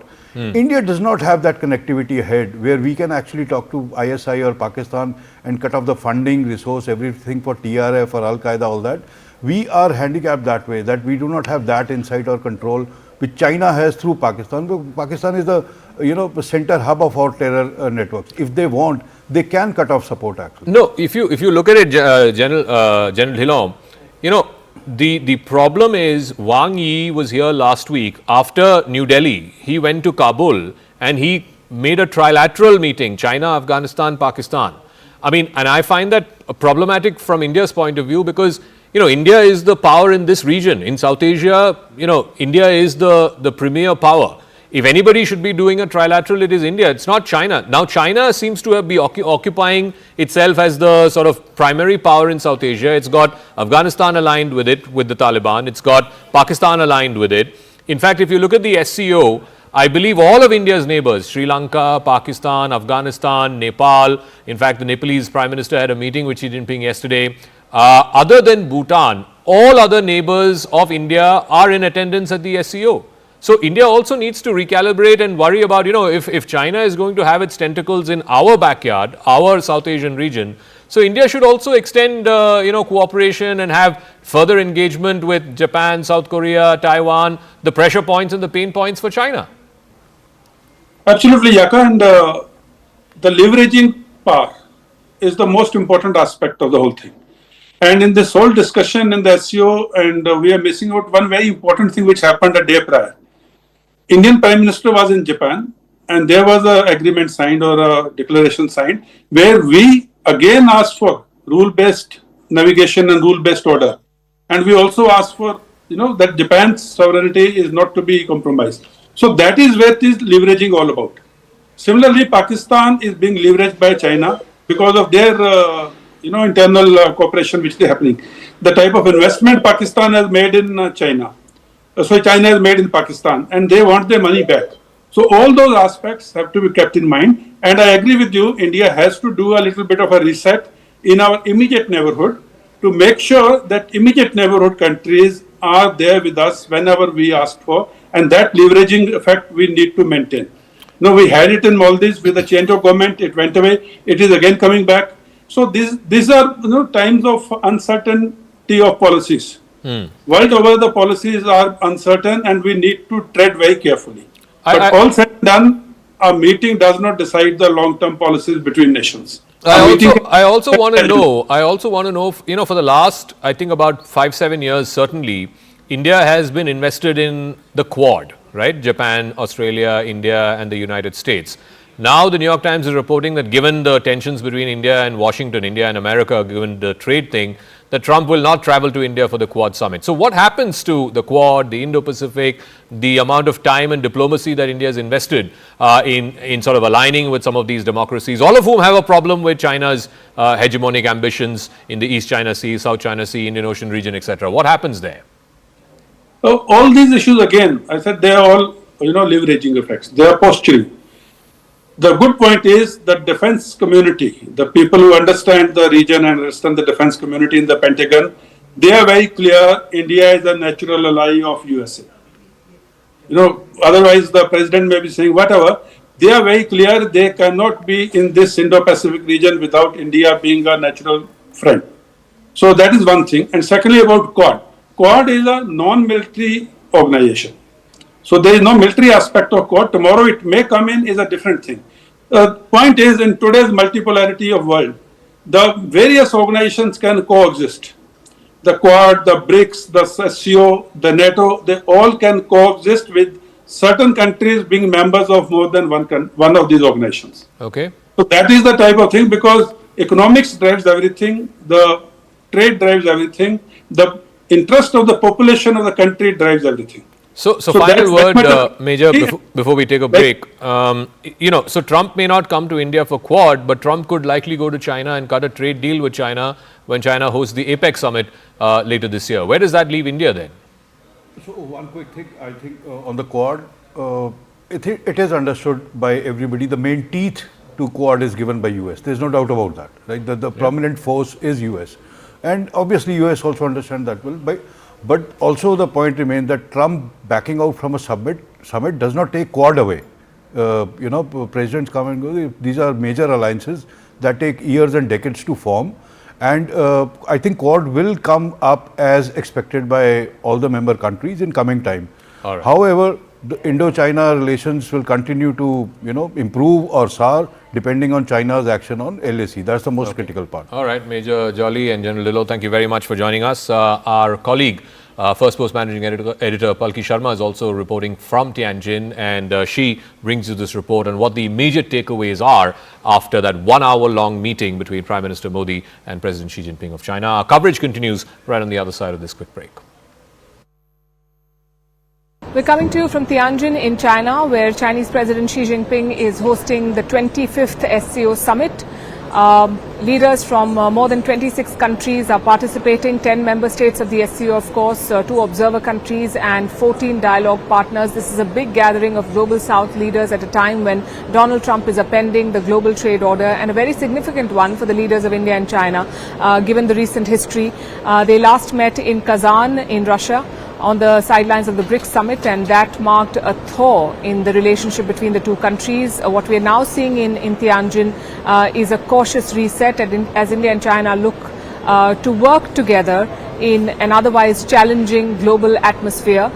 We've just seen a bilateral meeting between the two leaders, and we have the opening remarks. Prime Minister Modi said, in fact, he started the conversation by making a reference to Kazan, saying that they had a fruitful discussion which gave a positive direction to our relations. There's also an atmosphere of peace and stability after disengagement on the border. The Indian leader also spoke about border management, the resumption of direct flights between the two countries, the resumption of the Kailash Mansarovar Yatra. These were all steps that led to this meeting, confidence building measures, if you will. The Indian leader also spoke about bilateral cooperation, which is linked to the interests of 2.8 billion people of both these countries and humanity at large. And he very significantly spoke about taking the relationship forward on the basis of mutual trust, respect and sensitivity. So there's a message there that India wants to work with China, but it also bears in mind the challenges that are very much a part of this bilateral relationship and that cannot be underestimated.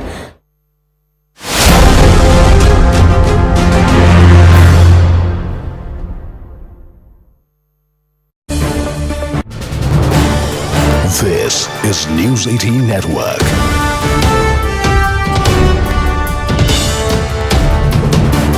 India's largest news network. But I think we're getting the first picture. These are the live shots. The Prime Minister in the center of the table, on the opposite side, Xi Jinping of China. You can see the National Security Advisor to the Prime Minister's right, the interpreters to his left. I don't know if we have the audio. If we have the audio, we should play up the audio, but I'm not. All right, we don't have the audio right now. The audio, I think, will come through subsequently.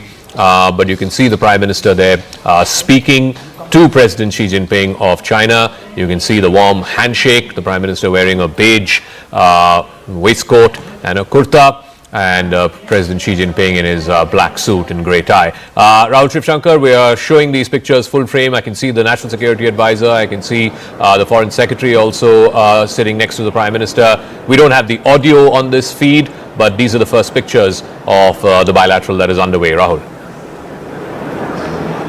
Yes, it's been confirmed to me that a gentleman called Sheng Shanji, I just hope I'm pronouncing that name right, is also part of that conversation. He's the chairman of the National Development and Reform Commission and has been in office since March 2023, and is governor as well as deputy party secretary of Zhejiang and the party secretary of the Central Committee. So he's a very senior officer and obviously somebody who's closely associated with the economic side of things in China and is supposed to be quite close to President Xi Jinping, who is the other person who is eliciting some amount of interest in that particular meeting. And those pictures are now being broadcast also on our screens here, so quite clearly that was a loop that was put out perhaps in advance. Maybe the Indian side said, hey, how did this go out before we could put out? So maybe there was some scheduling issue there, but we got a glimpse of that meeting, and I did tell you that President Xi was visible there looking across from the Prime Minister. But yes, this is quite clearly a meeting that is going to be focused on two definitive issues. How much progress is made, Zaka, of course, no one can say. Closely guarded meeting, the details of which, even who was going to be in the room was not well known and publicized. So you have a plethora of officials. They're going to try and look at some of those issues. Trade definitely on the table. I think that's perhaps the low-hanging fruit. But trade by itself is not going to bridge that trust deficit. We've had trade relations with China. The trade even intensified after the incident in Galwan. So that never really is a deterrent as far as China is concerned when it really wants to press home the advantage as far as its own territorial interests are concerned, and they end up always sort of in some ways or the other impinging on ours. So I think the conversation has to be centered at some level around rebuilding that confidence, and we'll have to address some of those outstanding boundary issues. Whether it will come to some resolution, whether we will see a momentous movement forward, remains to be seen, and that we'll only get to know once we see the readouts of the statements that are put out by both sides. And we'll also have to look at them very closely to see how much convergence there is in what really transpired and what the leaders have actually agreed upon, and the direction really also of the relationship. But it's quite clear now that this is a message to say that we're back in business, that these two principles in Asia are back in business, and I think Mr. Trump might actually be taking to Truth Social, as you were saying, and perhaps might, in a fit of fury, lash out. Who knows? He's an unpredictable element, so we don't quite know. But I'm sure he's up looking at these pictures with close intent, and I'm sure his advisors are not very happy. There's another interesting thing that one must sort of bring up here, that obviously this meeting was presaged by a statement by President Putin to Xinhua news agency here, where he talked about BRICS being the viable platform, but he didn't include any commitments from the Indian side. So he says China and Russia are very keen to ensure that BRICS becomes a viable platform. He didn't talk about India there, so clearly he knows the red lines. He knows that India doesn't want to be part of any communication that could suggest that it's anti-West.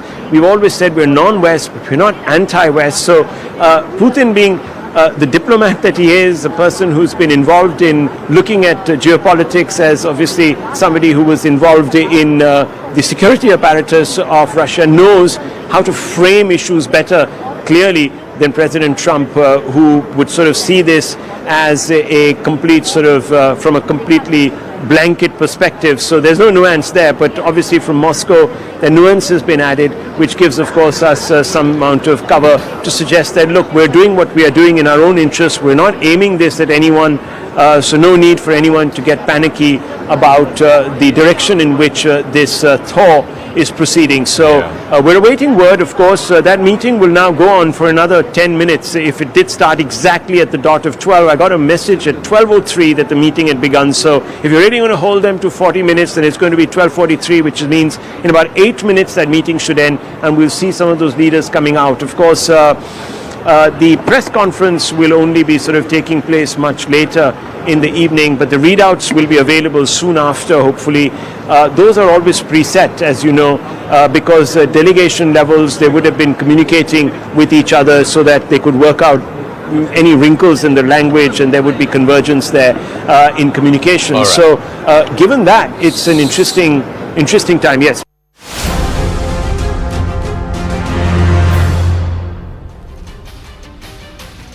A very good afternoon. You're watching Summit of the Year, our live and rolling coverage on the SCO Summit That's all set to commence in Tianjin. But before that commences, the big news coming out of Tianjin is that the bilateral meeting between Prime Minister Modi and the Chinese President Xi Jinping is over. There are going to be critical and key takeaways from this bilateral meeting. But before we deep dive into that, let's bring you the headlines at 12 p.m. After a thaw and reset, India and China ties set to enter a new phase after the big bilateral meeting between Prime Minister Modi and Xi Jinping of China. The meeting, which was scheduled for 40 minutes, went on for nearly an hour.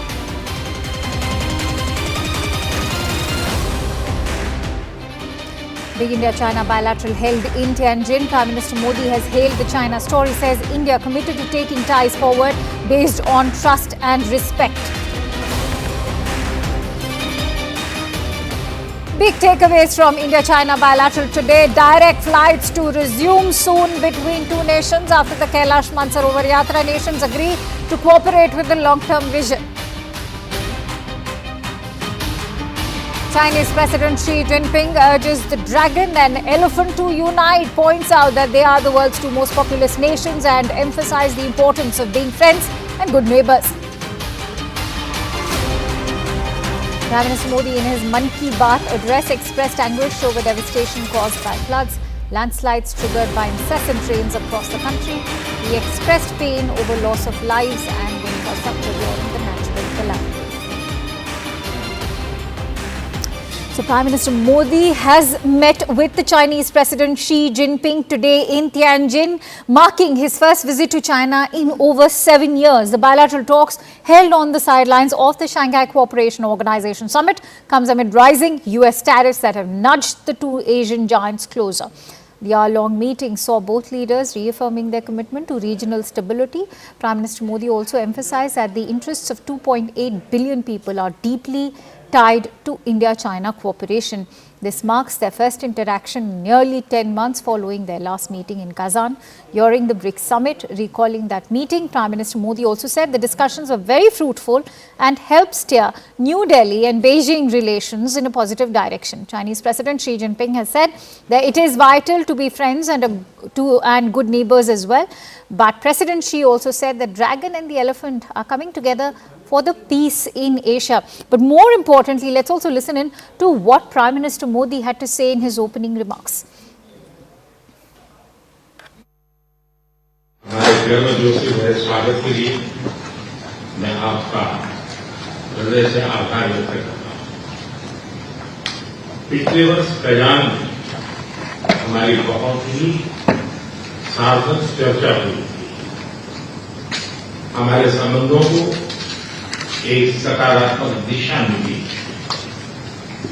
सीमा पर disengagement के बाद शांति और स्थिरता का माहौल बना हुआ है। हमारे स्पेशल रिप्रेजेंटेटिव्स के बीच बॉर्डर मैनेजमेंट के संबंध में सहमति बनी। कैलाश मानसरोवर यात्रा फिर से शुरू की। दोनों देशों के बीच डायरेक्ट फ्लाइट भी फिर से शुरू की जा रही है। हमारे सहयोग से दोनों देशों के 2.8 बिलियन लोगों के हित जुड़े हुए हैं। इससे पूरी मानवता के कल्याण का मार्ग भी प्रशस्त होगा। परस्पर विश्वास, सम्मान और संवेदनशीलता के आधार पर हम अपने संबंधों को आगे बढ़ाने के लिए प्रतिबद्ध हैं। एजेंसी चीन द्वारा SCO की सफल अध्यक्षता के लिए मैं आपको बहुत बहुत बधाई देता हूं। एक बार फिर चीन यात्रा के निमंत्रण के लिए और आज की हमारी बैठक के लिए आपका हार्दिक धन्यवाद। All right, so three critical tenets mentioned by Prime Minister Modi in those remarks when he said that these relations have to be moved forward based on mutual trust, mutual respect and mutual sensitivity. So let's take you through the takeaways of this big bilateral meet between the Indian Prime Minister and the Chinese President. The first and foremost takeaway is that there is going to be resumption of the Kailash Mansarovar Yatra that has happened. And there's also going to be resumption of direct flights, which, remember, were brought to a screeching halt in the post-COVID era. A peaceful situation at the border is extremely important for ties to now also take forward as far as trade is concerned. But the fourth takeaway is also that there has to be mutual cooperation between both the countries that doesn't just include trade but also security. Cooperation with a long-term vision has to also be ensured between India and China. Let me quickly go across to Rahul Shivshankar, who is in fact joining me live from Tianjin. He's been covering the summit and particularly this bilateral meeting very, very closely. So Rahul, just to quote Prime Minister's opening remarks, I'd like to also allude to what he said, that the interests of 2.8 billion people of both the countries rests on ties and the need for normalcy as far as ties between India and China are concerned. So how significant is that message when Prime Minister says that? Well, I was, speaking to a large number of Chinese experts here at the media center, and who were also analyzing those talks that have just concluded about an hour and a half back. Those talks really stretched on, if you noted, beyond the stipulated time, Akanksha, and there was an implicit communication that was issued to me to suggest that all the issues that plague the relationship and where there are differences of perception were actually addressed, and the intent really is to develop long-term cooperation between the two countries. Now look, the Chinese and Indian Mandarins are experts at wordplay, so one shouldn't really go by the words, because we've had very high rhetoric even in the past, and this was expected. This is an expected outcome of the conversation, because the message is also being sent to certain Western capitals, including Washington DC, maybe even specifically Washington DC, that look, while we may not be anti-West, we're certainly non-West, and we're going to obviously assert our strategic and economic autonomy. But fundamentally, let me tell you, the conversation we're getting a sense of from the Chinese side now also dwelled on the border issues and to build confidence through mechanisms that are already in place and to ensure that there are outcomes. So it'll be a more focus towards outcomes rather than intention. That is something that I'm learning from the other side. Of course, we're still awaiting the statements, so the readout of those meetings. Interesting to see what those basically contain on both sides. Remember, both sides will view this with their own nuance, and they might have different expectations of how the conversation went and their own takes on it, but there will be, of course, a lot of common ground. So the border question has been broached. It's been broached substantively from an outcomes-oriented perspective. One. Two, there is, as you were just mentioning, a understanding now between the two countries that while the border issues and the longer standing strategic differences between the two countries, specifically those related to security, will have what is known as a pace of their own as far as resolution is concerned, the low-hanging fruit, the trade, etc., from an equality perspective, i.e. to broach that deficit, trade deficit between the two countries, is something that India argued for quite strongly in that meeting. And therefore you also had the Chinese Commerce Minister and another high-ranking official. In fact, we're also getting word that the Prime Minister after that met with another very high-ranking official from the Chinese Communist Party, and Yeah. In fact, we're getting in breaking inputs on that story itself. Stay with us, Rahul. We are learning from our sources that Prime Minister Modi has held a meeting with Kai Chi, who's the secretary of the Secretariat of the Chinese Communist Party. And that's going to be a very significant meeting, given that Kai Chi also holds a very important rank as far as the Politburo Standing Committee is concerned. And we all know the role that the CCP plays in China. So, in fact, bringing us those breaking inputs is Siddhant, who's also joining us live on the broadcast. Siddhant, take us through the significance of this meeting and the role that Kai Chi is playing in China. So for Prime Minister Modi to be meeting with Kai Chi, how significant is that? Well, definitely. Now, Kai Chi is a Chinese politician, Akanksha, who is the current first-ranked member of the Secretariat of the Chinese Communist Party, fifth-ranking member of the CCP Politburo Standing Committee, and the director of the CCP General Office, making him the de facto chief of staff to CCP General Secretary Xi Jinping. So he's a de facto chief of staff to Xi Jinping at the party levels, and perhaps it talks about his influence, his clout over the Communist Party. And just a short while back, he called on Prime Minister Modi in Tianjin. So since both countries are deepening ties, in fact, this is the first visit of Prime Minister Modi to China after the Galwan clash. So he just met President Xi Jinping. Now a senior party leader has come to call on Prime Minister Modi. In fact, we could expect more people from the Chinese establishment to be calling on Prime Minister Modi in Tianjin. All right, stay with me, Siddhant. Also joined in by esteemed guests today. Let me introduce our guests. I'm joined in by retired Lieutenant General KJS Dillon, who is the former GOC at the 15th Corps of Northern Command of the Indian Army, and Mr. Sushant Sareen, who's a senior fellow at the ORF. Ross Darrell Feingold, who's a former Asia chairperson at the Republicans abroad. Many thanks to you, gentlemen, for joining in. I want to quickly bring in Lieutenant General KJS Dillon. Sir, your thoughts on this very critical meeting that's happened between Prime Minister Modi and Kai Chi, given that Siddhant just highlighted the role that Kai Chi is playing in the Chinese Communist Party and also in the Politburo Standing Committee. So what is the role and also the larger messaging behind such a meeting when you see Prime Minister meeting a very significant member of not just the CCP but also of the Politburo Standing Committee? Thank you, Akansha. Thank you, and good afternoon to you and your fellow panelists, and of course the viewers.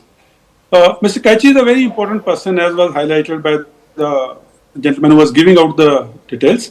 And in China, CCP plays a major role. CCP is all in charge of everything which happens in China.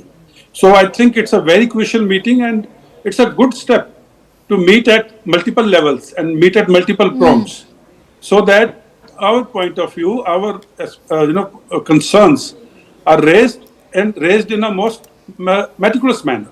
So I think this is a very good move, and there will be some other meetings also which will be taking place on the sides, which will be crucial. But this one particularly, since I know the hierarchy of Chinese, it's a very, very crucial meeting, and I think we have met the right person whose voice counts in the Chinese CCP and also the Politburo. So a very important meeting, and I think a good one. I want to quickly bring in Sushant Sareen on that note. Sushant, news has in fact trickled in just days ago that Xi Jinping also unleashed China's biggest purge of its military leaders since the time of Mao. So given the current political scenario for Xi Jinping in China as well, how significant is it for Prime Minister Modi to have had the meeting with Kai Chi? Look, I think we've been hearing obituaries of Xi Jinping for a very long time. And I think we should desist from any speculation on what his political position is. He seems to have all his angles covered. And in countries like China, given the kind of system there is, when the fall comes, it comes pretty swiftly. So, and I don't think any purpose will be really served by speculating whether he's in command or there is other pressures working on him. And I think I think what we are doing is we are playing with a pretty straight bat right now. Yes, it is important to talk to people who have Xi Jinping's ear, because it's important, to apprise them and have try and create some kind of a consensus within the Chinese power hierarchy on how relations between India and China need to or where they need to go from here on. Now, to my mind, I think the mother of all problems between India and China is going to be the boundary question. We have tried to paper it over. We've tried to, gloss it over. We've tried to have various kinds of management of this problem, some kind of mechanisms along the border. General Dillon knows about it much better than any of us. But clearly that hasn't worked. Clearly that has continued to be observed in its violation rather than in its observation. So I think we need to start moving towards some kind of a settlement of the border question. Now, what that is going to be, I don't know. I think the Indian side, since Modi came into power in 2014, has tried to tried to move this thing forward by saying, okay, let's at least clarify where the LSE runs. What are your perceptions, or where are you on the LSE and where are we on the LSE? At least let's have that line defined. The Chinese have balled even at that. Now, until and unless we can solve this, I don't see how much we can go further. Even so, there is a kind of a rebalancing taking place because global system is in a major flux. The Americans are running amok. They have alienated every single one of their allies, every single one of their partners, whether it's Canada, whether it's the Europeans.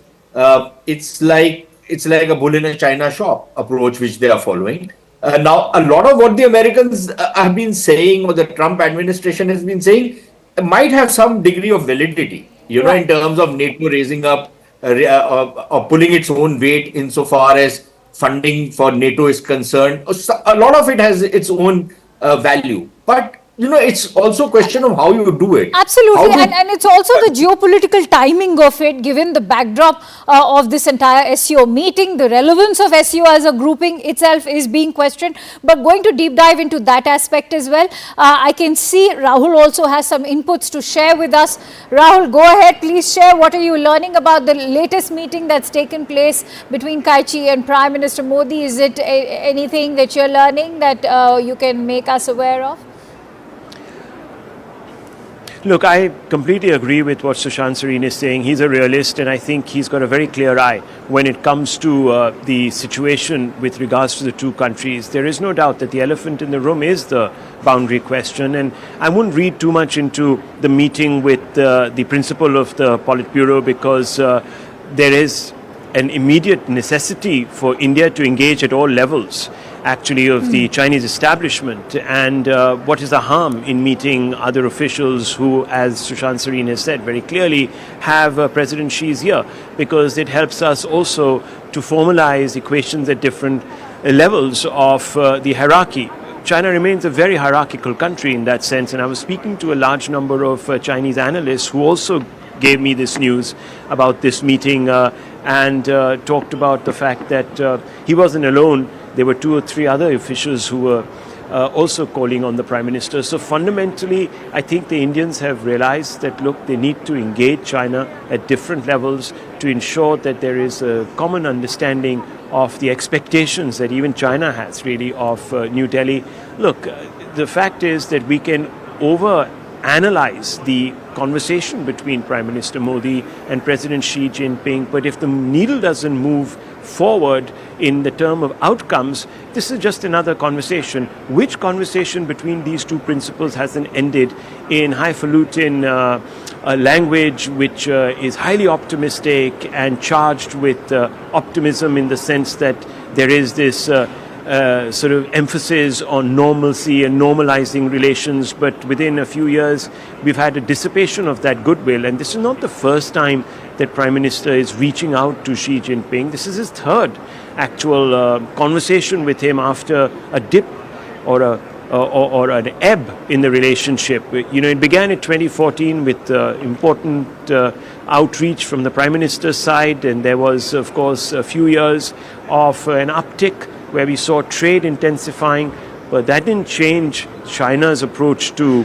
India as far as security issues or territorial issues are concerned. In fact, if anything, we had another face-off, another standoff, again ties dipped, again of course we had another attempt at rapprochement, or call it what you want to.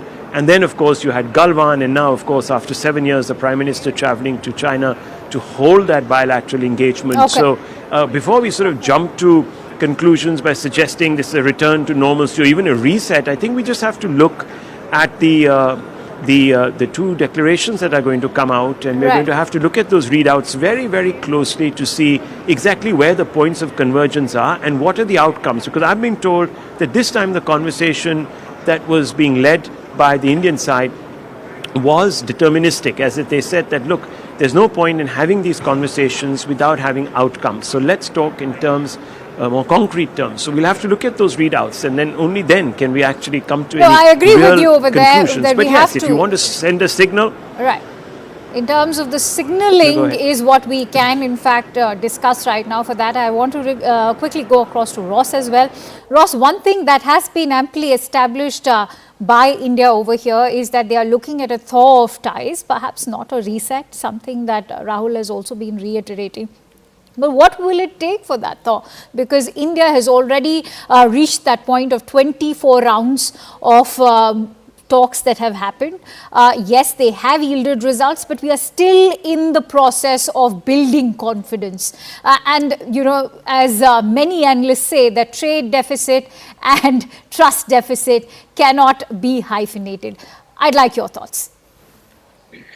One of the interesting things here is very similar to the U.S.-China relationship. The relationship between India and China now has an extraordinary and growing number of issues on the agenda, and some of these issues are extraordinarily difficult to resolve. Not just the boundary issue. Of course, there's China's support for Pakistan. The Dalai Lama and Tibetan presence in India angers China, and frankly, that issue is going to get more complex once the Dalai Lama passes away and a successor needs to be chosen. There's India's recent efforts to project its naval strength in the South China Sea, for example, by joint patrols with the Philippines, which is obviously something that angers China. India and Taiwan, I'm speaking from Taiwan, India and Taiwan's commercial ties have been growing very, very rapidly in recent years, and that's also something that China is probably not so thrilled with. And from the Indian perspective, there's the presence of Chinese businesses in India, which causes concerns, especially in the technology space. There's the sale of Chinese manufactured products into India when India would rather manufacture domestically. So the agenda keeps growing. You know, they could have multiple rounds of discussions about the boundary issue and maybe make progress there. But there's so many other issues that frankly are going to cause tensions in the bilateral relationship, notwithstanding the nice things that have been said this weekend. All right, I quickly want to take that forward. As far as mistrust at the boundary is concerned, Lieutenant General KJS Dillon, you're the best person to perhaps talk about why this has turned up to be a legacy issue now. And so I think Galwan was one of the friction points.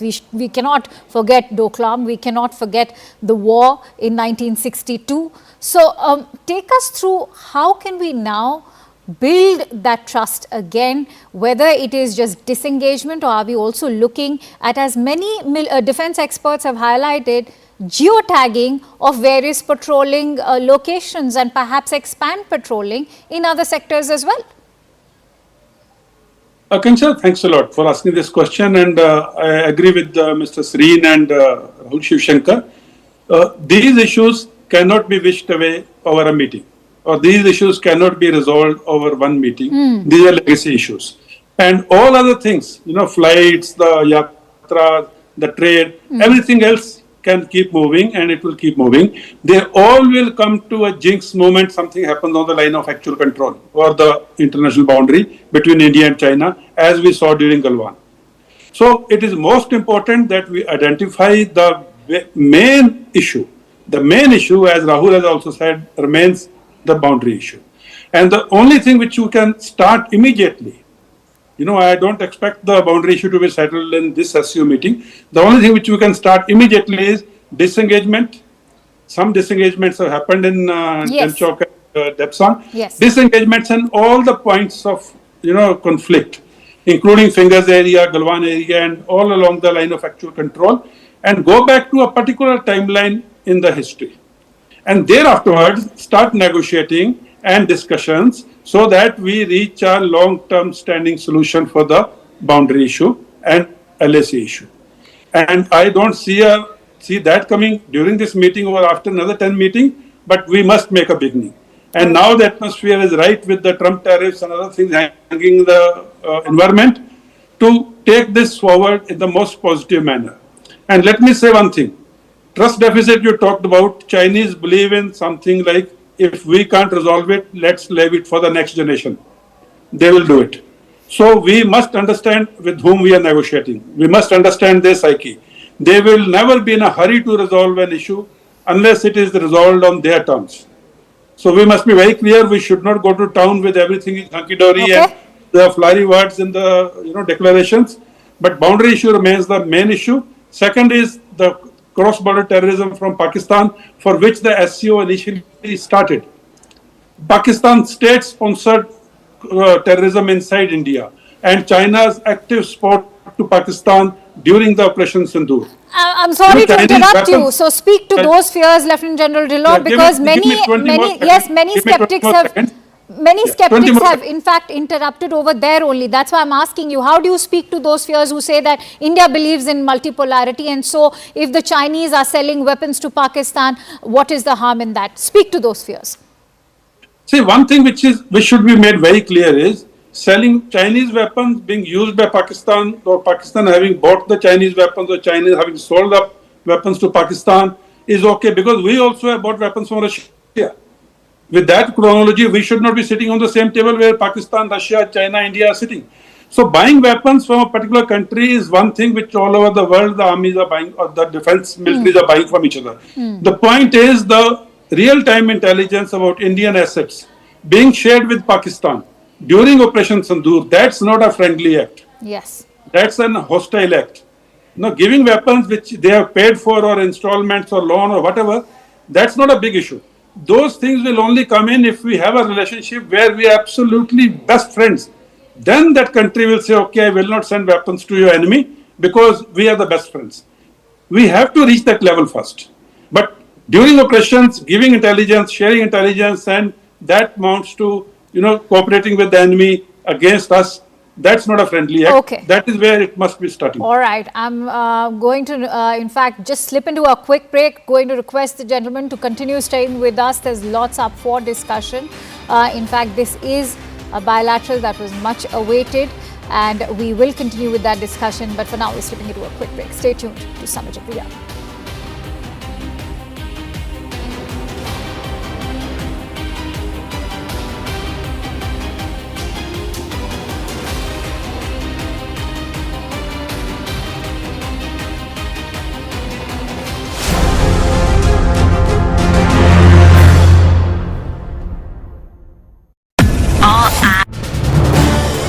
This is News 18 Network.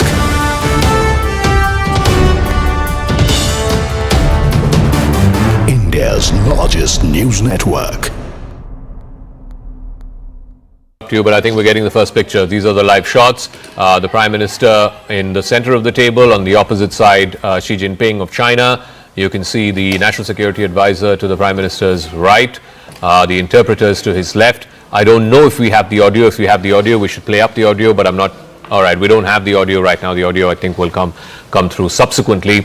But you can see the Prime Minister there speaking to President Xi Jinping of China. You can see the warm handshake, the Prime Minister wearing a beige waistcoat and a kurta, and President Xi Jinping in his black suit and grey tie. Rahul Shivshankar, we are showing these pictures full frame. I can see the National Security Advisor. I can see the Foreign Secretary also sitting next to the Prime Minister. We don't have the audio on this feed, but these are the first pictures of the bilateral that is underway. Rahul. Yes, it's been confirmed to me that a gentleman called Sheng Shanji, I just hope I'm pronouncing that name right, is also part of that conversation. He's the chairman of the National Development and Reform Commission and has been in office since March 2023 and is governor as well as deputy party secretary of Zhejiang and the party secretary of the Central Committee. So he's a very senior officer. And obviously somebody who's closely associated with the economic side of things in China and is supposed to be quite close to President Xi Jinping, who is the other person who is eliciting some amount of interest in that particular meeting. And those pictures are now being broadcast also on our screens here, so quite clearly that was a loop that was put out perhaps in advance. Maybe the Indian side said, hey, how did this go out before we could put out? So maybe there was some scheduling issue there, but we got a glimpse of that meeting, and I did tell you that President Xi was visible there looking across from the Prime Minister. But yes, this is quite clearly a meeting that is going to be focused on two definitive issues. How much progress is made, Zaka, of course, no one can say. Closely guarded meeting, the details of which, even who was going to be in the room was not well known and publicized. So you have a plethora of officials. They're going to try and look at some of those issues. Trade definitely on the table. I think that's perhaps the low-hanging fruit. But trade by itself is not going to bridge that trust deficit. We've had trade relations with China. The trade even intensified after the incident in Galwan. So that never really is a deterrent as far as China is concerned when it really wants to press home the advantage as far as its own territorial interests are concerned, and they end up always sort of in some ways or the other impinging on ours. So I think the conversation has to be centered at some level around rebuilding that confidence, and we'll have to address some of those outstanding boundary issues. Whether it will come to some resolution, whether we will see a momentous movement forward, remains to be seen, and that we'll only get to know once we see the readouts of the statements that are put out by both sides. And we'll also have to look at them very closely to see how much convergence there is in what really transpired and what the leaders have actually agreed upon, and the direction really also of the relationship. But it's quite clear now that this is a message to say that we're back in business, that these two principles in Asia are back in business, and I think Mr. Trump might actually be taking to Truth Social, as you were saying, and perhaps might, in a fit of fury, lash out. Who knows? He's.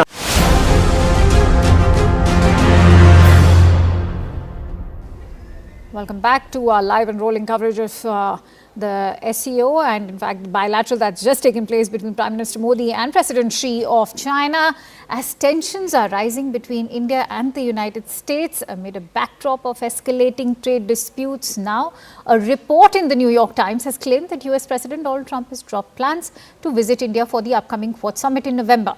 The report cites sources close to Trump's schedule. While the White House has yet not issued an official statement, the move is being closely watched by global observers. The Quad Summit, set to take place in New Delhi, will bring together leaders from India, Australia, Japan and the United States to discuss pressing geopolitical challenges. But with Trump's absence, the dynamics may shift dramatically. Let's take that point forward with Sushant and Ross, who continue to stay with us. Sushant, I think when Prime Minister was embarking on that visit to Japan, there were already talks about the relevance of Quad as a grouping and what Donald Trump has been doing. Is that going to dilute that relevance? But perhaps Japan tried its best to send out that reminder to the United States in that joint declaration that was released on security, where they said that India will be playing host. So right now, as we all know, these are still in the realm of speculation and reports. But what are your thoughts if the Quad Summit is not attended by the US President, and where is Quad as a grouping standing as of now? Look, as of now, I don't think Quad is standing anywhere. I think the Americans have undermined it, or at least the Trump administration has undermined it to a point where I think everybody is looking askance at what this grouping is going to be worth to anybody anymore. That is one. The other is if the Americans are not going to come, and that speculation has preceded, in fact, this New York Times report. There has been a lot of talk about whether Trump's itinerary will allow him to come in September or October for the Quad meeting. It'll probably go back into the deep freeze until there is another administration in the US which wants to pick up the pieces and try and revive it. But by then, who knows? It might be too late. The speed at which events are moving in the world and how balances of powers are shifting, how alliances are breaking down, how alliances and partnerships are being strained by some rather obnoxious language coming out of Washington. True. Dissing people, humiliating their allies, their partners. I don't know what purpose is served by this. Look, if you are a mafia don or you are some kind of, contractor trying to do a business deal and you are speaking in this kind of language, maybe, yeah, it works. But this doesn't work in diplomacy. It doesn't work when two countries and peoples are dealing with each other. No, I agree. It's not befitting of the US president. That's what we are seeing in Washington right now. And even if somebody wants to negotiate, they get their backs up, they get their hackles up, and they say, okay, fine, bring it on. That is one. The other thing, and Akansha, allow me a minute. Sure. In the last thing, and I think he's right up to a point that, there are going to be a lot of issues between India and China. And clearly he's identified many of them. The fact of the matter is that whenever two countries will engage and they will try and take the relationship forward, new issues are going to crop up. Old issues are going to revive and new issues are going to crop up. So let's talk about Pakistan, for example. We tried to improve and engage with the Americans at a time when Pakistan was called the most allied ally of the United States. Did that prevent us from talking to the Americans? The Americans are supplying weapons to Pakistan. They were the preferred suppliers. They used to aid Pakistan and turn the other way when Pakistan was indulging in the most horrendous kinds of terrorism. The Americans never interfered, whether it was in Punjab when they were massacring people left, right, and center, the Pakistanis and the Khalistani terrorists who are incidentally being given refuge in the United States. We've engaged with the Americans, haven't we? There are many different come between countries. You just have to try and tackle them, find middle grounds, which is what diplomacy is all about. So that doesn't really bother me. If you can get the border question out, I think a lot of other things are far more manageable than what the skeptics consider them to be. All right. I want to quickly bring in Ross also on that note of how this is going to be a tricky tightrope walk for India between Japan and China particularly, because given that Prime Minister is in China after that visit he made to Japan. Japan's investing heavily in India, and you're looking at $68 billion worth of investment coming from the country. So at a time when both the countries have in fact committed and shared their outlook for a free and open Indo-Pacific, where does this leave India and Japan's own commitment towards the Indo-Pacific? Because Japan's equally vocal about the tensions in South China Sea. India can't just pull back or pull away because the United States is not committed to it. It's an interesting issue because on the one hand, similar to India, Japan is concerned about China's military investment and China's military movements in the East China Sea, the South China Sea. China and Japan have a sovereignty dispute over islands known as the Diaoyu in Chinese and the Senkakus in Japanese. But at the same time, Prime Minister Ishiba has also sent some signals that he wants to reduce tensions with China. China still is an important location for Japanese companies to do business, so he's under some pressure from the business sector in that regard as well.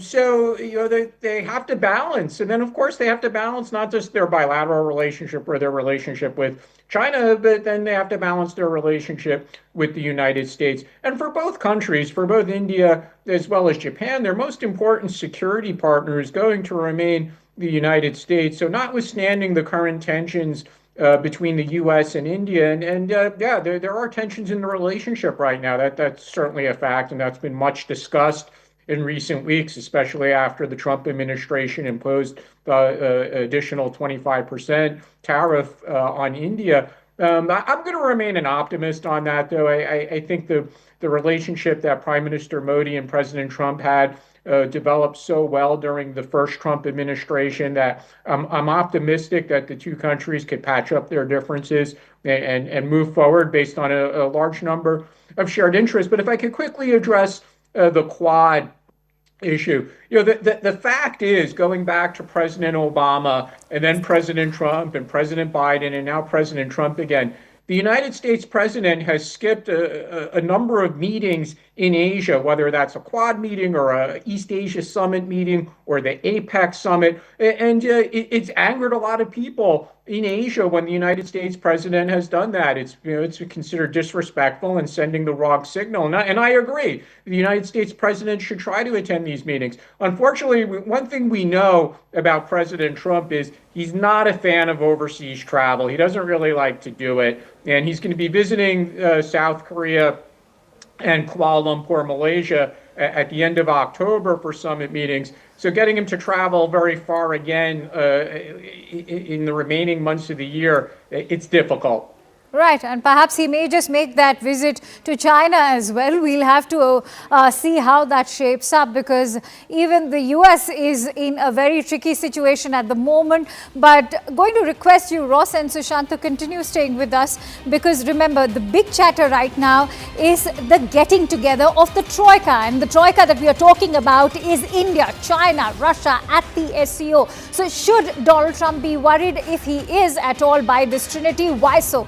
Because together, all three of these nations, remember, are contributing in terms of the GDP. It amounts to $53.9 trillion.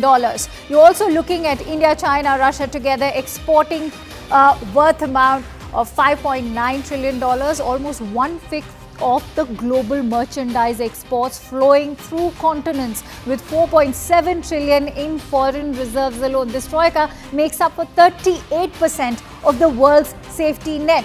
You're also looking at 3.1 billion citizens, representing 37.8% of the total world population. They form the largest, hungriest consumer market in human history. Add this access to the mix of the SCO and it becomes a formidable grouping. Let me quickly take that forward with Sushant as well. Sushant, there's a lot of talk about the Troika coming together. But remember, if this does work out, it's going to be a revival. There's nothing new about it. This Troika dates back to the post-Cold War era. The question I've been asking everyone is that if it didn't work out then, what is the guarantee that this time around it will work? No guarantee whatsoever. And Akansha, frankly, a lot of the statistics that you have dropped, on the face of it, those statistics look rather impressive. But when you start breaking it down, I think there are a lot of questions that will arise. Look, in and of itself, if the Chinese, Indian, the Russian, and some of the BRICS countries, this became a new kind of grouping, economic cooperation organization, things could work. But look, you need an anchor. The current anchor, if it is going to be China as the largest and most powerful economy, does it play the same role that the United States played in the global economy 100 years back? It doesn't. Clearly, it doesn't, right? Because the Chinese are still an exporting economy. They're not so much a consuming economy. Their currency does not double up as a kind of a reserve currency, a store of value. Until and unless the Chinese were to move in that direction, I don't see how you just, wake up one day and say that the Americans don't matter or the West doesn't matter. It matters, which is why, because it matters, there is so much of disruption. If the West did not matter, Akansha, we wouldn't be having this conversation, right? We're having this conversation because Donald Trump is trying to burn the house down. And because he's trying to burn the house down, we are all trying to find some refuge somewhere on what kind of a new house or what kind of a new setting, a new club we can all try and forge so that we don't have to get singed by what the arsonists in DC are trying to do. So I think that is the grave challenge which is facing us. Now, if you remove the West and you remove the United States and Europe, can you replicate the global economic system with the current lot of countries? Right. But so maybe on the economic domain, there is that Western aspect. But in the security domain, I think there is something to be said for, these countries, regional countries. And for us in India, SCO becomes important because it's a regional grouping. Security underpins this grouping. Now, security is an extremely critical issue for us because we have threats to our security from members of this very same grouping. And if we can try and minimize those threats and those challenges, then we are the better off for it. So I think you need to look at it in that context rather than, a completely separate grouping emerging, which will challenge the current global order. Nobody knows what is going to be the global order because there's only global disorder. Sorry to interrupt you there. In fact, getting in breaking input, there's a big statement coming in from the Chinese President Xi Jinping. This after the historic handshake between the Chinese President and the Indian Prime Minister. China and India are cooperation partners, not rivals. That's the statement coming in from the Chinese President. In fact, he has been calling for peace between both the countries, but most importantly, that message was also sent out by the Indian Prime Minister from Japanese soil itself, and equally importantly in his opening remarks as well, when the Indian Prime Minister went on to talk about how the security of billions of people from both India and China depends on ties which should now ensure normalcy. And remember, Prime Minister has also spoken about how it is about mutual respect, trust and sensitivity that will ensure stable and peaceful ties between New Delhi and Beijing. All right, with that breaking input, we are now slipping into a quick break. We will continue with our discussion. Stay tuned to Summit of the Year, a live and rolling coverage from Tianjin and on that bilateral meet that's just taking place.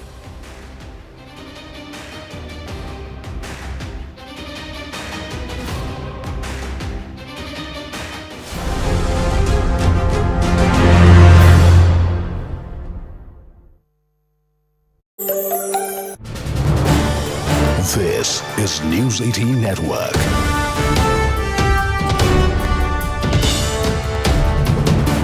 India's largest news network.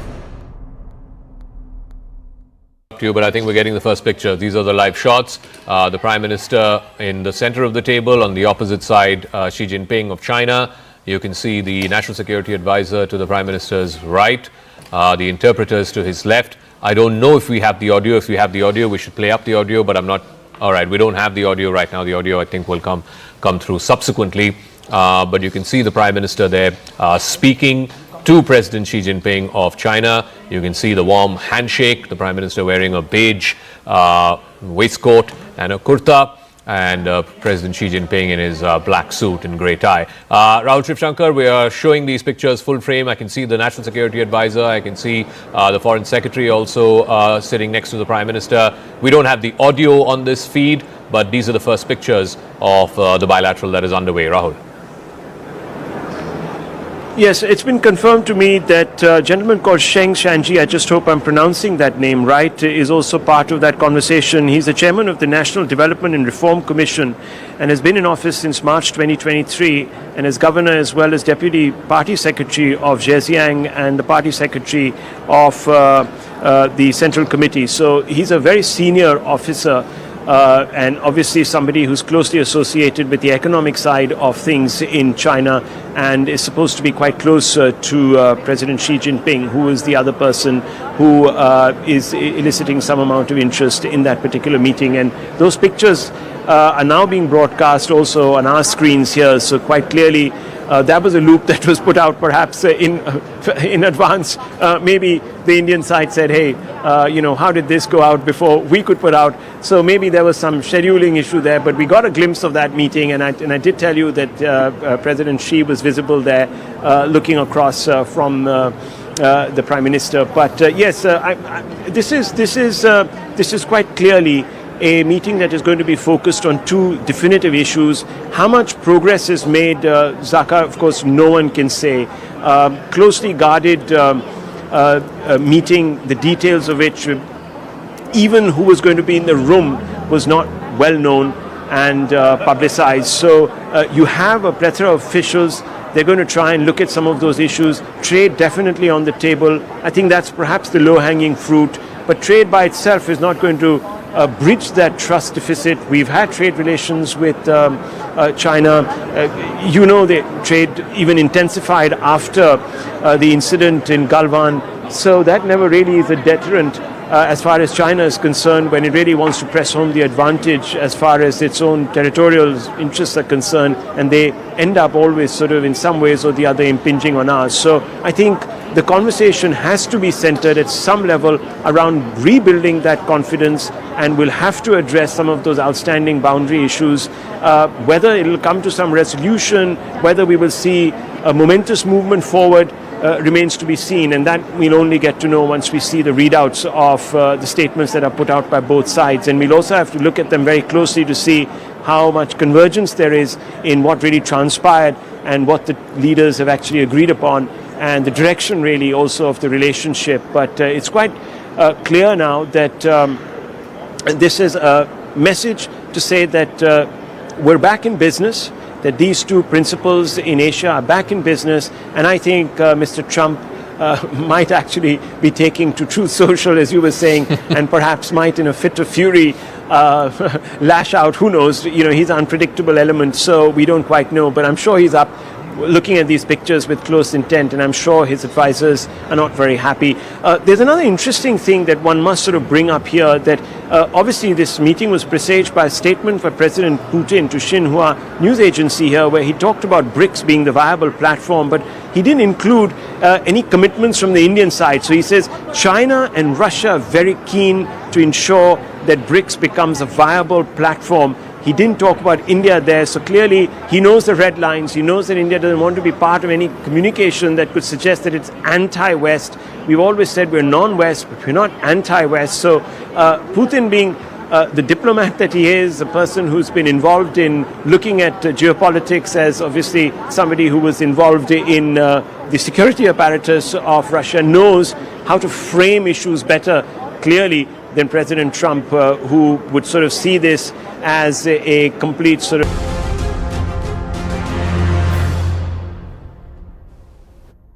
We're coming to you from Tianjin in China, where Chinese President Xi Jinping is hosting the 25th SCO summit. Leaders from more than 26 countries are participating, 10 member states of the SCO, of course, 2 observer countries and 14 dialogue partners. This is a big gathering of Global South leaders at a time when Donald Trump is appending the global trade order, and a very significant one for the leaders of India and China, given the recent history. They last met in Kazan in Russia on the sidelines of the BRICS summit, and that marked a thaw in the relationship between the two countries. What we are now seeing in Tianjin is a cautious reset as India and China look to work together in an otherwise challenging global atmosphere.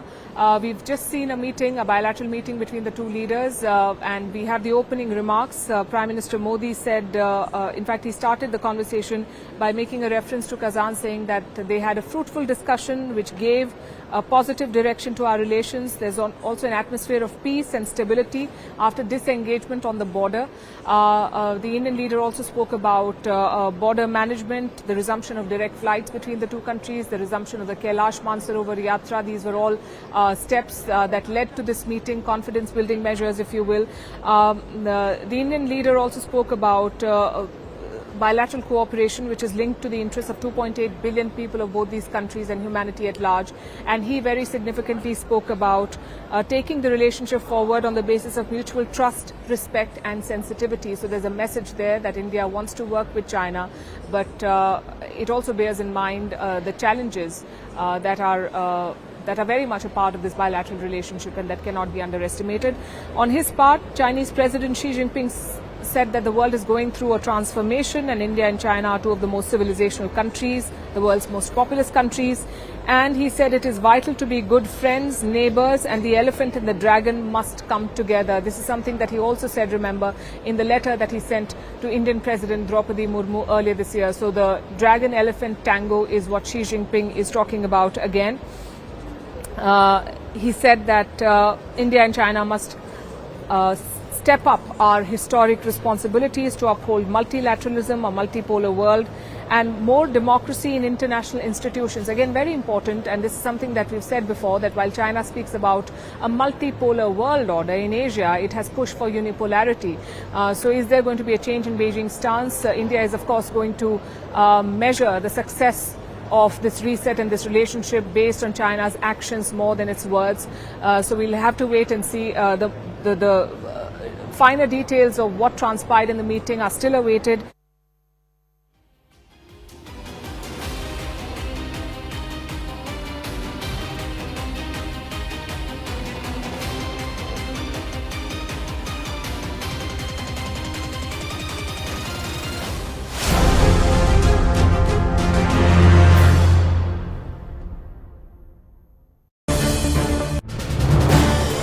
This is News 18 Network.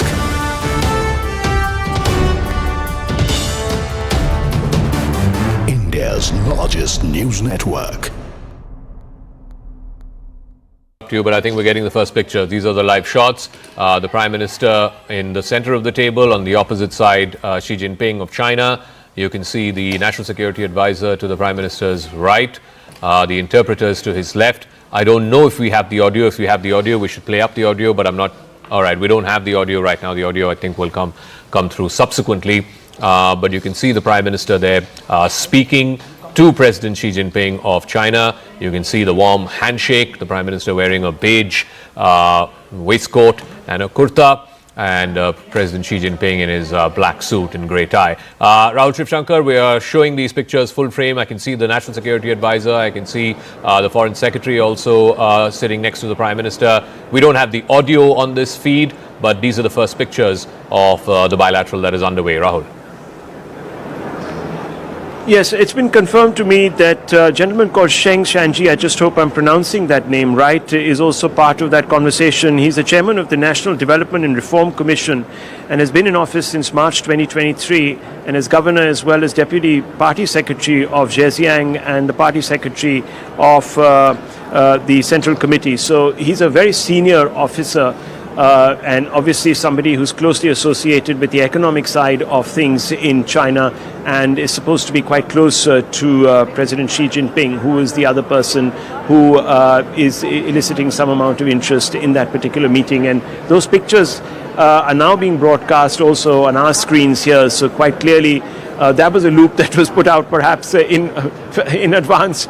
Maybe the Indian side said, hey, how did this go out before we could put out? So maybe there was some scheduling issue there, but we got a glimpse of that meeting, and I did tell you that President Xi was visible there looking across from the Prime Minister. But yes, this is quite clearly a meeting that is going to be focused on two definitive issues. How much progress is made, Zaka, of course, no one can say. Closely guarded meeting, the details of which, even who was going to be in the room, was not well known and publicized. So you have a plethora of officials. They're going to try and look at some of those issues. Trade definitely on the table. I think that's perhaps the low-hanging fruit. But trade by itself is not going to bridge that trust deficit. We've had trade relations with China. The trade even intensified after the incident in Galwan.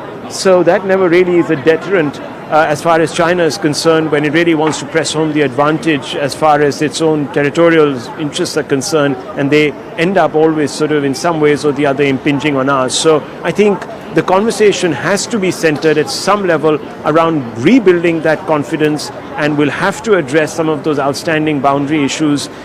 Whether it will come to some resolution, whether we will see a momentous movement forward, remains to be seen, and that we'll only get to know once we see the readouts of the statements that are put out by both sides. And we'll also have to look at them very closely to see how much convergence there is in what really transpired and what the leaders have actually agreed upon, and the direction really also of the relationship. But it's quite clear now that this is a message to say that we're back in business, that these two principles in Asia are back in business, and I think Mr. Trump might actually be taking to Truth Social, as you were saying, and perhaps might, in a fit of fury, lash out. Who knows? You know, he's an unpredictable element, so we don't quite know. But I'm sure he's up looking at these pictures with close intent, and I'm sure his advisors are not very happy.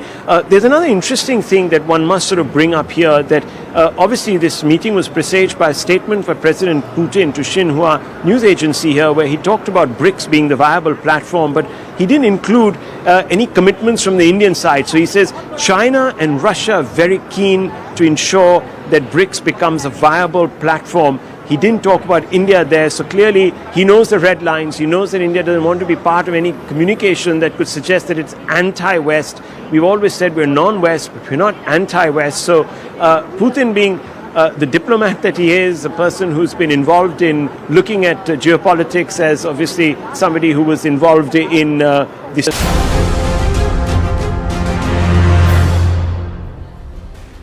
A very warm welcome to our live and rolling coverage on Summit of the Year, which is about the latest bilateral that's happened between Prime Minister Modi and President Xi Jinping of China. Not to forget, at the SCO Summit, which is all set to commence in Tianjin, and CNN News 18 is reporting from Ground Zero. Before we deep dive into the summit and the bilateral that's just taken place, let's bring you the headlines at 12.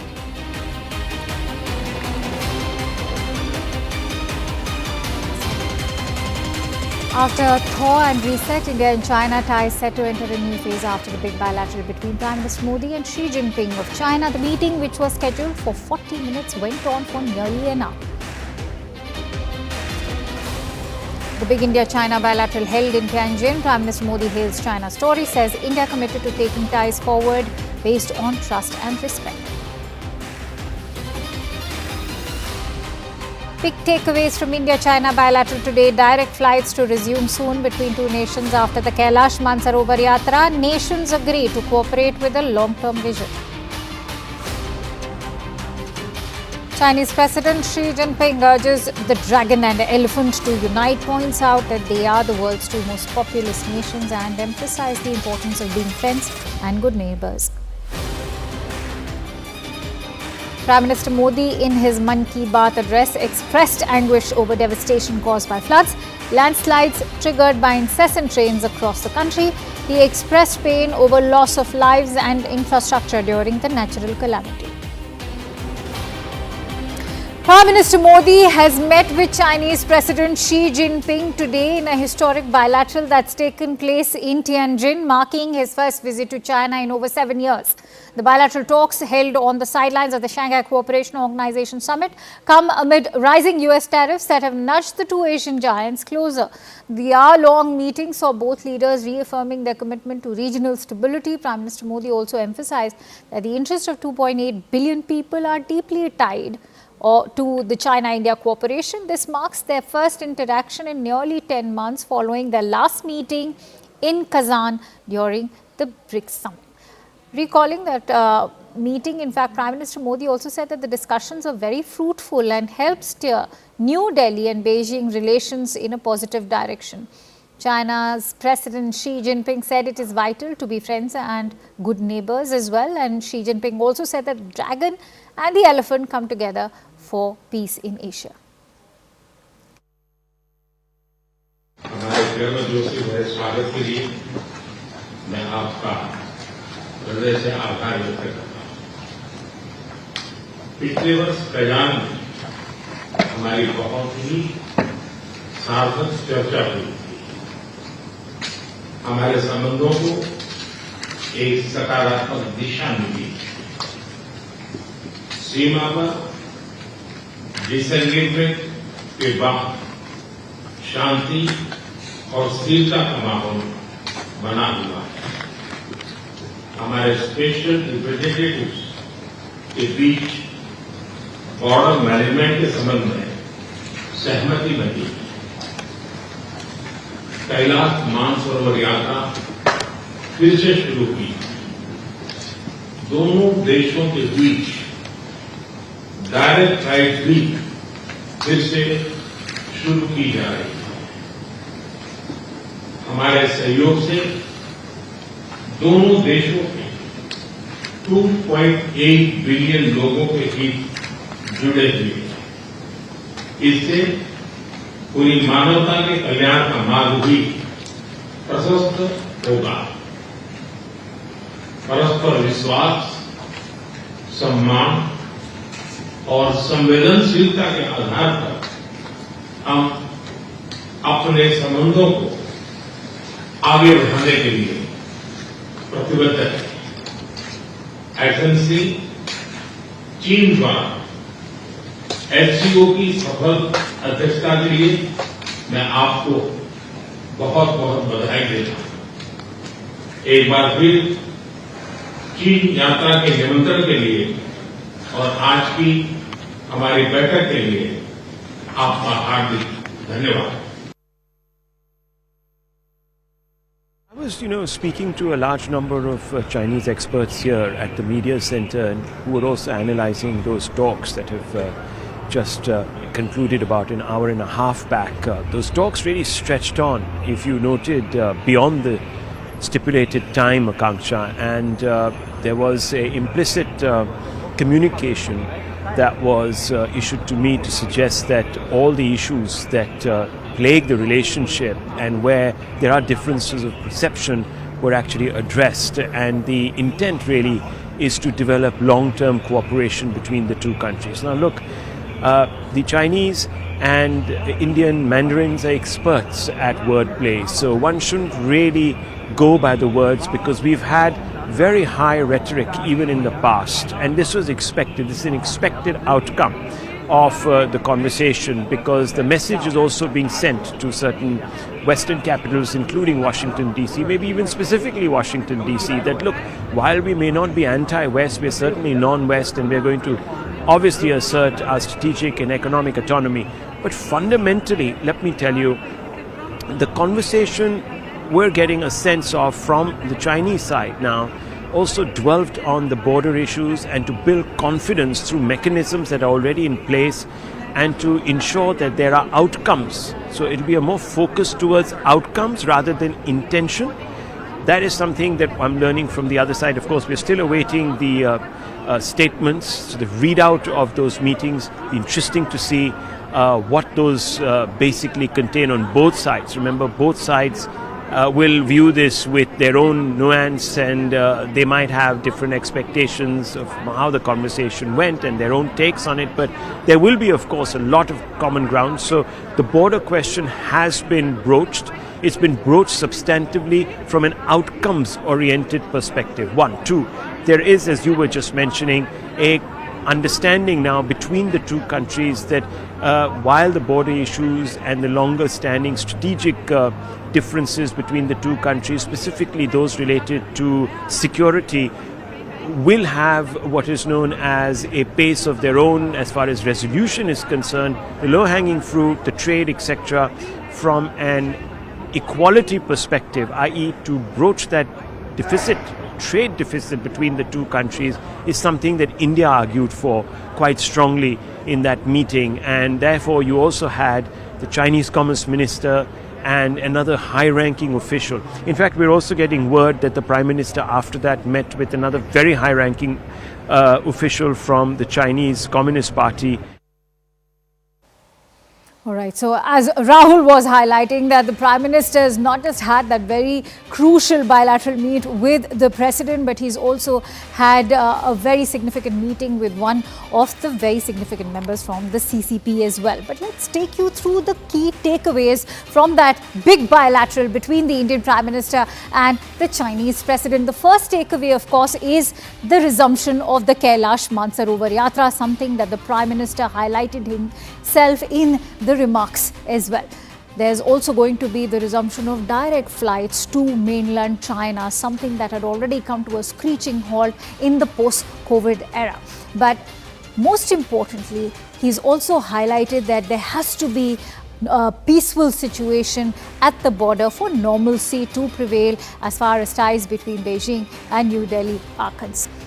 Further, mutual cooperation can only be enhanced and ensured in terms of trade if there is going to be peace at the borders. Now, the key fifth takeaway is that cooperation is to be ensured with a long-term view, because Prime Minister Modi made it amply clear that this legacy issue is going to be addressed as far as the boundary or the LAC between India and China is concerned. On that note, let me quickly go across to Siddhant.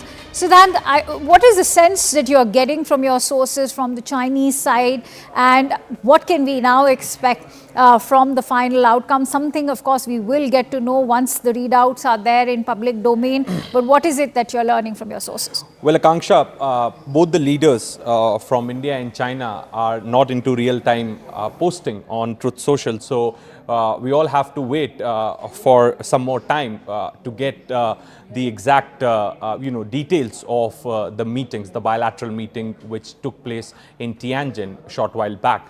There's going to be release coming from China and from India very soon. But what we could understand, after going through the opening remarks made by both the leaders, Prime Minister Modi touched upon some of the very, very important points. In fact, he also announced, resumption of direct flights from India to China.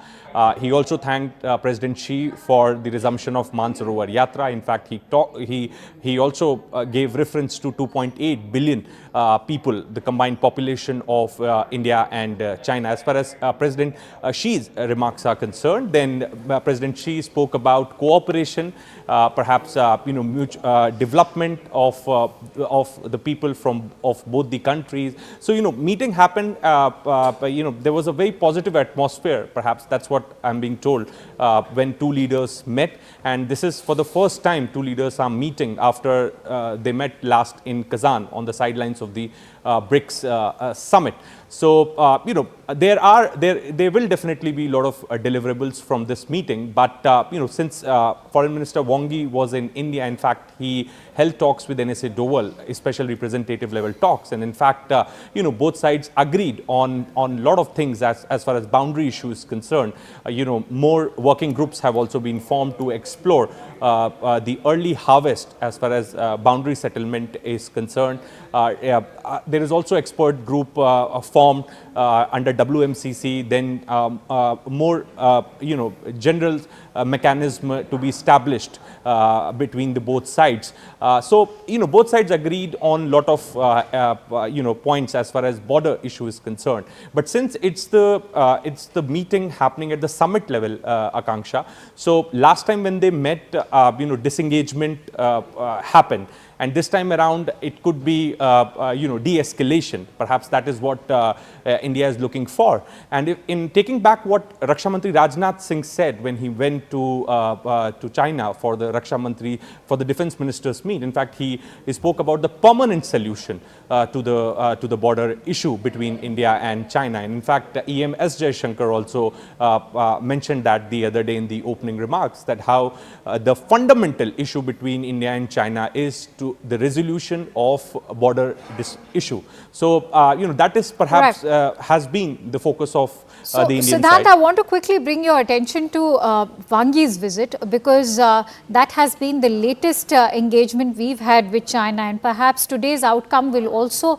look towards building upon what was achieved during that visit. And so, having said that, remember the press release that came out after Wang Yi's visit was also to do with security, especially at the border. If you could take our viewers through what was decided back then when Wang Yi was here on 18th and 19th of August. Well, both sides agreed to revisit the 2005 agreement, Akanksha, which was violated by China in 2020 at the time of Galwan clash. So both sides agreed to revisit 2005 agreement. Perhaps that agreement, if I give a general sense of that agreement, then that agreement talks about proper understanding at the time of patrol, proper information exchange at the time of patrol, so that the forces of both the countries don't come face to face. So that was an idea behind signing that agreement between India and China in 2005. Now, both countries have already agreed to revisit that agreement. Other than this, both sides also, announced working groups under WMCC to explore early harvest to settle the border disputes. In fact, general level mechanism was also announced. I'm so sorry to interrupt you there. In fact, I'm joined in by Ambassador Pinak Ranjan Chakrabarti, who's a former diplomat. Thank you, Ambassador, for joining in. Your thoughts on this big bilateral meet that is being talked about? What are going to be the key takeaways, and do you sense any forward movement, especially when it comes to the issue of border security? Well, I think it's a very calibrated move by both sides. Given the international ambiance today, it's a good thing that it's happening. If we can go back to the status quo that we had before Galwan, then it would be good for both countries. And we can go back to the resumption of certain, items that were being traded and were subsequently blocked because of the Galwan event. So I think both sides are showing that they are prepared for normalization. Now, why they are doing it? Of course, it's quite obvious because of President Trump. But I must add a caveat here that this normalization was happening actually before even Trump came into the office. At the Kazan summit of the SCO last year, I think it was October 24, that they had met, that is PM Modi and President Xi, and they had agreed that they would work towards normalization. So you cannot really link it to the Trump's tariff war, though that is an element. And I think what we are seeing is the consolidation of certain groups which are, you could say, not anchored in the Western camp. That is what I think is happening today. This happens, whenever there is turbulence in the international system, these kind of balancing takes place. And this history, if you look at history, then you will see that this has happened from time to time. All right. Many thanks to you, Ambassador, for joining in. We are awaiting a formal readout to arrive as far as that bilateral meeting is concerned, because much hinges upon this bilateral meet, not just in terms of trade, but also primarily in terms of security in the backdrop of the Trumpian tariffs. We will keep bringing you all the latest and live details from Tianjin. But for now, we're slipping into a quick break. Stay tuned to Summit of the Year.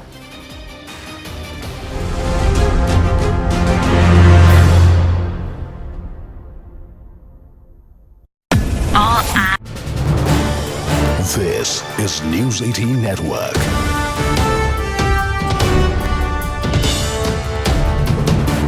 India's largest news network.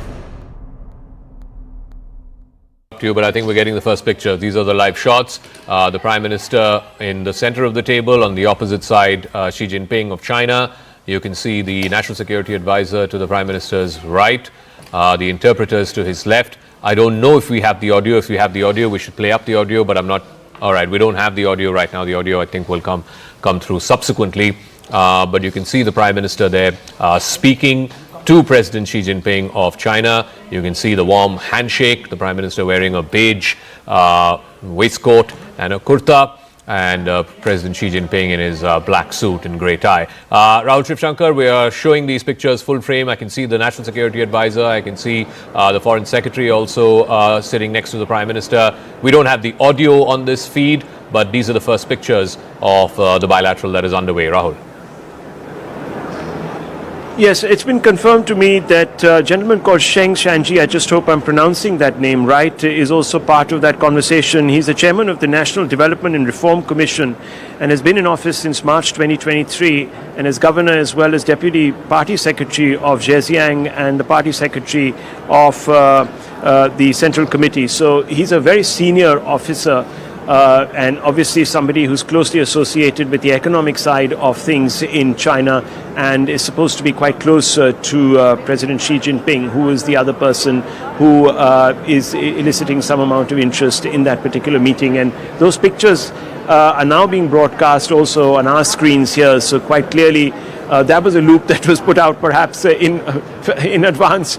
Maybe the Indian side said, hey, how did this go out before we could put out? So maybe there was some scheduling issue there, but we got a glimpse of that meeting, and I did tell you that President Xi was visible there looking across from the Prime Minister. But yes, this is quite clearly a meeting that is going to be focused on two definitive issues. How much progress is made, Zaka, of course, no one can say.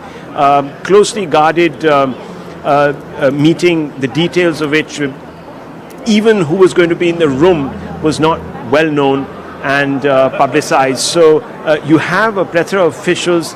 They're going to try and look at some of those issues. Trade definitely on the table. I think that's perhaps the low-hanging fruit. But trade by itself is not going to bridge that trust deficit. We've had trade relations with China.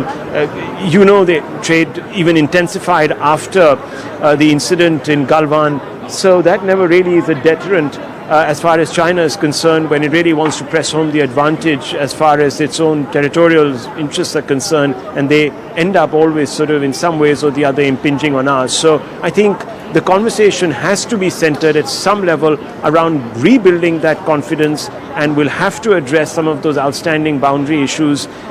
Whether it will come to some resolution, whether we will see a momentous movement forward, remains to be seen, and that we'll only get to know once we see the readouts of the statements that are put out by both sides. And we'll also have to look at them very closely to see how much convergence there is in what really transpired and what the leaders have actually agreed upon, and the direction really also of the relationship. But it's quite clear now that this is a message to say that we're back in business, that these two principles in Asia are back in business, and I think Mr. Trump might actually be taking to Truth Social, as you were saying, and perhaps might, in a fit of fury, lash out. Who knows? He's an unpredictable element, so we don't quite know. But I'm sure he's up looking at these pictures with close intent, and I'm sure his advisors are not very happy. There's another interesting thing that one must sort of bring up here, that obviously this meeting was presaged by a statement by President Putin to Xinhua news agency here, where he talked about BRICS being the viable platform, but he didn't include any commitments from the Indian side. So he says China and Russia are very...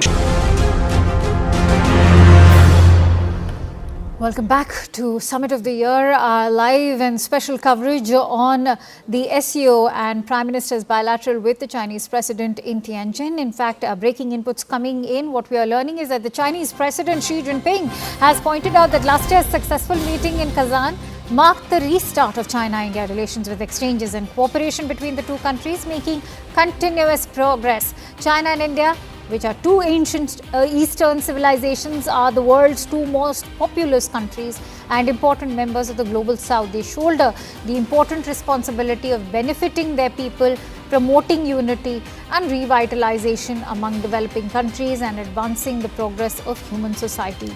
Being good neighborly friends and partners for mutual success and achieving a dancing of the dragon and the elephant should be the right choice for both China and India.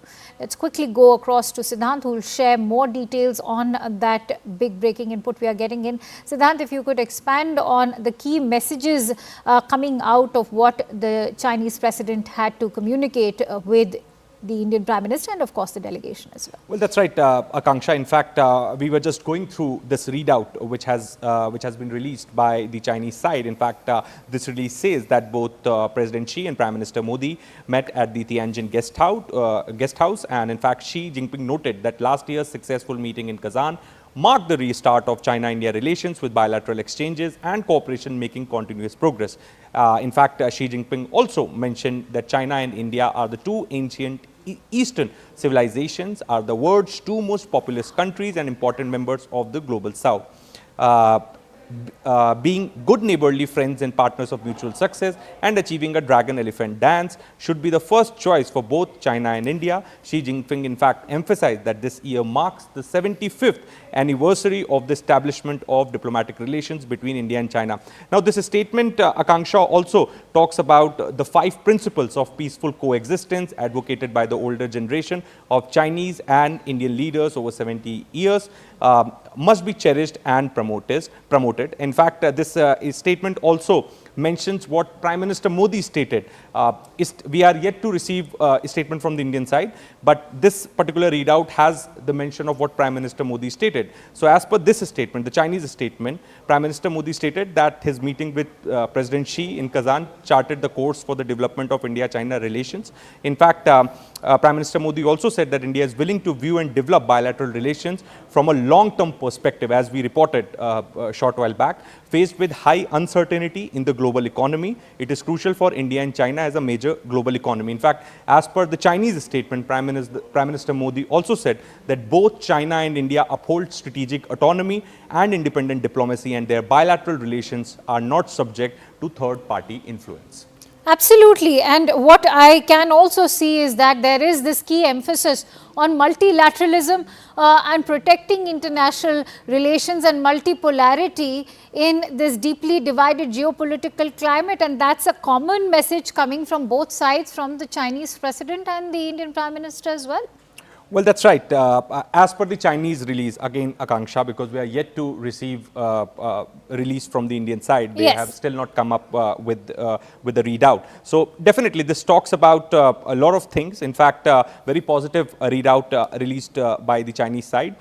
This also says that both sides should view and handle China-India relations from a strategic and long-term perspective, elevate them through the Tianjin meeting and promote the sustained, healthy and stable development of bilateral relation, strengthen strategic communication and deepen mutual trust. So trust has been given a lot of focus, strengthen strategic communication, as long as they remain committed to the overarching principle of being partners and not rivals, and providing development authorities, not threat for each other. China and India relations will flourish and move forward steadily. So these are the words coming from the Chinese leadership, Akanksha. In fact, since the reset of ties with China from the Kazan summit times, lot of good words are being said by the Chinese leadership as far as India-China relations are concerned. In fact, they are also talking to strengthen strategic communication. Perhaps strategic matters are always point of contention between the two countries. All right, many thanks to you, Siddhant, for sharing all those latest breaking inputs. And as we highlighted, in fact, the Chinese readout also mentions who all were part of the Chinese delegation accompanying the president was the Foreign Minister Wang Yi, along with Qin Minhe, who is one of the chairpersons of Tianjin, and also Kai Chi, one of the significant members of the CCP. With that, we're slipping into a quick break. In fact, it's a wrap from my end. Thank you so much for watching.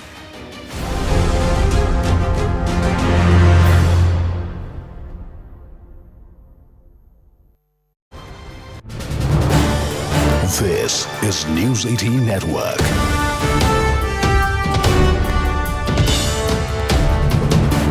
India's largest news network. But I think we're getting the first picture. These are the live shots. The Prime Minister in the center of the table, on the opposite side, Xi Jinping of China. You can see the National Security Advisor to the Prime Minister's right, the interpreters to his left. I don't know if we have the audio. If we have the audio, we should play up the audio, but I'm not. All right, we don't have the audio right now. The audio, I think, will come through subsequently. But you can see the Prime Minister there speaking to President Xi Jinping of China. You can see the warm handshake, the Prime Minister wearing a beige waistcoat and a kurta, and President Xi Jinping in his black suit and grey tie. Rahul Shivshankar, we are showing these pictures full frame. I can see the National Security Advisor. I can see the Foreign Secretary also sitting next to the Prime Minister. We don't have the audio on this feed, but these are the first pictures of the bilateral that is underway. Rahul. Yes, it's been confirmed to me that that gentleman called Sheng Shanji, I just hope I'm pronouncing that name right, is also part of that conversation. He's the chairman of the National Development and Reform Commission and has been in office since March 2023 and as governor as well as deputy party secretary of Zhejiang and the party secretary of the Central Committee. So he's a very senior officer. And obviously somebody who's closely associated with the economic side of things in China and is supposed to be quite close to President Xi Jinping, who is the other person who is eliciting some amount of interest in that particular meeting. And those pictures are now being broadcast also on our screens here, so quite clearly that was a loop that was put out perhaps in advance. Maybe the Indian side said, hey, how did this go out before we could put out? So maybe there was some scheduling issue there, but we got a glimpse of that meeting, and I did tell you that President Xi was visible there looking across from the Prime Minister. But yes, this is quite clearly a meeting that is going to be focused on two definitive issues. How much progress is made, Zaka, of course, no one can say.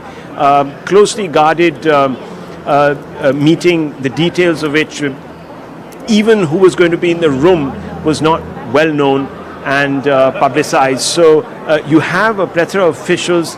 They're going to try and look at some of those issues. Trade definitely on the table. I think that's perhaps the low-hanging fruit. But trade by itself is not going to bridge that trust deficit. We've had trade relations with China. The trade even intensified after the incident in Galwan. So that never really is a deterrent as far as China is concerned when it really wants to press home the advantage as far as its own territorial interests are concerned, and they end up always sort of in some ways or the other impinging on ours. So I think the conversation has to be centered at some level around rebuilding that confidence, and we'll have to address some of those outstanding boundary issues. Whether it will come to some resolution, whether we will see a momentous movement forward, remains to be seen, and that we'll only get to know once we see the readouts of the statements that are put out by both sides. And we'll also have to look at them very closely to see how much convergence there is in what really transpired and what the leaders have actually agreed upon, and the direction really also of the relationship. But it's quite clear now that this is a message to say that we're back in business, that these two principles in Asia are back in business, and I think Mr. Trump might actually be taking to Truth Social, as you were saying, and perhaps might, in a fit of fury, lash out. Who knows? He's an unpredictable element, so we don't quite know. But I'm sure he's up looking at these pictures with close intent, and I'm sure his advisors are not very happy.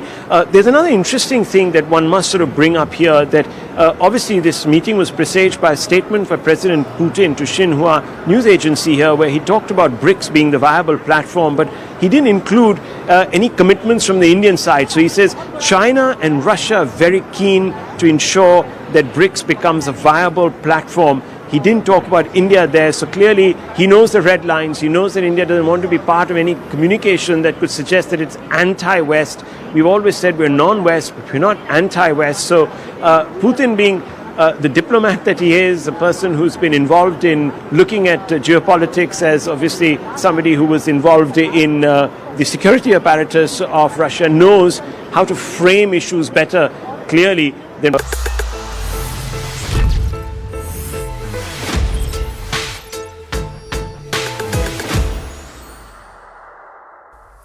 Namaste, Jai Hind, and welcome to yet another edition of Take 3. I'm Anand Narsimhan, with me Zaka Jacob and Rahul Shivshankar, and we're going to talk about the Trump tariffs that will kick in just around the time the Prime Minister is scouting and hoping for new markets, new opportunities for our exports, and also to further our growth stories. As we speak, opportunities are being explored in some of the critical labor-intensive sectors that could be hit because of these 50% tariffs kicking in, with more than 40 different countries across the world. So it's creating a whole new ambit. But it also marks the Prime Minister's visit to Japan and also to China, Tianjin, for the SCO. And this time around, it's foreign policy, it's geopolitics, but we're not going to start with Zaka. We'll start with Rahul Shivshankar, because he's going to be on ground there in Tianjin, isn't it? Leading News 18's coverage, the network's coverage. So, what's your expectation? What do you think? I'm sure you'll be doing a fair amount of reading. There are multiple thought processes. One is a defensive thought process, which is, oh my God, ab hamara kya hoga? And then there is another one which says, all right, this is how he's going to behave. Let's look beyond him. Somewhere or the other in the near future, America will come back. But by then we need to spread our wings. And this is the opportunity. So the problem and opportunity bit. Where do you stand? So let's split the geopolitics from the geonomics. Yeah. If you look at geonomics specifically, there are opportunities. There are first opportunities domestically. And then there are opportunities that lie in other markets. As you know, with China, we have a massive trade deficit. It's pretty much not even the reverse, but 2x of the reverse of what we have with the United States. So if Trump has a real problem and a grouse with us on that, then India should have a 2x grouse with China about the manner in which the trade deficit sort of, this gulf that exists between the two. So I presume that the Prime Minister in his meetings with, President Xi will try and leverage that conversation to perhaps narrow this trade deficit, to find opportunities. How successful remains to be seen. I think the Chinese are in a position right now, because of India's sort of piquant relationship with the United States, to actually win more concessions out of India. As far as Russia is concerned, again, there's a bit of a trade imbalance, again in favor of the Russians. Here, there is an opportunity to explore Russian markets. We've already heard Lavrov, we've heard others who are close to Mr. Putin coming out and saying that, look, we will step in and we will purchase. You know that the trade secretary here, Russian Trade Secretary Babushkin, I think his name is, he came out and said that Russia will buy more from India in the spirit of reciprocity. But the other thing that the SCO does allow us is, once again, an opening with Iran. We've had a situation where, because of the war, India took a very neutral stance. So I don't quite know how that has played out right now in Tehran, though, of course, India also had an interaction. There has been a conversation between the president there and, of course, Prime Minister Modi. So one hopes that if there are any residual misgivings about India sort of not taking a pro-Iranian stance like some other have taken, those might have been papered over. But that is an important market for us from an oil point of view, sourcing oil.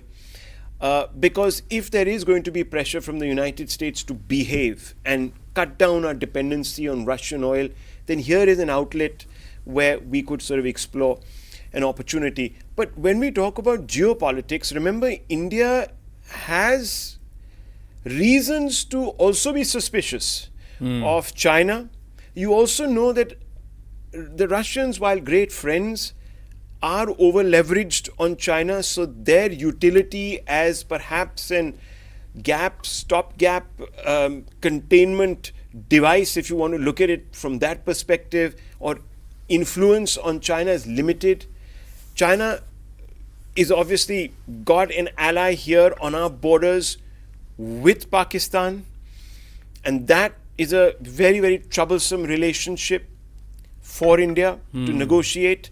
China has also invited a large number of India's Southeast Asian partners. So India tried to create BIMSTEC to sort of create another body in place of ASEAN to isolate Pakistan. But here, the SCO, many observer countries are now going to be South Asian countries. So you have Bangladesh, you have Sri Lanka, you have Myanmar, you have others. And Bangladesh and India, as you know, have got problems.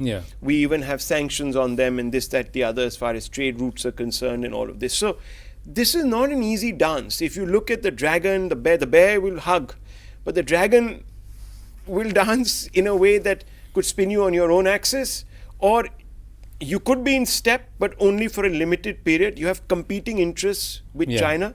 So the Chinese relationship, I think, is more of a repair job. At most, we can expect perhaps some commitments on reducing troop levels at the troublesome hotspots on the LAC, but I don't think there'll be any resolutions. There will be a lot of rhetoric that will come out of this SCO summit, which might even be directed towards Washington. India will also have to be cagey a little bit about not overstepping the line, not getting carried away. So there's going to be a... You know, Rahul, it's going to be an interesting dance. Who are the Americans to tell, if the Americans don't have the gumption or this one to say, ask the Chinese to behave, how do you think they can get away with asking us to behave? So I think it's a reflection on us as a country that position. No, don't get me wrong. No, I think Modi has scored a massive win for India's strategic autonomy as far as Trump is concerned with these tariffs. There's no doubt about that. Yes, there will be pain. There will be sectors that will be impacted. In fact, I've done my homework and I've got a whole set of graphics to show where that could be and how we can even sort of mitigate against that. But that is not what I'm trying to say. I'm just trying to say that when India gets to Tianjin, one can't think that this is going to be leverage against the United States. It's not. One has to have what is known as limited expectations of the gains, given the fact that, look, I mean, yes, we've started resetting our relationship with China, but that's that has only a limited play. What I was just geostrategic. I'm just trying to say that, viewers, we also need to think that if only the strong will be spoken with and the strong will not be messed with. Now, if China is absorbing so much of the American debt that despite them being the highest buyers of Russian oil, Trump has got nothing to say to them. But so is that a learning for us, Zaka? And the other thing is that perhaps we need the Chinese for our labor-intensive sectors and for the small tech which is actually going to fuel growth internally. I think that's a reality which we have to accept. So see, there are two parts to it. One is obviously, the India-China relationship over the last 5 years has not been a normal relationship. Right? We've had an intense clash in Galwan. Soldiers have died on either side. And for the last 5 years, we've had troops on either side. We've taken the first step, which is de-escalation, which happened in Kazan, again on the sidelines of another SCO summit, which Russia had hosted. Prime Minister met with Xi Jinping, and the first step they agreed was, okay, we're going to de-escalate. But there are still those troops. There are 50,000 troops on either side of the LAC who are there. Some initial agreements have been sort of adhered to. When Wang Yi was here, there was this talk about an early harvest around the border. That border, we've been talking since 2003, this special representatives mechanism. Rajesh Mishra was the first special representative from India's side. There's been it's been 20 years. I mean, it was when I started covering journalism. I'm like now a senior citizen in this profession. So let's be very realistic that your relationship with China is not going to become normal overnight, right? We have to try and move in the direction of having as normal a relationship as possible with neighbors. We don't want to be having like 50,000 troops, amassed on either side of the line of actual control. But there are limits to how much India can cooperate with China, because fundamentally these are two rising Asian powers, and they have competing interests. They have competing, friends and partners. China, for example, has a whole host of territorial disputes with a whole bunch of other Asian countries with whom India has common cause. So, strategically, if you were to take the long view, the next 20, 30 years, there are going to be more clashes between India and China. Maybe not direct clashes like we saw in Galwan 5 years ago. Maybe we will see direct clashes. But certainly there will be competing interests over the next, if you were to take the long view. But the more proximate, more immediate view is because of Trump. Let's be very clear about it. The elephant in the room in Tianjin, and he'll be there, sort of a fly on the wall, if you will. The elephant in the room is going to be Trump. The elephant in the room is the tariffs. The reason, and I'm sticking my neck out and saying this, I think the reason why the Prime Minister is going to Tianjin for the SCO is sort of accentuated by the Trump tariffs, or at least it's been expedited by the Trump tariffs. If there were no Trump tariffs, if India had a normal relationship with the US and, we kind of fell around the 15-20% where every other country has fallen, every other friendly country to the US has fallen, I don't think the imperative or the impetus for the Prime Minister to go to SCO would have been as much as it is now. Now he definitely has, as they say, correct me if my English is wrong, there is a cause célèbre now for him to go to Tianjin, if for nothing else, to show to the United States that you can't box us in. You can't just keep dictating terms to us and hope that, we will just sit here and take your orders. Of course, there are limits to how much, like I said, India can cooperate with China. But I think it will send out a very clear signal to Washington that Trump can rail and rant about BRICS and, BRICS is out to de-dollarize and India is a dead economy, so on and so forth. But no, we are interacting with China, the second biggest economy in the world. We are buying oil from Russia. There's going to be a whole bunch of other countries in the SCO room where the Prime Minister is going to be, with all of whom, except one, we have a good trading equation with. So I think it'll be a signaling to the Trump administration that, look, we have our red lines. You can't breach those red lines. We want to have a friendly relation with you. You are our strategic partner. Despite this temporary trade blip, we want to be cordial with you. You are our largest trading partner. We want to continue that. And whatever your concerns are, we will try and meet you halfway. But you can't say, oh, I did the ceasefire with Pakistan and I don't get credit for it. Oh, I want you to stop buying Russian oil. You can't just think that you're the school principal and these guys are students. Yeah, you can't bully your way through. But interestingly, viewers, and to a few gents, the fact is that because did we somewhere over leverage with the Americans when we banned the Chinese post Galwan? Now look at data. Now one of the first places where Americans could have been sent, or Trump could have been sent a message, was had the overall usage of American-based platforms, which are drawing huge amounts of revenue from Bharat, be reduced overnight.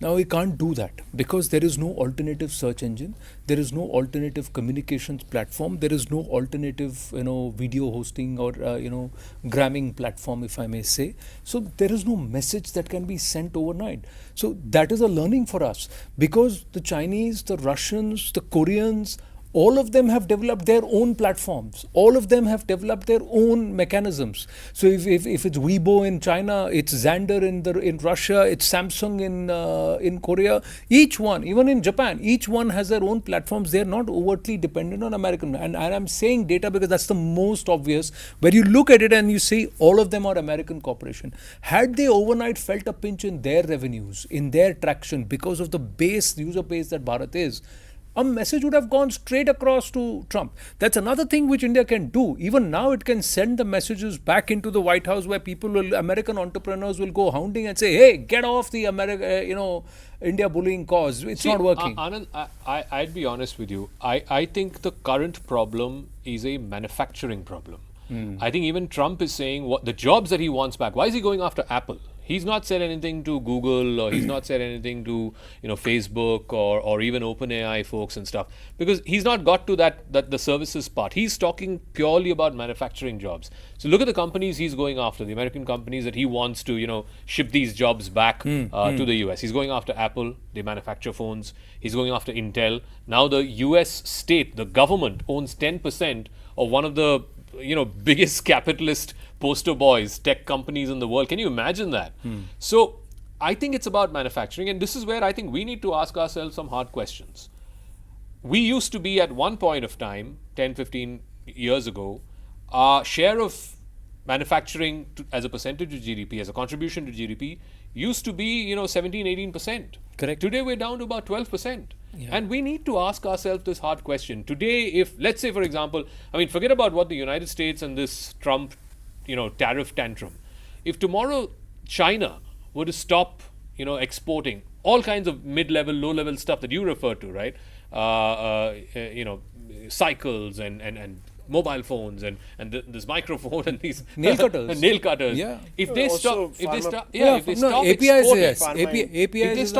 exporting, do we have enough indigenous manufacturing to replace all of this? We don't, and that's the reality. But we need to become a manufacturing One of the things that powerhouse. hurt Indian manufacturing was the RCEP, because we started importing from the Chinese rather than manufacturing. A lot of the manufacturing units overnight turned retail hubs. Look, what I'm saying hindsight is always 2020, Anand. I remember when the Prime Minister spelt out his Atmanirbhar Bharat vision and talked about Make in India.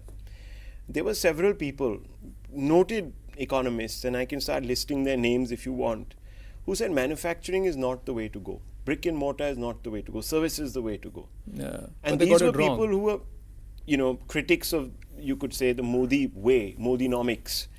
So, there is a debate also raging in which way to go. Now, you have a protectionist president of the number one, power in the world.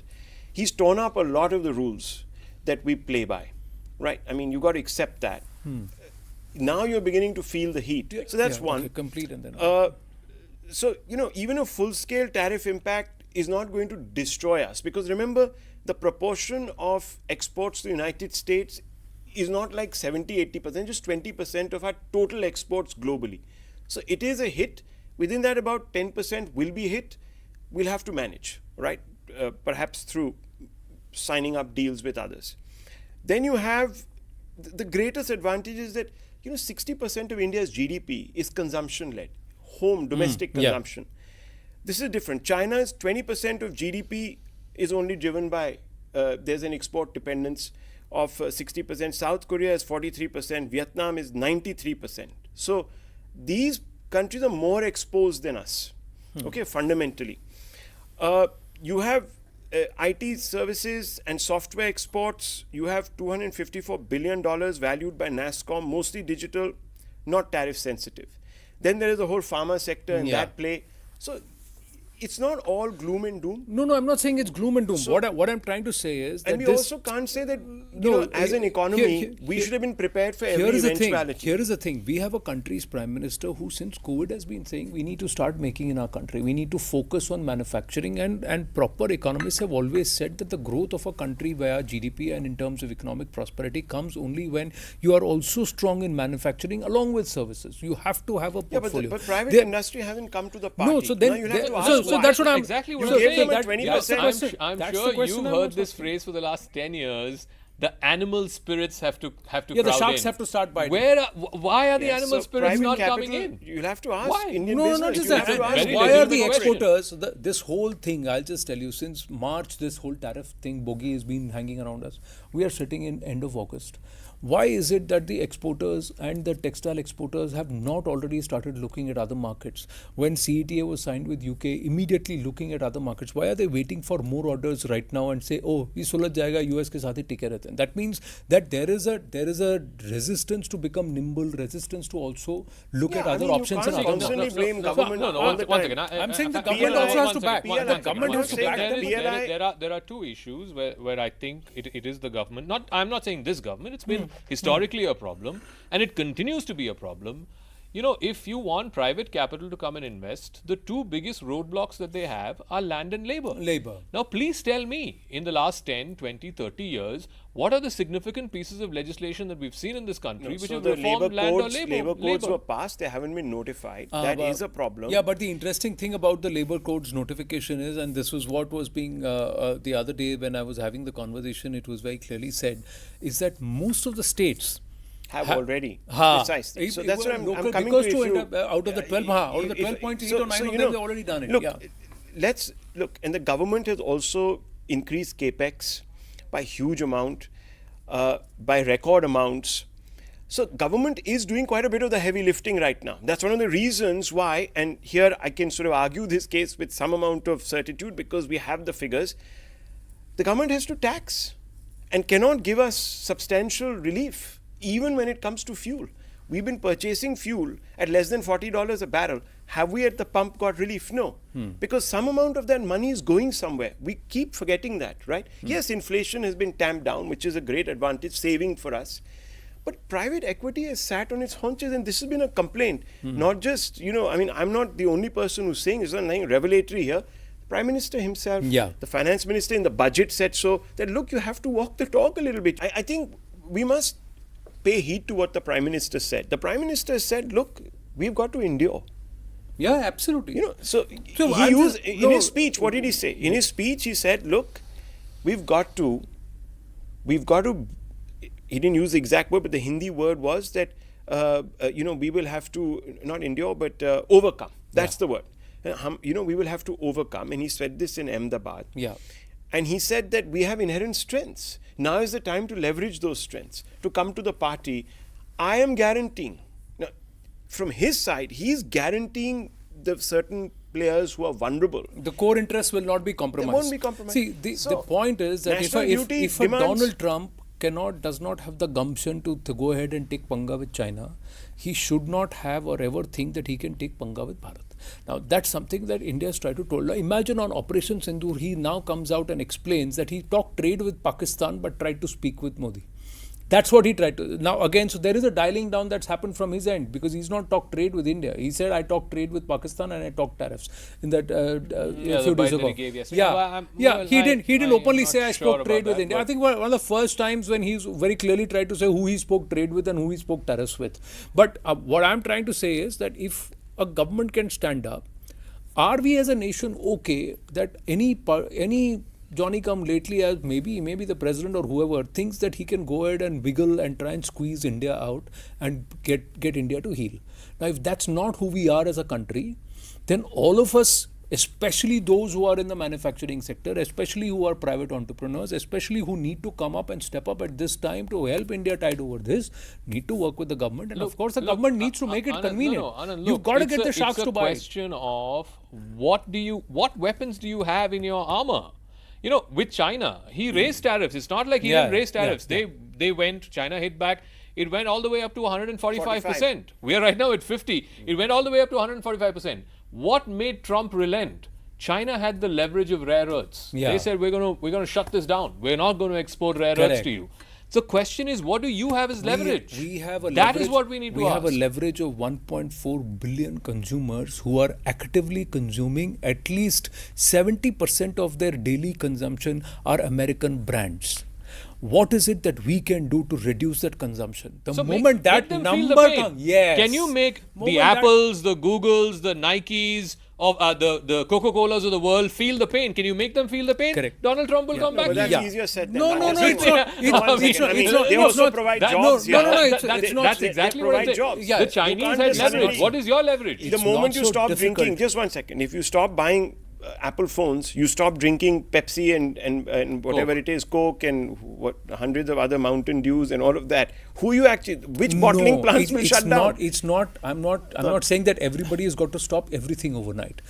Each individual, if they reduce their dependence on American produced goods or American brands, American brands in our country by 10% or 20%, look at the number that it will create over a 1.4 billion population of consumers. This is not Maldives. It's not Maldives, but a drop in quarterly revenues is going to send the message. And already there are American companies. There are already American companies which are telling Trump drop this. Yeah, what is the leverage? There is very limited what leverage. What is the leverage that India has? There is very limited leverage. Okay, I've been there is no argument here.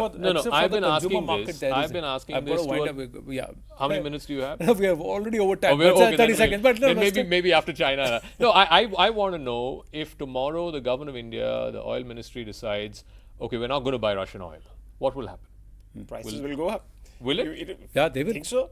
Where is India? You really think so? Yeah, but that's the reason that where is the oil going to come from? We need the oil, right? Even before the war, you were importing from Saudi Arabia and Iraq. Where is the oil? Where is the oil? The reason we were made to buy Russian oil, by the way, is because the fact that we bought Saudi Russian Arabians and others could not fill the gap. Let's just say something. Okay, it may not be. Why were we buying this oil? But just because Donald Trump tells us to stop buying Russian oil, we are not going to stop buying Russian oil. We'll continue to buy Russian oil and we'll look at तुमको जो करना कर लो, जो उखाड़ना उखाड़ा, हम करेंगे काम, मेहनत करें, थोड़ा चोट लगेगा लेकिन आगे काम करें. If that attitude is got to be, it has to be, that talk has to be, backed with the walk, and that cannot be done by individuals or it cannot be done by one particular leg of the country. Every single Indian, every single entrepreneur, every single policy maker, along with government, has to be a part of this, because that's the only way we're going to move forward. Otherwise, we're going to just we'll get getting bogged down and we'll get getting boxed in. We've got to walk the talk. We've been not doing that for a while. We've got to start walking the talk and get serious. Yeah, basically, that's what it boards is. Are here and you're still messing around. Anyways, on that note, thank you very, very much for joining us on this edition of Take 3. Thank you.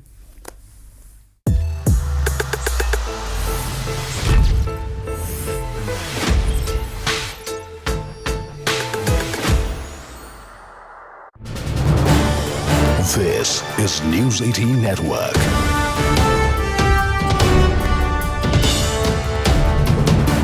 India's largest news network. But I think we're getting the first picture. These are the live shots. The Prime Minister in the center of the table. On the opposite side, Xi Jinping of China. You can see the National Security Advisor to the Prime Minister's right, the interpreters to his left. I don't know if we have the audio. If we have the audio, we should play up the audio, but I'm not All right, we don't have the audio right now. The audio, I think, will come through subsequently. But you can see the Prime Minister there speaking to President Xi Jinping of China. You can see the warm handshake, the Prime Minister wearing a beige waistcoat and a kurta, and President Xi Jinping in his black suit and grey tie. Rahul Shivshankar, we are showing these pictures full frame. I can see the National Security Advisor. I can see the Foreign Secretary also sitting next to the Prime Minister. We don't have the audio on this feed, but these are the first pictures of the bilateral that is underway. Rahul. Yes, it's been confirmed to me that a gentleman called Sheng Shanji, I just hope I'm pronouncing that name right, is also part of that conversation. He's the chairman of the National Development and Reform Commission and has been in office since March 2023, and as governor as well as deputy party secretary of Zhejiang and the party secretary of the Central Committee. So he's a very senior officer. And obviously somebody who's closely associated with the economic side of things in China and is supposed to be quite close to President Xi Jinping, who is the other person who is eliciting some amount of interest in that particular meeting. And those pictures are now being broadcast also on our screens here, so quite clearly that was a loop that was put out perhaps in advance. Maybe the Indian side said, hey, how did this go out before we could put out? So maybe there was some scheduling issue there, but we got a glimpse of that meeting, and I did tell you that President Xi was visible there looking across from the Prime Minister. But yes, this is quite clearly a meeting that is going to be focused on two definitive issues. How much progress is made, Zaka, of course, no one can say. Closely guarded meeting, the details of which, even who was going to be in the room was not well known and publicized. So you have a plethora of officials. They're going to try and look at some of those issues. Trade definitely on the table. I think that's perhaps the low-hanging fruit. But trade by itself is not going to bridge that trust deficit. We've had trade relations with China. The trade even intensified after the incident in Galwan. So that never really is a deterrent as far as China is concerned when it really wants to press home the advantage as far as its own territorial interests are concerned. And they end up always sort of in some ways or the other impinging on us. So I think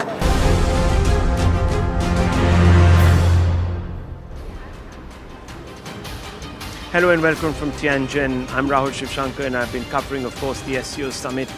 Just a few hours back, Prime Minister Narendra Modi and President Xi Jinping held a very, very consequential conversation. The details of that conversation are out now.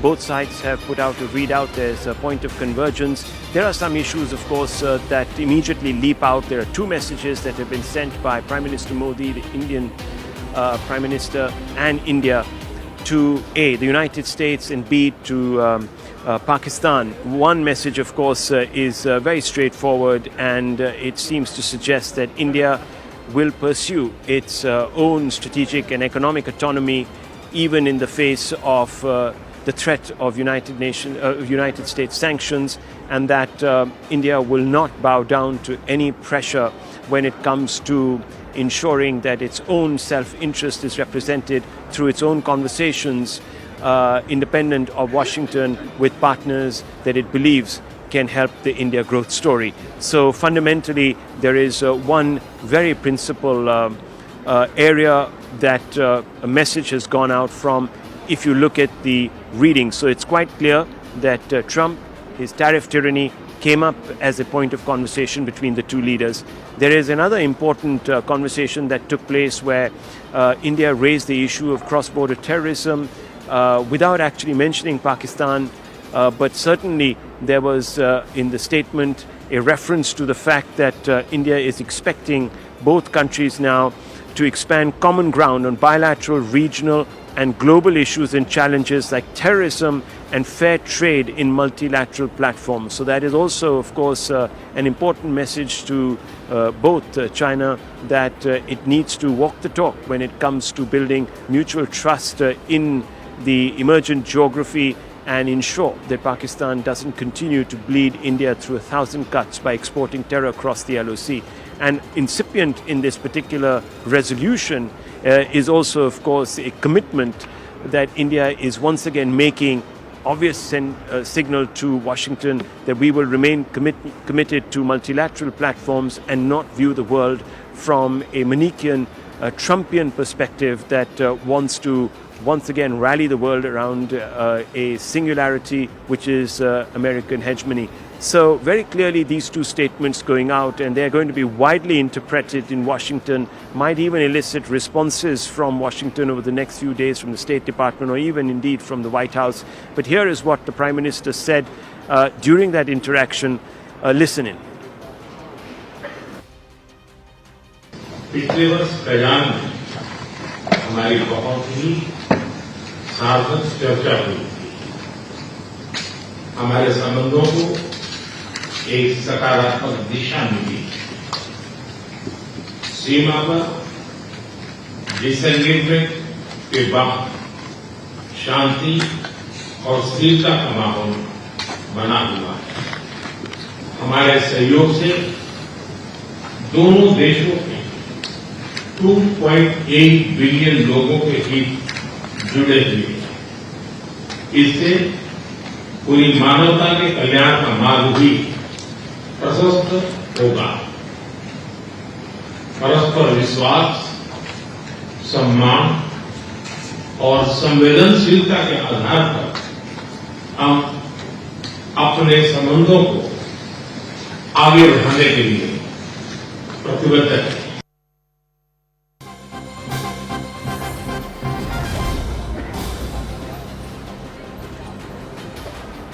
Very importantly, the Ministry of External Affairs has put out a readout of that interaction between Prime Minister Modi and President Xi Jinping, which actually extended beyond the stipulated time period. Let me go straight across to Akanksha Swarup for more on that. Akanksha, a sweeping statement actually, very, very much in conformity with what the Chinese have put out also. Absolutely, and as you rightly highlighted, Rahul, the message is crystal clear, not just to the United States, but also to Pakistan, especially when it comes to the issue of terrorism. Because to quote India's readout verbatim, the two leaders deemed it necessary to expand common ground on bilateral, regional and global issues and challenges like terrorism and fair trade in multilateral platforms. Now, it's also sort of in alignment with what China is being saying, especially when it comes to pluralism and multilateralism, one that has been a backbone of the demand that China has also been making out of India, that we want support from you on multilateral forums, whether it is the SCO or even BRICS. In fact, Prime Minister Modi has invited the Chinese President to BRICS, as India will be hosting it next year in 2026. But most importantly, India and the Indian Prime Minister have managed to kill two birds with one stone, and that is the US tariff and terrorism emanating from Pak soil, because it is at the SCO grouping, not to forget, one that was essentially created to not just address energy concerns, but also concerns of terrorism, security, separatism and extremism as well. And so for Prime Minister to deliver that message is very much in alignment with the ethos of what the SCO grouping stands for. In fact, analysts are saying that they are very hopeful that perhaps the Trumpian tariffs can unify this grouping of the Shanghai Cooperation Organization this time around, because this grouping was sort of falling apart. India's own presence till last year was being questioned, because remember, India was a chair in the year 2023, but Prime Minister Modi actually attended the SCO summit in 2023 virtually, this when it was the chair. So this time around, the SCO is happening at a very critical juncture, especially in the changing geopolitical alignments. Rahul.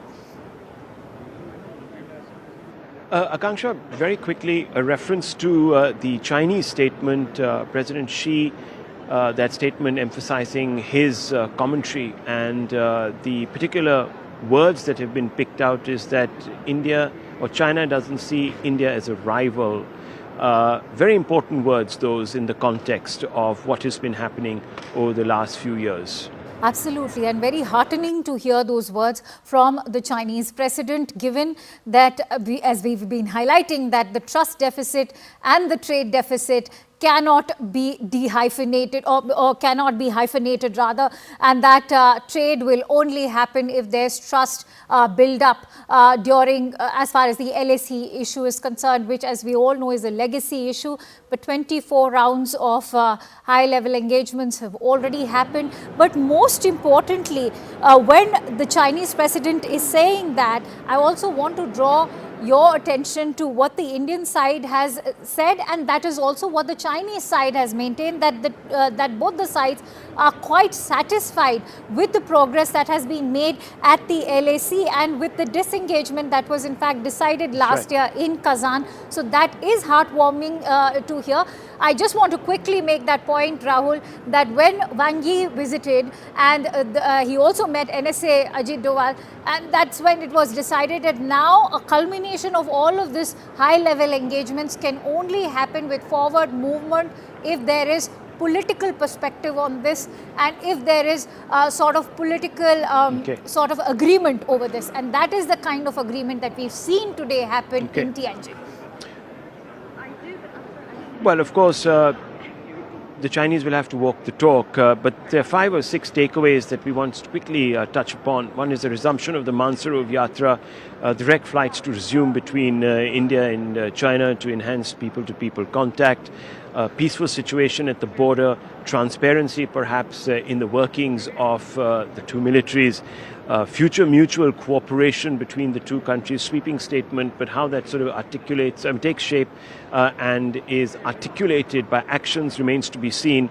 And of course, cooperation with a long-term vision, which means that the two countries are resolving to give it another shot at trying in the ongoing manner to resolve their outstanding issues. Whether all of this rhetoric holds up to the realities, we'll have to see. It will be tested for sure. Let me open this up and bring in 2 very esteemed guests. Einar Tangen, Senior Fellow at Center for International Government Innovation and Chairman of the Asian Narratives Substack. He's joining us from Beijing, and of course, Professor Brahma Chileni, Strategic Affairs Expert. First to you, Professor.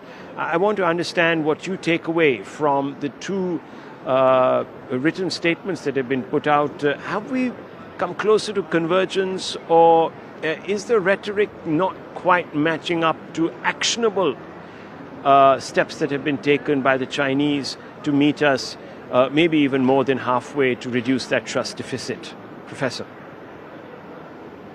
The recent meeting, the meeting today between Xi Jinping and Narendra Modi, appears to be more of a diplomatic re-engagement than a sign of substantive progress on core issues. The issues that you just highlighted, the resumption of pilgrimage to Kailash Mansarovar, direct flights between the two countries, the recent agreement to set up 2 new groups to manage the border, all these steps were known weeks earlier. So nothing new has come out of this meeting.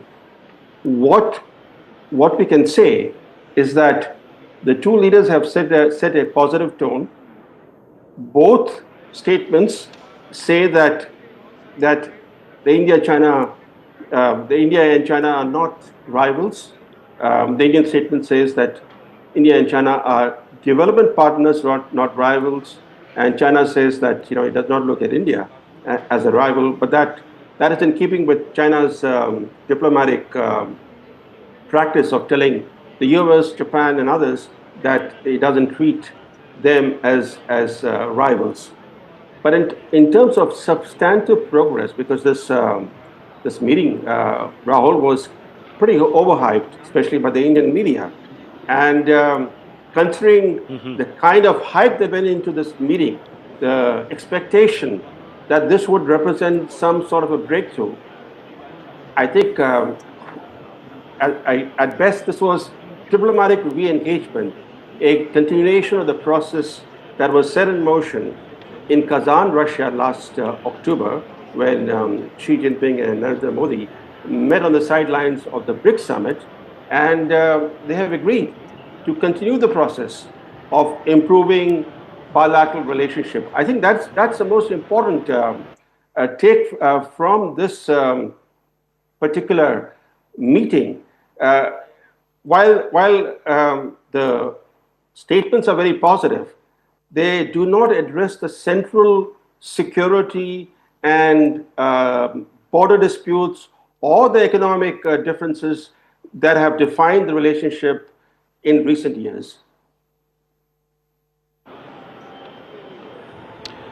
Well, Mr. Chileni putting his perspective, viewers, it's important to note that one shouldn't get swept up in rhetoric. We've had highfalutin statements coming out between India and China even in the past, and sometimes the rhetoric hasn't matched up to actions. And there are three areas where I would want Aina Tengen to come in and explain to our viewers why we should take the Chinese at face value. Number one, will she move to resolve the border issues between India and China on equal terms? The Chinese have settled 7 land border issues with neighbors, but not the one with India. So that's fundamental. There's been conversations around that, and we've now got the readouts from both the sides. They're committing themselves. But if there's not going to be a, timeline and a clear path towards a resolution and the shape of that resolution, that becomes just empty words, a hollow promise.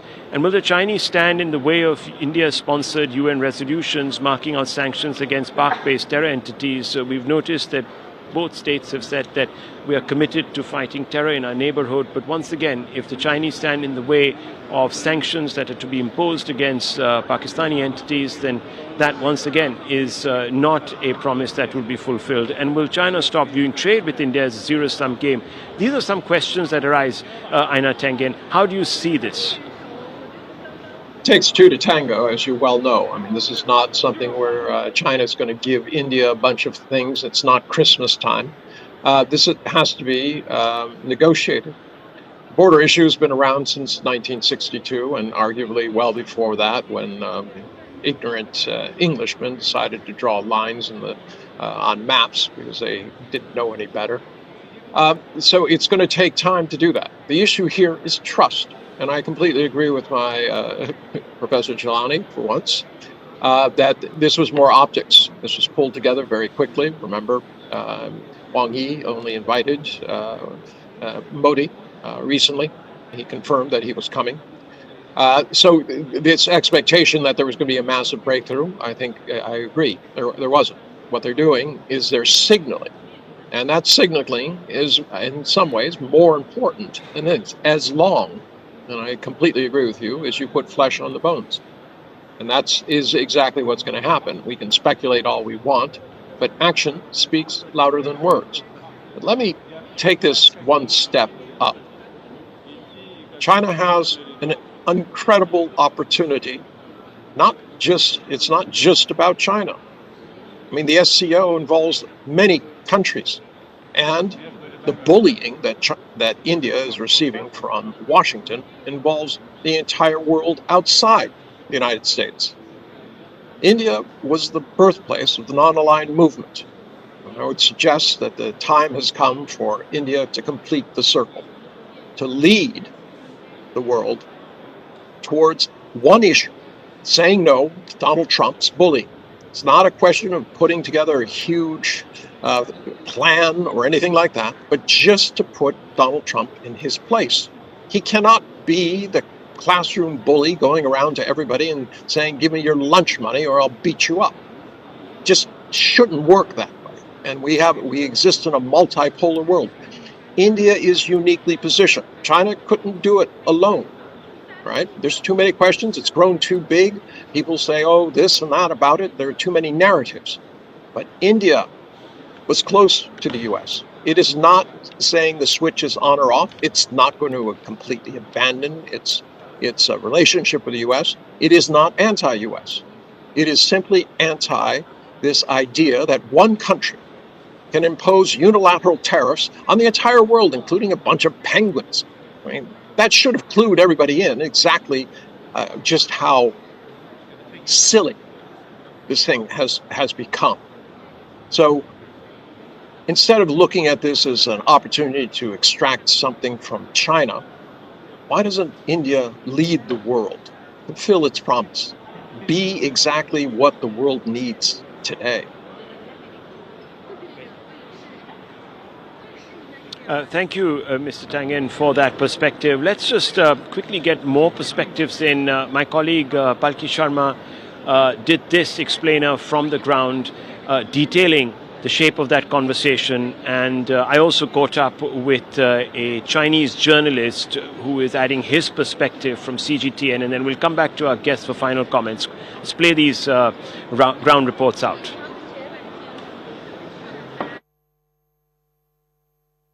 In China, where Chinese President Xi Jinping is hosting the 25th SCO summit. Leaders from more than 26 countries are participating, 10 member states of the SCO, of course, 2 observer countries and 14 dialogue partners. This is a big gathering of Global South leaders at a time when Donald Trump is appending the global trade order, and a very significant one for the leaders of India and China, given the recent history. They last met in Kazan in Russia on the sidelines of the BRICS summit, and that marked a thaw in the relationship between the two countries. What we are now seeing in Tianjin is a cautious reset as India and China look to work together in an otherwise challenging global atmosphere. We've just seen a meeting, a bilateral meeting between the two leaders, and we have the opening remarks. Prime Minister Modi said, in fact, he started the conversation by making a reference to Kazan, saying that they had a fruitful discussion which gave a positive direction to our relations. There's also an atmosphere of peace and stability after disengagement on the border. The Indian leader also spoke about border management, the resumption of direct flights between the two countries, the resumption of the Kailash Mansarovar Yatra. These were all steps that led to this meeting, confidence building measures, if you will. The Indian leader also spoke about bilateral cooperation, which is linked to the interests of 2.8 billion people of both these countries and humanity at large. And he very significantly spoke about taking the relationship forward on the basis of mutual trust, respect and sensitivity. So there's a message there that India wants to work with China, but it also bears in mind the challenges that are very much a part of this bilateral relationship and that cannot be underestimated. On his part, Chinese President Xi Jinping said that the world is going through a transformation, and China are two of the most civilizational countries, the world's most populous countries. And he said it is vital to be good friends, neighbors, and the elephant and the dragon must come together. This is something that he also said, remember, in the letter that he sent to Indian President Draupadi Murmu earlier this year. So the dragon-elephant tango is what Xi Jinping is talking about again. He said that India and China must step up our historic responsibilities to uphold multilateralism, a multipolar world, and more democracy in international institutions. Again, very important, and this is something that we've said before, that while China speaks about a multipolar world order in Asia, it has pushed for unipolarity. So is there going to be a change in Beijing's stance? India is, of course, going to measure the success of this reset and this relationship based on China's actions more than its words.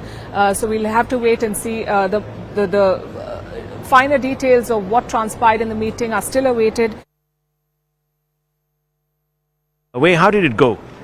The bilateral meeting between Chinese President Xi Jinping and India Prime Minister just finished. And we had a very key takeaway from the bilateral meeting. Chinese President Xi Jinping said, this year marks the 75th year of diplomatic ties. And the two countries are both, civilized country with a long history in the East, and they have been boosting their bilateral ties, and they decide to move on to reset the bilateral ties. And the Chinese President Xi Jinping has reaffirmed that the two countries are partners, not rivals. This is a very key message to set the tone for the bilateral ties, and both countries are members of the SCO as well as the BRICS, and they shared more responsibility as a key member of the Global South to uphold the multilateralism, and they have shared more responsibility to continue the exploration and expand the collaboration from agricultural to green development to electronic conduction and people-to-people exchanges. So Indian Prime Minister Modi also reaffirmed that the meeting in last year in Kazan and also this year in Tianjin really reset the tone of bilateral ties, and he's very happy to meet with Chinese President Xi Jinping, and they are decided to boost their ties, bilateral ties, and direct flight between the two countries are expected to resume very soon, and more collaboration will be expected in the coming years. Well, let's go back to our guests and get quick closing words from both of them. Professor Cheleni, we've got about a minute and a half with you. How do you sum this interaction up? And then I'll bring in Aina Tengen. Modi first stopped in Tokyo and then went to Tianjin. And in Tokyo, the outcome of Modi's visit was substantive. For example, the India-Japan joint declaration elevated their security partnership to a new level, including committing to aid each other's defense capabilities. But in Tianjin, the public messaging by both leaders was positive. It was aimed at projecting an image of stability and cooperation and underscoring that the two countries should remain engaged to make progress towards managing their differences and disputes. Yet, a lot of the stuff that came out, the rhetoric from both sides, was essentially window dressing. Right. Let me bring in Aina Tengen on his perspective. Very quickly, Aina Tengen, more optics, less substance, would you concur? And how do you think the United States and Washington is going to react? Well, let me tackle the second one first. Donald Trump expects some very interesting tweets coming from Donald Trump as he maintains that these countries are picking on the poor U.S. He's going to play his victim card, and of course there'll be threats that follow that. We all can anticipate what that is. In terms of these things, you can say it's all optics, but right now those optics are positive, and that is a very important piece of the puzzle.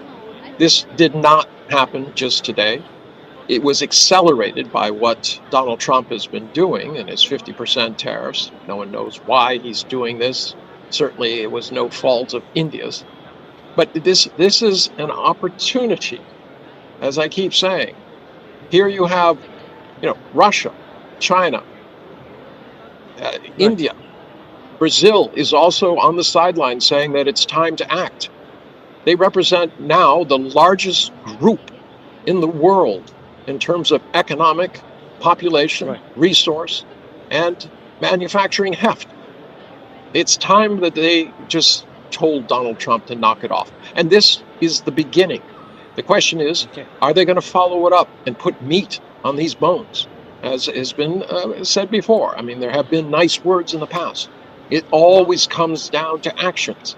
But be aware, the United States is going to do more than tweet. They will do everything in their power, as they have said, to destroy BRICS, to pry apart India from Russia, China from Russia, to isolate all of the countries so that they can have a hegemony. Right.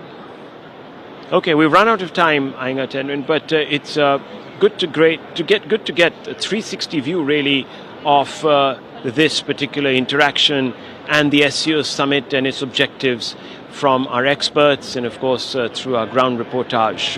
Thank you for watching.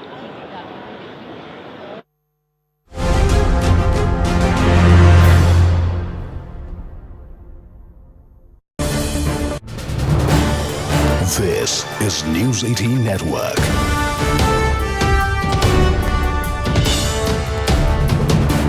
India's largest news network. But I think we're getting the first picture. These are the live shots. The Prime Minister in the center of the table. On the opposite side, Xi Jinping of China.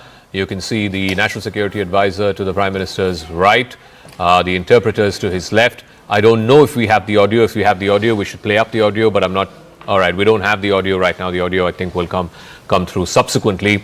But you can see the Prime Minister there speaking to President Xi Jinping of China. You can see the warm handshake, the Prime Minister wearing a beige waistcoat and a kurta, and President Xi Jinping in his black suit and grey tie. Rahul Shivshankar, we are showing these pictures full frame. I can see the National Security Advisor. I can see the Foreign Secretary also sitting next to the Prime Minister. We don't have the audio on this feed, but these are the first pictures of the bilateral that is underway. Rahul. Yes, it's been confirmed to me that a gentleman called Sheng Shanji, I just hope I'm pronouncing that name right, is also part of that conversation. He's the chairman of the National Development and Reform Commission and has been in office since March 2023, and as governor as well as deputy party secretary of Zhejiang and the party secretary of the Central Committee. So he's a very senior officer. And obviously somebody who's closely associated with the economic side of things in China and is supposed to be quite close to President Xi Jinping, who is the other person who is eliciting some amount of interest in that particular meeting. And those pictures are now being broadcast also on our screens here, so quite clearly that was a loop that was put out perhaps in advance.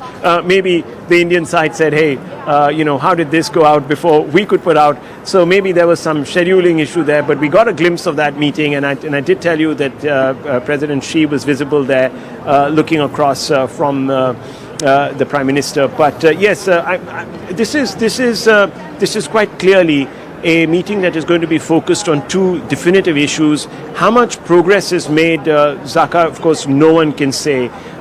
Closely guarded meeting, the details of which, even who was going to be in the room was not well known and publicized. So you have a plethora of officials.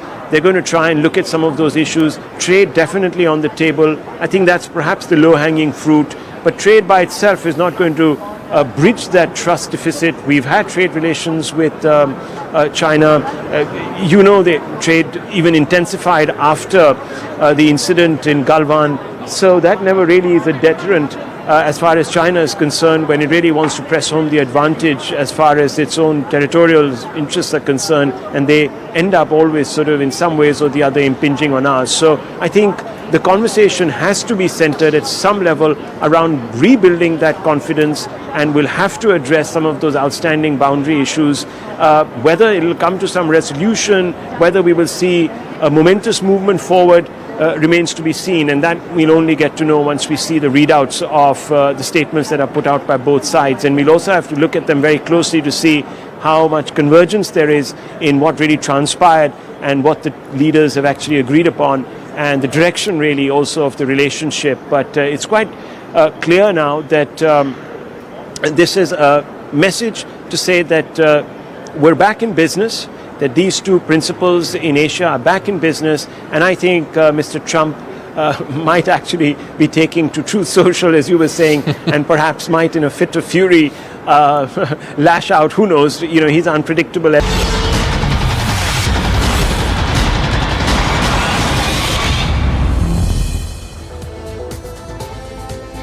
Hello and welcome to Simply South. I'm Harish Upadhyaya. The world famous Dasra is hitting the headlines for all the wrong reasons in Karnataka, at least in the month of August. This because the Karnataka government has decided to invite writer Banu Mushtaq, the Booker Prize winner, to inaugurate the Dasra ceremony. But we've already seen the BJP saying that this is an assault on Hinduism, and they're also referring to certain comments that Banu Mushtaq made earlier, and they are saying she's indicated that she does not believe in Goddess Chamundeshwari, so she should not be called for the inauguration of Dasra. The government maintains that this is not a religious activity or event, this is a state celebration, a state festival, and also a cultural one too. In all this, everyone is hoping that Dasra doesn't lose its sheen. So what is the controversy about? What's the way ahead? We'll discuss that, but first the story. The historic Mysuru Palace lit up. The grand Jammu Savari on Vijayadashmi with the idol of Chamundeshwari carried in a golden howrah and lakhs of spectators soaking in the spirit of the festival. That's how Mysuru celebrates Dasra, rooted deep in Vijayanagara traditions. But this year, a controversy has erupted over the state government's invite to Booker Prize winner Banu Mushtaq to inaugurate the festivities. It started with former BJP MP Pratap Simha questioning the choice, emphasizing that Dasra is a deeply revered Hindu religious festival, not just a government event, while acknowledging Banu Mushtaq's literary achievements. He stated that someone not from the same faith who may not believe in goddess Chamundeshwari is not an appropriate person to inaugurate the event centered. ನಾಡ ಹಬ್ಬವಾಗಿರುವಂಥ ದಸರಾದ ಉದ್ಘಾಟನೆಗೆ invite ಮಾಡಿದೆ. ನೀವು ಕೂಡ ಒಪ್ಕೊಂಡಿದ್ದೀರಿ. ನೀವು ಮುಸಲ್ಮಾನರು ಅನ್ನೋ ಕಾರಣಕ್ಕೆ ಖಂಡಿತ ನಾನು ಅಪಸ್ವರ ಎತ್ತುತ್ತಾ ಇಲ್ಲ. The controversy escalated with a war of words between Deputy Chief Minister D.K. Shivkumar and BJP MP Yaduvir, a member of the Mysuru royal family. D.K. Shivkumar defended the state's decision, saying that Chamundi Hill and the temple belong to everyone, not just Hindus. Chamundi ಬೆಟ್ಟ ಚಾಮುಂಡಿ ದೇವರು ಎಲ್ಲ ಧರ್ಮದವ್ರಿಗಿದೆ, ಹಿಂದೂಗಳ ಆಸ್ತಿ ಏನಲ್ಲ. ಎಲ್ಲ ಸಮಾಜದವರು ಚಾಮುಂಡಿ ಬೆಟ್ಟಕ್ಕೆ ಹೋಗ್ತಾರೆ, ದೇವರಿಗೆ ಪ್ರಾರ್ಥನೆ ಮಾಡ್ತಾರೆ, ಅವ್ರ ನಂಬಿಕೆ. ನಾವು ಇದಕ್ಕೆ ಹೋಗ್ತೀವಪ್ಪ, ಮಸೀದಿಗಳಿಗೆ ಹೋಗ್ತೀವಿ, ಚರ್ಚ್ಗಳಿಗೆ ಹೋಗ್ತೀವಿ, ನಮ್ಮ ಬಸ್ಸಿಗಳಿಗೆ ಹೋಗ್ತೀವಿ, ಜೈನ್ ಟೆಂಪಲ್ಗೆ ಹೋಗ್ತೀವಿ, ಗುರುದ್ವಾರ ಹೋಗ್ತೀವಿ. ಇನ್ನು ಗುರುದ್ವಾರಕ್ಕೆ ನಮ್ಮ ಹೋಗೋದೇನೋ ತಪ್ಪಿಸ್ಬೇಕಾಗ್ತದೆ? ಯಾರು ನಿಲ್ಸಿದಾರ? ಹಿಂದೂ ಟೆಂಪಲ್ಗೆ ಅವ್ರು ಬರೋದಕ್ಕೆ ಏನನ್ನ ನಾವು ತಪ್ಪಿಸಿದೀವ? In response, BJP MP Yaduvir criticized D.K. Shivkumar's statement and promised to fight and save Chamundi Hills.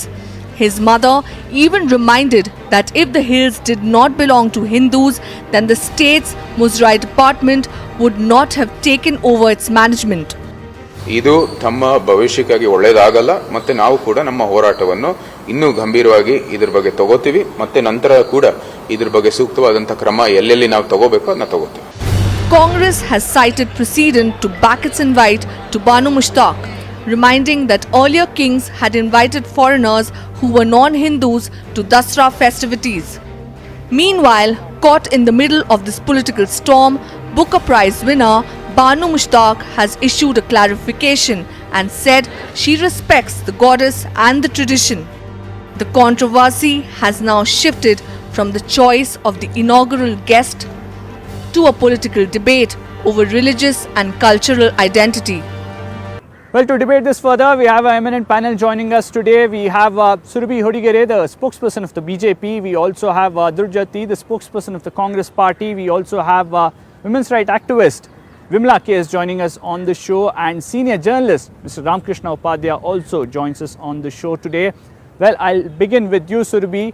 We've seen the arguments made by the BJP. The state government maintains that one, this is a state celebration. Second, this is a cultural one too. It's a cultural celebration. So there should be no problem if Banu Mushtaq inaugurates the Dasra this year. The controversy began when the video of Ms. Banu Mushtaq, who we have at many times, we have had well regard for her work, especially when she's spoken up about the plagues of women in society. We've spoken very highly of her. However, this invitation by the Congress government could have also extended to the other person who got the award, Deepa Bastin, as well, given that she was also a receiver of this prize and has brought great laurels to the country and the state. Our issue with this, and the controversy broke out when we heard of Banu Mushtaqji's statement against Sai Bhuvaneshwari, where she speaks about against deifying the of Kannada language and says that idolatry and idol worship is the barrier to her own belief in the deity. So when she has made these comments, it becomes amply clear that there is a missing piece in her inaugurating a festival that is rooted in a dharmic belief system, in the Aradhana of Devi, in Tai Chamundeshwari's. But Surabhi, now she's now come out and said, I respect goddess Chamundeshwari. I also respect the language and I have no issues. I've enjoyed Dasara. I respect it tremendously.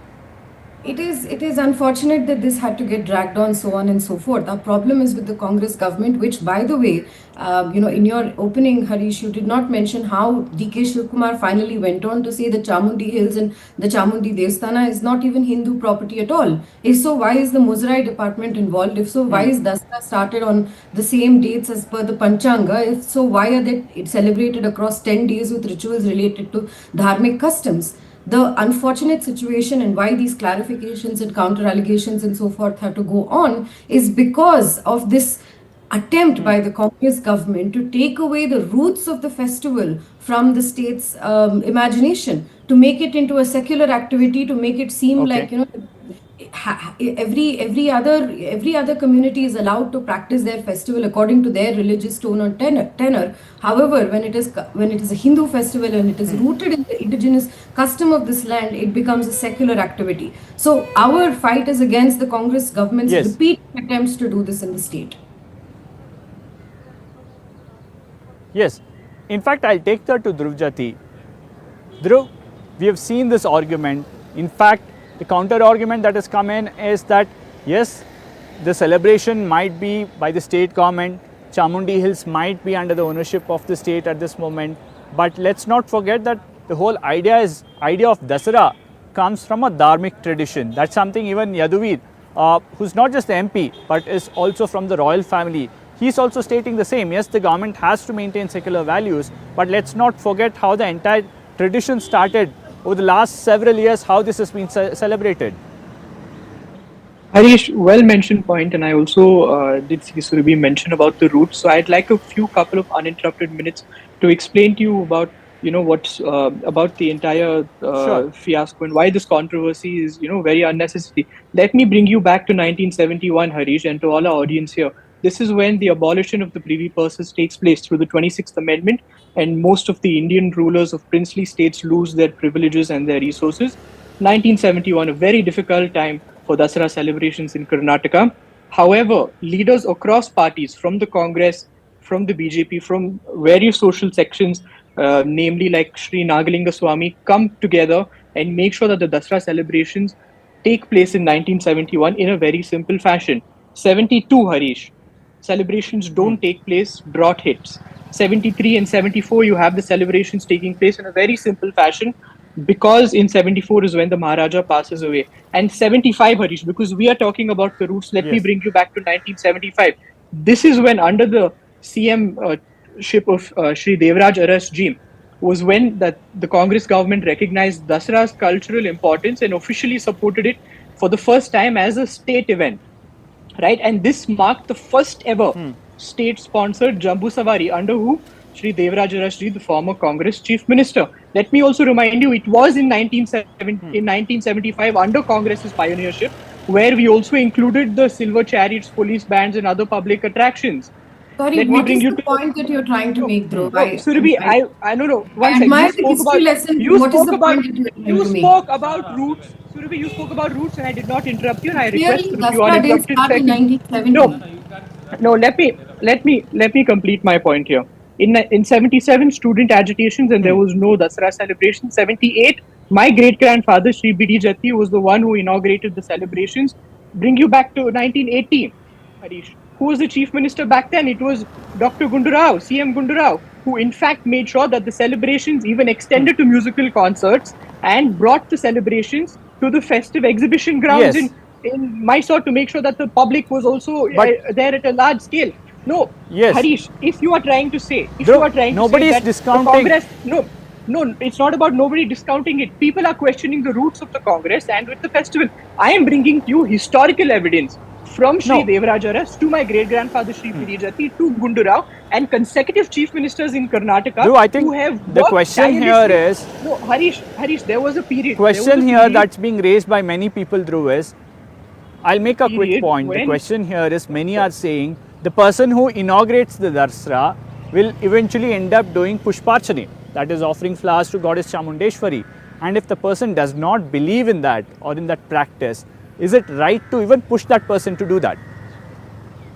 I will get to that point very quickly, but I have reminded you time and again, historically, the Congress government has supported and make sure that the Dasara festivals happen at a very large and grand scale, especially when it was suffering during the princely state abolitions in the 1971. That Now was coming their to your duty question. as the government of the day.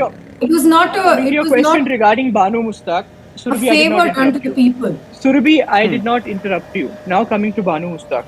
She is a proud daughter of I think Karnataka. ridiculous argument.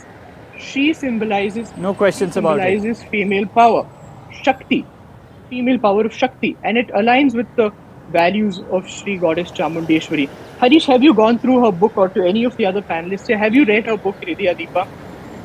Have you gone through it? Because I see the BJP and the rest time and again opposing Banu Mustaq. Have you gone through her book, Hriday Deepa? Let me allow Ms. Vimla to make her opening remarks. Ms. Vimla, we had Nisar Ahmad also going ahead and inaugurating the Dasra. We did not witness so much of a hue and cry about it. Why do you think this time around this has become such a controversial issue? Yeah, this is really very unfortunate, and BJP and their allies are really habitual on these kind of things. Just want to pick up in each and everything some religious, rake up some religious sentiment and do some kind of controversies. And here in Banu Mustaq's issue, I don't know why this. As correctly pointed out by you, Nisar Ahmad, I think 2017 or 18, he inaugurated. Then this did not arise at all. But now, one is Banu Mustaq is a woman, so they just can't tolerate this kind of thing. That is the major point. I think these are all rubbish. These are all not the right kind of arguments. So that is how. And second thing, absolutely, when state is performing something, state will not represent any religion. State is a state which is under our constitution, and Karnataka, every person, whether Hindu, Muslim, whoever, and an unbeliever also belong to Karnataka state. So when this is happening, you cannot question the whole thing thing. And second thing, why? When state is spending so much money on that, anybody and everybody can go. And Banu is the real one, proud woman of Karnataka. Her Booker whole award, which has brought really laurel to Karnataka. Instead of greeting her, they are picking up some kind of these kind of controversies. They are very habitual for these things. May I please respond? Okay, Harish, Ramkrishna Upadhyaya, how do you view this entire scenario right now? Because on the one hand, no questions about the contribution by Banu Mustaq and what it has done to the language of Kannada. But at the same time, concerns that BJP and others have, saying why bring in somebody who does not believe in the faith, or somebody push them to do things that perhaps they're not very keen on. Harish, I would like to start with where the Congress spokesperson was talking. He was talking as if it's a Congress event. I mean, is Dasara a Congress event? He's talking about, no, please don't interfere. It's okay. No, I mean, it started as if Devaraj started the whole thing. Rubbish. This is 1600 years of tradition is there for Dasara. It started during the Vijayanagar. Please don't interfere. You can speak later. Okay, let's all calm down. Okay, let's calm down. Dhruv, I'll come back to you. It is not just a government event. It's not just a Congress event. This is a historical event which has been going on for 1,600 years. So Dasara is not something that was invented by the Congress party. So let's remember that. And this was started by the Vijayanagar Empire, and then the Vadayas have taken over. And then you see, it has two aspects. One is the religious, and the other is the cultural. Nobody would have had any objection if Banu Mustaq had been invited to inaugurate the cultural part of it. So she has every right to be there because she has won this Booker Award. We're all proud of the fact that she has won this for Kannada language. But it is wholly religious in the beginning. When you go to Chamundeshwari temple, where you start this whole process, and she has made herself very clear that she's a non-believer. It's fine with her. I mean, nobody objects to her religion. She has her own religion. She can have it. Nobody can come in the way. But the way she has talked about the Kannada language, they talked about Bhuvaneshwari. I mean, she has insulted the Kannadigas. She has insulted the Kannada language. So that being her stand, how can she be, pretend to be part of the celebrations? I think she herself should have withdrawn from this, said that, look, I'll be happy to do the cultural events, inaugurate the cultural events, and then we'll leave the rest of it to other people to do it. So this is the whole point about this. I know that's something that the BJP has also raised, saying why not invite Deepa Basti? So that is why it has become a matter of controversy. May I please have a point? Okay. The other aspect which Surbhi briefly spoke about in her opening remarks is the statement by DK Shivkumar saying that Chamundi Hills doesn't just belong to Hindus, but it belongs to everyone. Now, Dhruv, the question here is, yes, the temple now comes under the Muzrai department. It's a government property. Anyone and everyone can visit it. But the characteristics of it doesn't change. The given fact that it's a temple which is which follows the dharmic tradition. Harish, now, firstly, very conveniently, your senior journalist here, Mr. Upadhyay, who I have deep respect for, senior journalist, you see, it was very convenient for him to discount what happened between 1970 to 1990. Dasara didn't start in 1970, yeah. Please remember, Dasara didn't start in 1970. Sir, did I say it started? Did I say your grandfather? So please remember did I say that it started in 1970? No, that's what you've been referring to. This is ridiculous. No, I am referring to the difficult times during Dasara. So it has been there even much earlier, okay? Nobody said it isn't there much earlier. Let's come back to the statement by DK Shivkumar. Back to what happened. Let's come back to the statement by DK Shivkumar. Harish, 19 hours ago, your own channel had an interview with the current Royals icon and BJP MP Yaduvir Vadiyar, which I watched very clearly, and he himself stated that after Banu Mustaq clarified her stance on the issue, she's more than welcome to come and inaugurate the festival. And also, let me remind you, GT Devegowda's statements. He himself has said that it was left to the Chief Minister to decide who it is.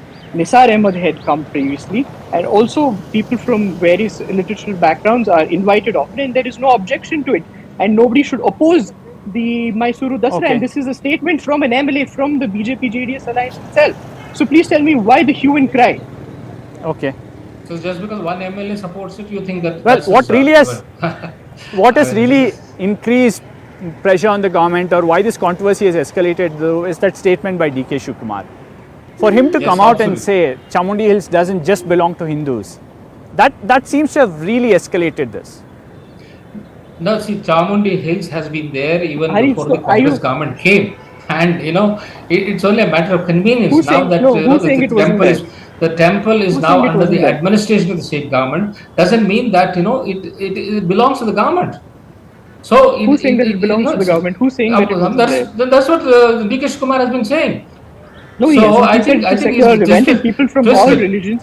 No, nobody says it is not a secular event. I'm sorry to say it is not a secular event. It is a highly religious event. It's a highly religious event which has cultural aspects as well. No Muslims, no Christians, nobody allowed. Are you going to put a board over there? Nobody is saying nobody is allowed. Anybody can come. They can't. Then has nobody is saying that they can't come. They cannot. The Maharaja over the years has said this. What is the issue? Why cannot people from various religions come and attend it? As simple as that. Okay. Let me just quickly clarify. Now that you're referring to that interview that Yaduvir gave to CNN News 18, he also very specifically says, at the same time, I've watched the interview that, or at least the speech that Banu Mustaq made in that literary event, and what she says about the color of the flag, state flag, and Chamundeshwari, how that restricts her. Perhaps with that kind of a sentiment, it might not be right for her to be there. Anyway, since we've already discussed it, quickly going back to Surbhi. Surbhi, one new aspect that's come out since last evening is a historian now coming out and saying, well, Chamundi Hills and the temple itself might not have started as a Hindu temple. It perhaps was a Jain temple, a Jain Ekshi temple, which was later on now become a Hindu temple. So we are looking at how the entire history is now being raked up and how this is being used. If there were incredible strict definitions of what the Hindu Dharma is, as is with Abrahamic faiths, one religion, one God, one book, then it would be very easy for us to say this is Hindu, this is not. This is the tradition of the land. This is Dharma, where it has multiple ways in which you can experience it, multiple ways in which all ways lead to God. That is what we believe in. Therefore, Therefore, let me come back to you and say this, Harish. The controversy has erupted because there has been a very clear-cut statement by the person inaugurated that they do not believe in certain aspects and facets of things. That is against their own religious tenet. However, if they have come out and made a statement, Goddess Chamundeshwari has her ways, Devi has her ways in which for everybody to go in front of her. This is one of those. On DK Shivkumar's statement, on the continued attempt of the left, habitual liars, a habitual issue that we rake up, they say, when Hindu dharma is under attack or questions about the dharma is put forth, when secular credentials are attached to everything that is Hindu, then the left keeps quiet and mum because that is of their no concern to them at all. But when you are talking about an age-old tradition, when you're talking about Devi Aradhana, which doesn't exist in any other faith, but it does in ours, why does the left not see that there is some malice over there? Whether it is with Dharmasthala or whether it is with the ongoing controversy of Lord Chamundeshwari. We are talking about issues matter to faith of people, crores of Kannadigas and many more Hindus in the country. Therefore, DK Shivkumar's statement, caveat, point taken. One more thing, there is no God to us other than the Gandhi family. Okay, quickly. The servitude of the congressmen and their That's an analogy. Came out even analogy more. taken out of All right. obviously Okay. when the Ms. Vimala, I'll give you the final Chamundeshwari, word. to make a you have point to about bring Nisar Sonia Ahmad. Gandhi and family into this. Who says these things? The only Okay, God. go ahead, Mrs. Gandhi Ramakrishna Padya. family? Really? You see, people have brought in the fact that Nisar Ahmad, when he was made to inaugurate, there was no controversy. Obviously, because Nisar Ahmad belonged to this state, and he was a true blue Kannadiga. I mean, he called Kannada, Bhuvaneshwari, and he Nichotsava. He wrote Nichotsava, and he is the kind of a poet that he celebrated Kannada language and its people, and nobody could have objected to that. So here is a woman, who has objections to various facts about the Kannada language itself, and she says we are kept out of the whole this thing. I mean, she thinks that she has been kept out of the mainstream. She wants the mainstream to understand her concerns. It is her duty to become part of the mainstream. She doesn't understand that. So that being the case, people have reservations about her. I'll give the final word to Ms. Vimala. Not because she's a woman, not because she's a woman, Muslim. It's because of the fact that she has reservations about all these things. Fair enough. Finally going to go to Aradhana. Fair enough. Ms. Vimala, this argument that her statement given at a literary event is what has really escalated the entire issue here. Before starting, I just tell fellow panelists, I am just listening, let them not interrupt me. And see, in the beginning itself, I have told, this is the event which is conducted by the state. State has no religion. State is running under constitution. If somebody is performing some puja, some rituals in their house, it is their will or whims and fancy whether to invite somebody or not to invite somebody. When Nisar Ahmad was invited, there was no controversy. Just because Banu Mushtaq is also a origin of Muslim and Nisar Ahmad was also a origin of Muslim. Why this means from 17 to 25, in these 8 years, this communal whole feeling, raking up communal feeling among the people, it has become a habit of these people, and unnecessarily bringing out all left, this, that, everything, which is happening every day and night. Okay, and in India and in Karnataka, you go to Kalyana Karnataka, you will see so many dargahs where Hindus go and perform their whatever the offer they have to do, they will do it. The same thing with Bangalore Karga. The Karga will start and it will go first to Dargah. So that is the secular beauty of this country. So these people just want to do their politics over everything. They don't leave any one small stone unturned to increase the communal frenzy. So this is unbecoming, and Dasara is not just a religious festival. This is Nada Habba. Nada Habba means it's a cultural festival of the state which belongs to everybody. Absolutely. All right. Well, ma'am, as you rightly put it, it's a Nada Habba, but we've had fantastic fond memories of Dasara every year. It's unfortunate that this year it's beginning with this controversy. I'm absolutely out of time on this debate. Thank you, Surabhi Hodigere. Thank you, Dirjati, Mr. Ramakrishna Padya and Ms. Vimla for joining us on the show. Well, it is only likely to escalate in the coming few weeks on how this proceeds further, how the government responds, how the BJP takes this further. Well, this was the top story of the week from South India, but there are several other stories that hit the headlines. As we end the show, we get you a quick roundup of all those stories. Thank you for watching. War of words between the DMK and the BJP in Tamil Nadu escalated this week, with Stalin visiting Bihar, participating in the rally along with Rahul Gandhi as well as Tejaswi Yadav. In fact, the BJP said that it's the same DMK that has time and again made derogatory statements against the people of Bihar, calling them illiterate, saying that they are here to sell pani puris, and now it's the same DMK that's now going to Bihar, and they demanded an apology from Stalin to the people of Bihar. However, the DMK said that the BJP is only trying to divert the attention of the public from various issues like the vote theft and SIR. An FIR has been registered against actor-turned-politician Vijay as well as 10 unidentified bouncers after one of the fans who tried to go closer to Vijay was pushed by the bouncers. A video of that has been doing the rounds where the bouncers seen pushing the fan out of the barricade, and later he was seen hanging on to the barricade and then fell down. The complaint was filed by the man who got injured, and the TVK now says that it's a move by the DMK to silence the TVK, fearing the defeat. It's Onam festival in Kerala. Floral carpets, mouth-watering sadhya, traditional Tiruvadira are all the flavour of this festive season. Men and women in traditional attire walk around the streets. Celebrations here, as we can see, this is a college here. College students in traditional attire taking part in the Onam celebrations. Irrespective of religion and caste, Malayalis across participate in the Onam celebrations, not just inside Kerala but wherever they are in the world. Floral carpets traditionally put outside homes. It is to welcome King Mahabali, but now it's not just outside homes but schools, colleges, offices all celebrate Onam during this time. This is also the harvest festival of Kerala. The main day, Tiruvonam, falls on September 5th this year. We wish all our viewers a very happy Onam.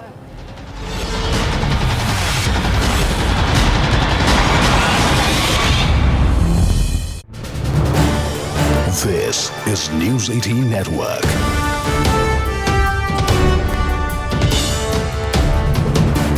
India's largest news network. But I think we're getting the first picture. These are the live shots. The Prime Minister in the center of the table, on the opposite side, Xi Jinping of China. You can see the National Security Advisor to the Prime Minister's right, the interpreters to his left. I don't know if we have the audio. If we have the audio, we should play up the audio, but I'm not. All right, we don't have the audio right now. The audio, I think, will come through subsequently. But you can see the Prime Minister there speaking to President Xi Jinping of China. You can see the warm handshake, the Prime Minister wearing a beige waistcoat and a kurta, and President Xi Jinping in his black suit and grey tie. Rahul Shivshankar, we are showing these pictures full frame. I can see the National Security Advisor. I can see the Foreign Secretary also sitting next to the Prime Minister. We don't have the audio on this feed, but these are the first pictures of the bilateral that is underway. Rahul. Yes, it's been confirmed to me that a gentleman called Sheng Shanji, I just hope I'm pronouncing that name right, is also part of that conversation. He's the chairman of the National Development and Reform Commission and has been in office since March 2023, and as governor as well as deputy party secretary of Zhejiang and the party secretary of the Central Committee. So he's a very senior officer. And obviously somebody who's closely associated with the economic side of things in China and is supposed to be quite close to President Xi Jinping, who is the other person who is eliciting some amount of interest in that particular meeting. And those pictures are now being broadcast also on our screens here, so quite clearly that was a loop that was put out perhaps in advance. Maybe the Indian side said, hey, how did this go out before we could put out? So maybe there was some scheduling issue there, but we got a glimpse of that meeting, and I did tell you that President Xi was visible there, looking across from the Prime Minister. But yes, this is quite clearly a meeting that is going to be focused on two definitive issues.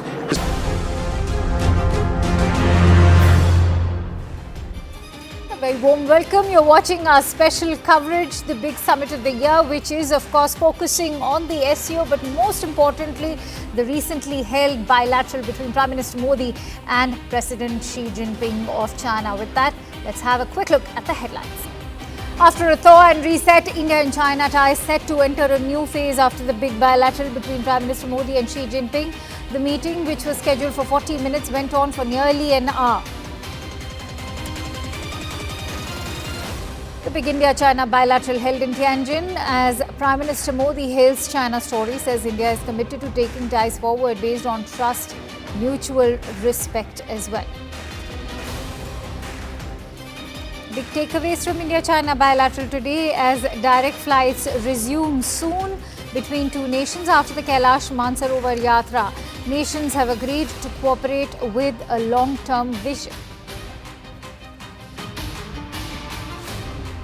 Chinese President Xi Jinping has urged the dragon and elephant to unite, points out that they are the world's two most populous nations and emphasized the importance of being friends and good neighbors. NEA highlights that India and China have emphasized the need for peace along their border. Prime Minister Modi has reaffirmed that both nations have pursued strategic autonomy and should not be viewed through a third country lens.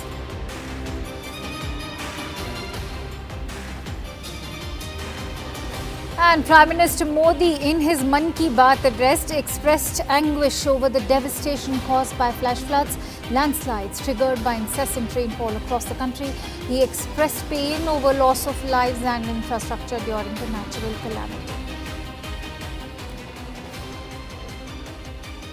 Now, Prime Minister Modi has met with Chinese President Xi Jinping in his first visit to China in over 7 years. The talks held on the sidelines of the SCO summit come amid shifting global alliances, dynamics and rising US tariffs, nudging India and China to get closer. Both leaders have reaffirmed their commitment to regional stability, with Prime Minister Modi emphasizing that the interests of 2.8 billion people hinge on India-China cooperation. President Xi of China has echoed the sentiment of Prime Minister Modi, calling for friendship and unity. He said that elephant and dragon must come together for peace in Asia.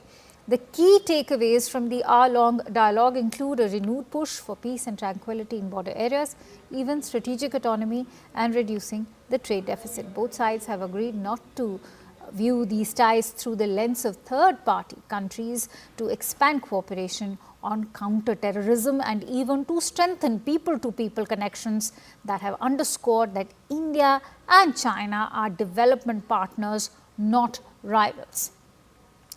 All right, with the story, getting in some breaking inputs, but before हमारी बहुत ही सार्थक चर्चा हुई थी। हमारे संबंधों को एक सकारात्मक दिशा मिली। सीमा पर डिसएंगेजमेंट के बाद शांति और स्थिरता का माहौल बना हुआ है। हमारे सहयोग से दोनों देशों के 2.8 बिलियन लोगों के हित जुड़े हुए हैं। इससे पूरी मानवता के कल्याण का मार्ग भी प्रशस्त होगा। परस्पर विश्वास, सम्मान और संवेदनशीलता के आधार पर हम अपने संबंधों को आगे बढ़ाने के लिए प्रतिबद्ध हैं। And staying with the story, getting in breaking inputs, in fact, Prime Minister Modi has taken to X to share the message with regards to his meeting with President Xi. He's gone on to say, and let me quote, had a fruitful meeting with President Xi Jinping in Tianjin on the sidelines of the SCO summit. We reviewed the positive momentum in India-China relations since our last meeting in Kazan.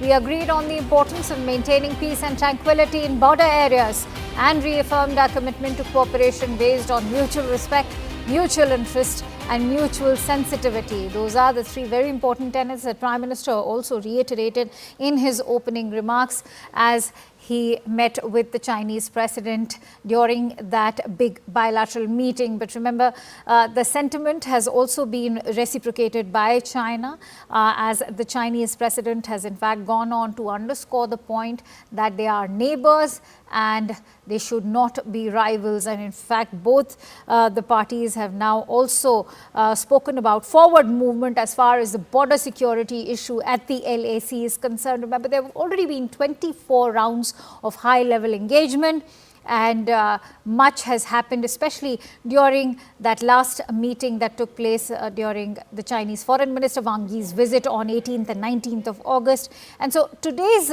bilateral has also reviewed the progress that's been made in the overall ties between India and China.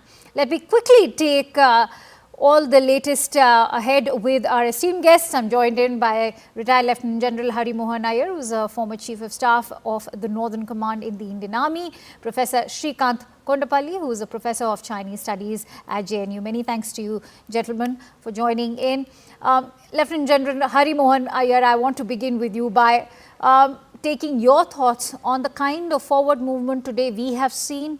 Many had in fact spoken about how this was a bilateral meet that could perhaps bring a reset of ties. And on the other hand, many have said that this is meant to be a confidence building measure. It's meant to bring in that much needed thaw. What are your thoughts? Thank you, Akansha. Thank you for having me on your show. Firstly, the words which the Prime Minister used, and he said two very, very specific things, one about disengagement and peace and tranquility along the line of control. So that are actually two things that have been happening for over 12 months. Since the time we have disengaged with the Chinese, the only issue which is now left is de-escalation of forces that have been inducted both on our and on their side, which needs a degree of negotiations between the two sides because there is a difference in perceptions in the manner in which this de-escalation has to happen. In my mind, I am very clear in my mind that we should get back to what we call as status quo ante. That is where we were prior to this whole crisis began. That we also move back to our permanent locations and they also move back to their respective permanent locations. However, there are certain issues because we have created so much of infrastructure on both sides, which requires to be maintained at both ends. So there will be some give and take which has to happen through negotiations. I am very positive on the fact that this border can be maintained, and two events, one in 2016 in Doklam and one in 2021 in Ladakh, have indicated that there is no military solution to this problem. This has to be negotiated across the table. And I am very certain that a border negotiation can be reached at with a little bit of give and take.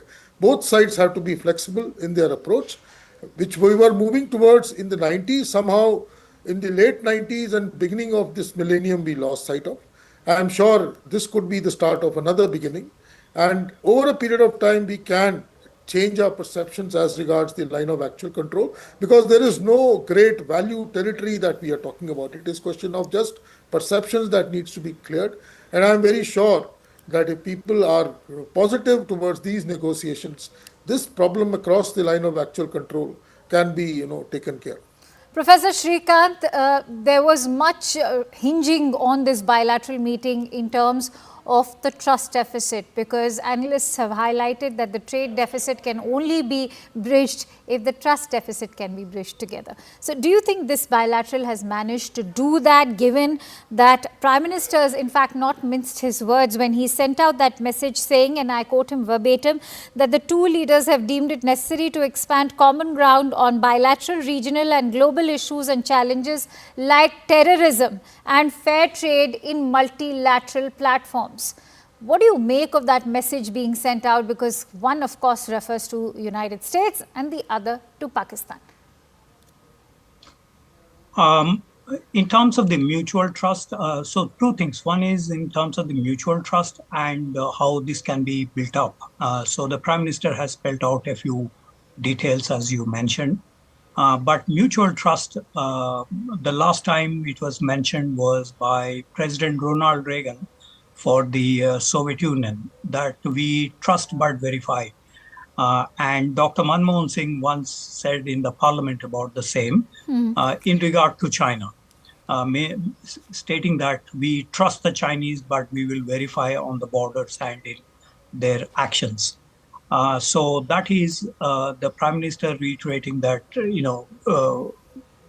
we need to look at the reality and how the actions pan out from China in regard to the bilateral relations. The second, of course, is on many issues, the trust factor is tested. For example, you mentioned about terrorism. The Raksha Mantri's visit to China recently, 2 months ago, for the SCO Defense Ministerial meeting in June, and also Dr. Jaishankar's visit to China for the SCO Foreign Ministerial meeting. In both of these, India did not sign to the draft which mentioned about terrorism and in relation to the BLA, Baluch Liberation Army, and the Majid Brigade, instead of the Resistance Front, which took responsibility for the April 22nd Pahalgam attacks. So there is no mention about the Pahalgam attacks in the draft resolution. So both the Raksha Mantri and the Foreign Minister did not subscribe to it. And so there is some tension here in the final outcome. So the final SCO joint statement very likely to have an Indian jarring note in relation to the Belt and Road Initiative, because that violates the sovereignty of India in CPEC projects. Number two, in terms of terrorism, even though they mention about countering all forms of terrorism, they don't counter the April 22nd incident in India, in Pahalgam, and the subsequent India-Pakistan conflict. So there is also the problem of trust that needs to be bridged in the bilateral relations. Glad that you highlighted that, and I want to quickly bring in Lieutenant General Hari Mohan Iyer also on that note. What's your assessment of this contradiction now that India is taking a step forward with China, but if there is going to be no condemnation of the Pahalgam terror attack, in fact, there's often placing the victim and the aggressor on the same platform, as we've seen happen in the past as well, because like Professor was also highlighting, why must Pahalgam be equated with Baloch insurgency? This when Pahalgam was orchestrated by foreign terrorists. In fact, we've had Chinese analysts on our discussions ask what's the evidence. So what is your assessment of a grouping like SCO not coming up with a condemnation against the Pahalgam terror attack if it doesn't find a mention in the joint communique?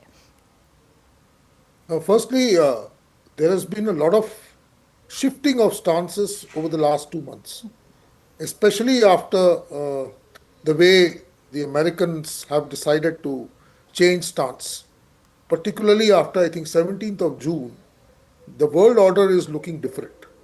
I guess the Prime Minister's initiative to go to a SCO summit and be part of a bilateral also stems from that particular happening. So there will be certain change in the world order. As I always mention, there are no permanent friends or permanent foes in today's world order. They are all business world. Especially when you are the fourth largest economic and military power in the world. You can't be treated in the manner in which we were treated by the world order earlier. So they are still trying to hyphenate us with Pakistan, which in today's scenario does not work. Whether it was China or the USA, both tried the same thing with us. I personally feel, and I had said it on your show, that when we were in Op Sindoor, we were looking at both fronts. There was certain amount of collusivity which was very, very visible in the manner in which the Chinese assisted Pakistan. So that will stay in the background whenever we are negotiating with China. No, I agree, because it's not just about defense sale and purchase by China, by Pakistan. It's also about crucial intelligence sharing that's taking place between the two countries. And not only that, they kept us fixated on the northern borders, possibly also forced us not to go beyond a certain limit of Op Sindoor, because we were still looking at both borders at that time. So that kind of a problem will continue, and it has to be de-escalated. That's why I said what the Prime Minister mentioned today is very clear. Disengagement, he hopes that disengagement brings continued peace and tranquility along the line of actual control. He is hinting at that we should go back to our old status. And I guess this bilateral may be the start of that particular activity. Right, but Professor, we've seen that start. All right, sir, please finish your point. Yeah, like Mr. Srikanth said, that there has to be a mutual trust. It has always been one step forward and two steps back with the Chinese. When 2014, when the Prime Minister first had President Xi here in India, the same day tumor happened. Again, when the Prime Minister went to China, the same day Depsang happened. So it is a question of how China plays its cards here onwards, and how does it treat India, as it has to treat us at the table as an equal partner. Right. Professor, I want to quickly bring you in, since I'm also running short of time. So when, as Lieutenant General Iyer was also highlighting, there has to be mutual trust, and in fact Prime Minister himself referred to those three tenets that you also referred to: mutual trust, mutual respect and mutual sensitivity. So what is the conundrum here? Can trade ensure that mutual trust comes between India and China and is restored finally? Because it's certainly not going to just depend on trade. Yes, we've seen heartwarming announcements of the Mansarovar Yatra also resuming, as have the direct flights to mainland, which of course were halted after COVID.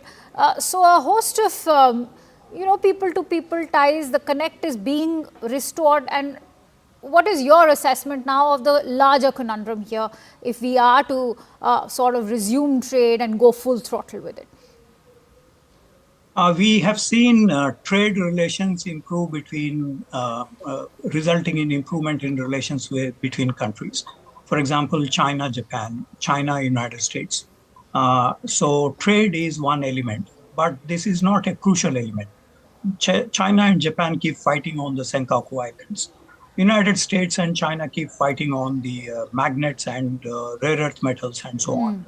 In addition to Taiwan Strait, South China Sea, a host of other issues. So trade in itself doesn't really contribute to stability in bilateral relations. Trade is good. Some people are trading. That's good. But that in itself doesn't really result in stability. I think the greater conundrum is if the PLA takes another action, like the Doklam, like the Galwan incidents.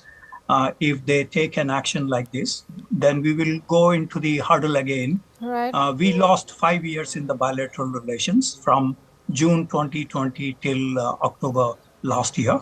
So probably that will also become a reality in future as well. Maybe 10 years, maybe 15 years, because after 1962, 1976 was the time when we exchanged the ambassadors between the two countries. So PLA would be one conundrum. Second is nationalism in China. Third is China's ambitions. I think, Professor, I'm afraid I'll have to cut you there. My apologies, because I'm running short of time, but thank you for sharing those very precious insights with us. We're slipping into a quick break. As we return with the latest, stay tuned to CNN News 18.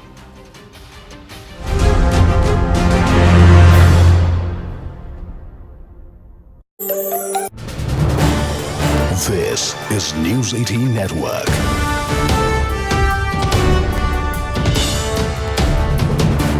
India's largest news network.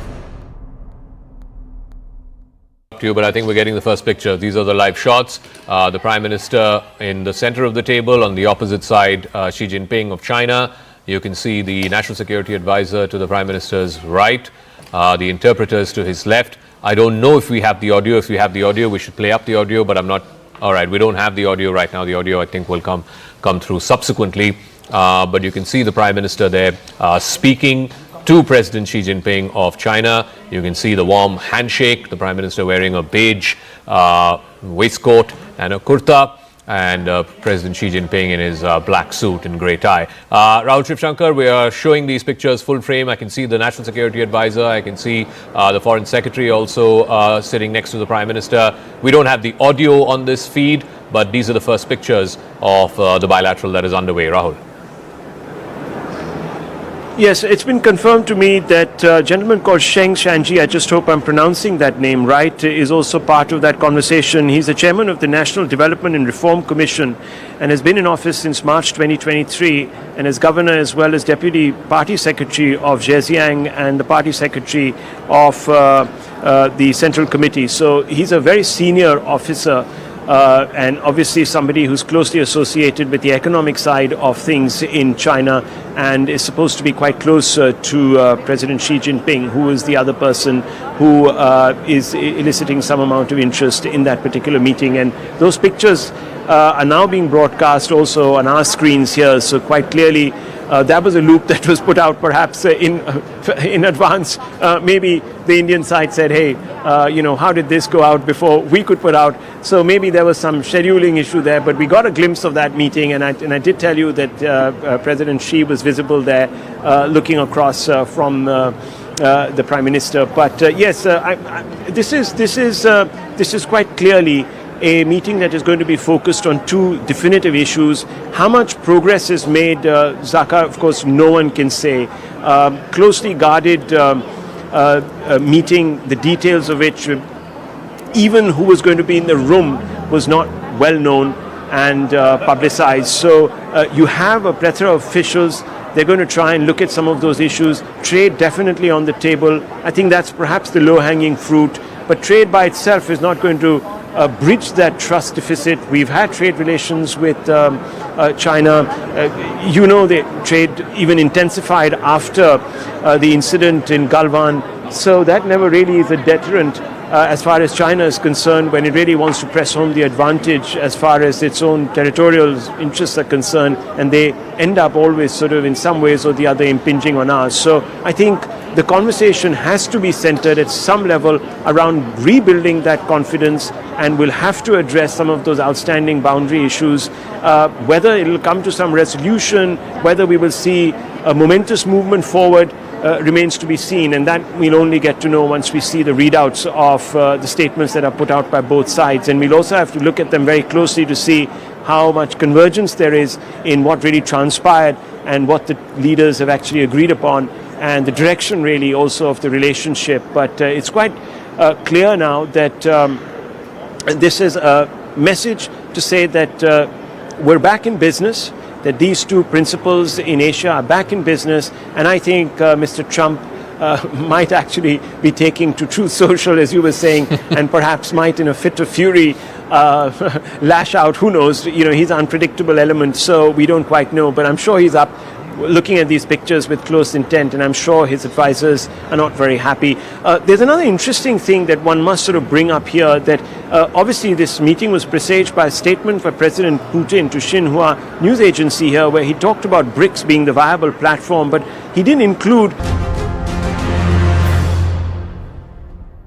We're coming to you from Tianjin in China, where Chinese President Xi Jinping is hosting the 25th SCO summit.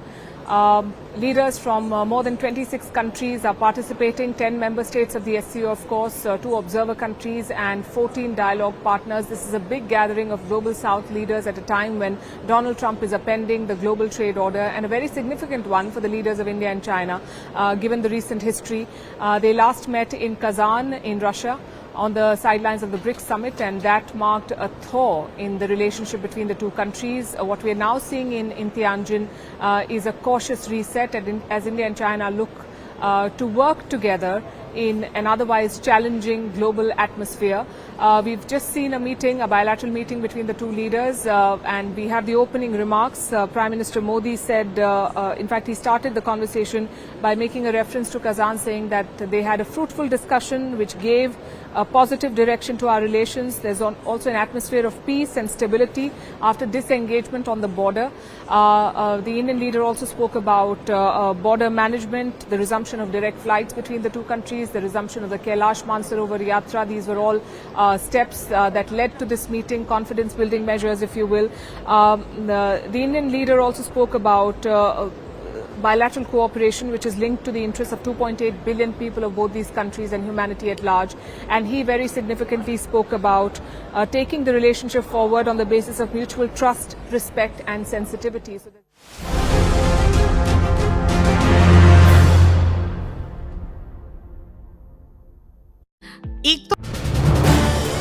This is News 18 Network.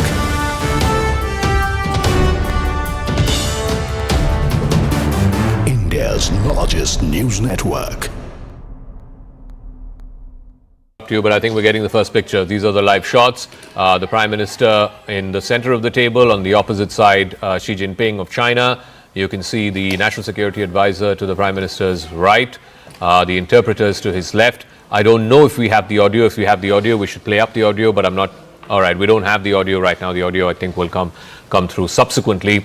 But you can see the Prime Minister there speaking to President Xi Jinping of China. You can see the warm handshake, the Prime Minister wearing a beige waistcoat and a kurta, and President Xi Jinping in his black suit and grey tie. Rahul Shivshankar, we are showing these pictures full frame. I can see the National Security Advisor. I can see the Foreign Secretary also sitting next to the Prime Minister. We don't have the audio on this feed, but these are the first pictures of the bilateral that is underway. Rahul. Yes, it's been confirmed to me that a gentleman called Sheng Shanji, I just hope I'm pronouncing that name right, is also part of that conversation. He's the chairman of the National Development and Reform Commission and has been in office since March 2023 and is governor as well as deputy party secretary of Zhejiang and the party secretary of the Central Committee. So he's a very senior officer. And obviously somebody who's closely associated with the economic side of things in China and is supposed to be quite close to President Xi Jinping, who is the other person who is eliciting some amount of interest in that particular meeting. And those pictures are now being broadcast also on our screens here, so quite clearly that was a loop that was put out perhaps in advance. Maybe the Indian side said, hey, how did this go out before we could put out? So maybe there was some scheduling issue there, but we got a glimpse of that meeting, and I did tell you that President Xi was visible there looking across from the Prime Minister. But yes, this is quite closely a meeting that is going to be focused on two definitive issues. How much progress is made, Zaka, of course, no one can say. Closely guarded meeting, the details of which, even who was going to be in the room was not well known and publicized. So you have a plethora of officials. They're going to try and look at some of those issues. Trade definitely on the table. I think that's perhaps the low-hanging fruit. But trade by itself is not going to bridge that trust deficit. We've had trade relations with China. The trade even intensified after the incident in Galwan. So that never really is a deterrent as far as China is concerned when it really wants to press home the advantage as far as its own territorial interests are concerned, and they end up always sort of in some ways or the other impinging on ours. So I think the conversation has to be centered at some level around rebuilding that confidence, and we'll have to address some of those outstanding boundary issues. Whether it will come to some resolution, whether we will see a momentous movement forward, remains to be seen, and that we'll only get to know once we see the readouts of the statement.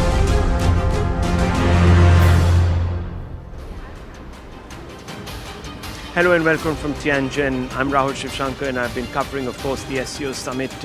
Just a few hours back, Prime Minister Narendra Modi and President Xi Jinping held a very, very consequential conversation. The details of that conversation are out now.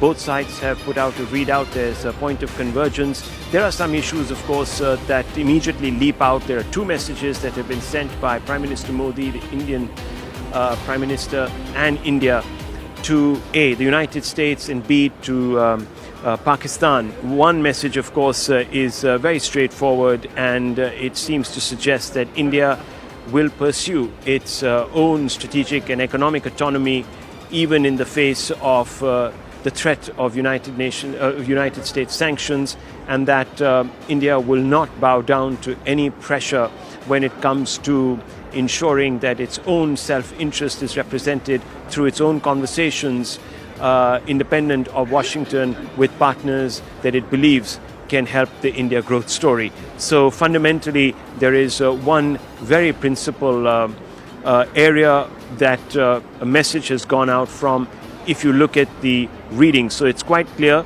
that Trump, his tariff tyranny, came up as a point of conversation between the two leaders. There is another important conversation that took place where India raised the issue of cross-border terrorism without actually mentioning Pakistan, but certainly there was in the statement a reference to the fact that India is expecting both countries now to expand common ground on bilateral, regional and global issues and challenges like terrorism and fair trade in multilateral platforms. So that is also, of course, an important message to both China that it needs to walk the talk when it comes to building mutual trust in the emergent geography and ensure that Pakistan doesn't continue to bleed India through 1,000 cuts by exporting terror across the LOC. And incipient in this particular resolution is also, of course, a commitment that India is once again making obvious signal to Washington that we will remain committed to multilateral platforms and not view the world from a Manichaean, Trumpian perspective that wants to once again rally the world around a singularity which is American hegemony. So very clearly these two statements going out, and they're going to be widely interpreted in Washington, might even elicit responses from Washington over the next few days from the State Department or even indeed from the White House. But here is what the Prime Minister said during that interaction. Listen in. पिछले वर्ष कयान में हमारी बहुत ही सार्थक चर्चा हुई थी। हमारे संबंधों को एक सकारात्मक दिशा मिली। सीमा पर डिसएंगेजमेंट के बाद शांति और स्थिरता का माहौल बना हुआ है। हमारे सहयोग से दोनों देशों के 2.8 बिलियन लोगों के हित जुड़े हुए हैं। इससे पूरी मानवता के कल्याण का मार्ग भी प्रशस्त होगा। परस्पर विश्वास, सम्मान और संवेदनशीलता के आधार पर हम अपने संबंधों को आगे बढ़ाने के लिए प्रतिबद्ध हैं।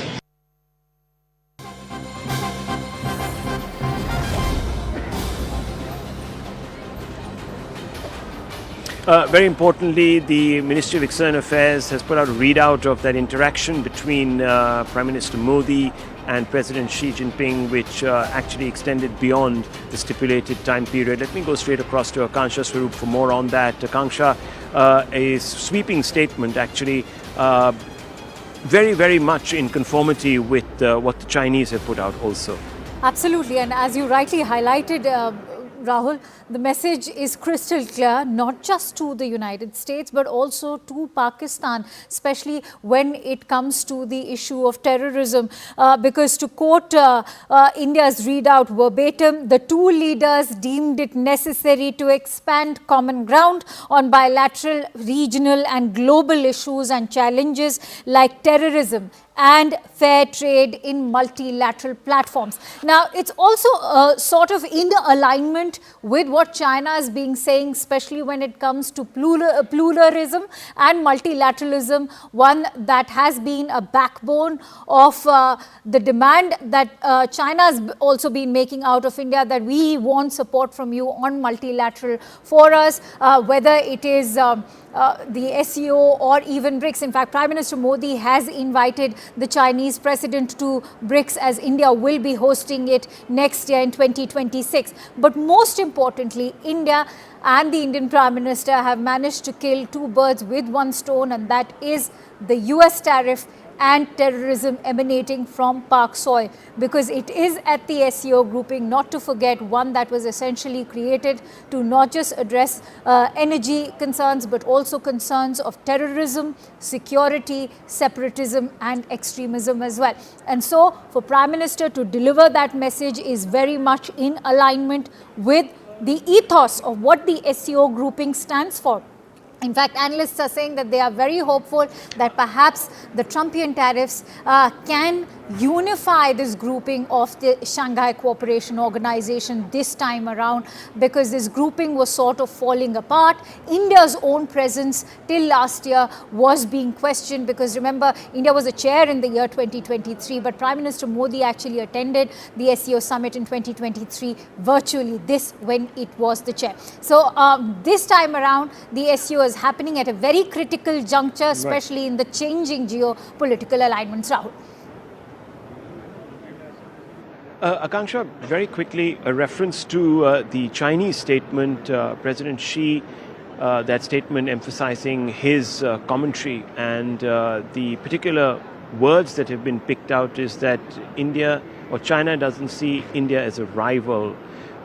Very important words, those, in the context of what has been happening over the last few years. Absolutely, and very heartening to hear those words from the Chinese president, given that, as we've been highlighting, that the trust deficit and the trade deficit cannot be dehyphenated or cannot be hyphenated rather, and that trade will only happen if there's trust build up during as far as the LAC issue is concerned, which, as we all know, is a legacy issue. But 24 rounds of high level engagements have already happened. But most importantly, when the Chinese president is saying that, I also want to draw your attention to what the Indian side has said, and that is also what the Chinese side has maintained, that that both the sides are quite satisfied with the progress that has been made at the LAC and with the disengagement that was in fact decided last year in Kazan. So that is heartwarming to hear. I just want to quickly make that point, Rahul, that when Wang Yi visited and he also met NSA Ajit Doval, and that's when it was decided that now a culmination of all of this high-level engagements can only happen with forward movement if there is political perspective on this, and if there is sort of political sort of agreement over this. And that is the kind of agreement that we've seen today happen in Tianjin. Well, of course, the Chinese will have to walk the talk, but there are 5 or 6 takeaways that we want to quickly touch upon. One is the resumption of the Mansarovar Yatra, direct flights to resume between India and China to enhance people-to-people contact, peaceful situation at the border, transparency perhaps in the workings of the two militaries, future mutual cooperation between the two countries, sweeping statement, but how that sort of articulates, takes shape and is articulated by actions remains to be seen. And of course, cooperation with a long-term vision, which means that the two countries are resolving to give it another shot at trying in the ongoing manner to resolve their outstanding issues. Whether all of this rhetoric holds up to the realities, we'll have to see. It will be tested for sure. Let me open this up and bring in two very esteemed guests. Einar Tangen, Senior Fellow at the Center for International Government Innovation and Chairman of the Asian Narratives Substack. He's joining us from Beijing, and of course, Professor Brahma Chileni, Strategic Affairs Expert. First to you, Professor. I want to understand what you take away from the two written statements that have been put out. Have we come closer to convergence, or is the rhetoric not quite matching up to actionable steps that have been taken by the Chinese to meet us maybe even more than halfway to reduce that trust deficit? Professor. The recent meeting, the meeting today between Xi Jinping and Narendra Modi, appears to be more of a diplomatic re-engagement than a sign of substantive progress on core issues. The issues that you just highlighted, the resumption of pilgrimage to Kailash Mansarovar, direct flights between the two countries, the recent agreement to set up two new groups to manage the border, all these steps were known weeks earlier. So nothing new has come out of this meeting. What we can say is that the two leaders have set a positive tone. Both statements say that the India and China are not rivals. The Indian statement says that India and China are development partners, not rivals. And China says that it does not look at India as a rival, but that is in keeping with China's diplomatic practice of telling the US, Japan, and others that it doesn't treat them as rivals. But in terms of substantive progress, because this meeting, Rahul, was pretty overhyped, especially by the Indian media, and considering the kind of hype that went into this meeting, the expectation that this would represent some sort of a breakthrough, I think at best this was diplomatic re-engagement, a continuation of the process that was set in motion in Kazan, Russia last October, when Xi Jinping and Narendra Modi met on the sidelines of the BRICS summit, and they have agreed to continue the process of improving bilateral relationship. I think that's the most important take from this particular meeting. While the statements are very positive, they do not address the central security and border disputes or the economic differences that have defined the relationship in recent years.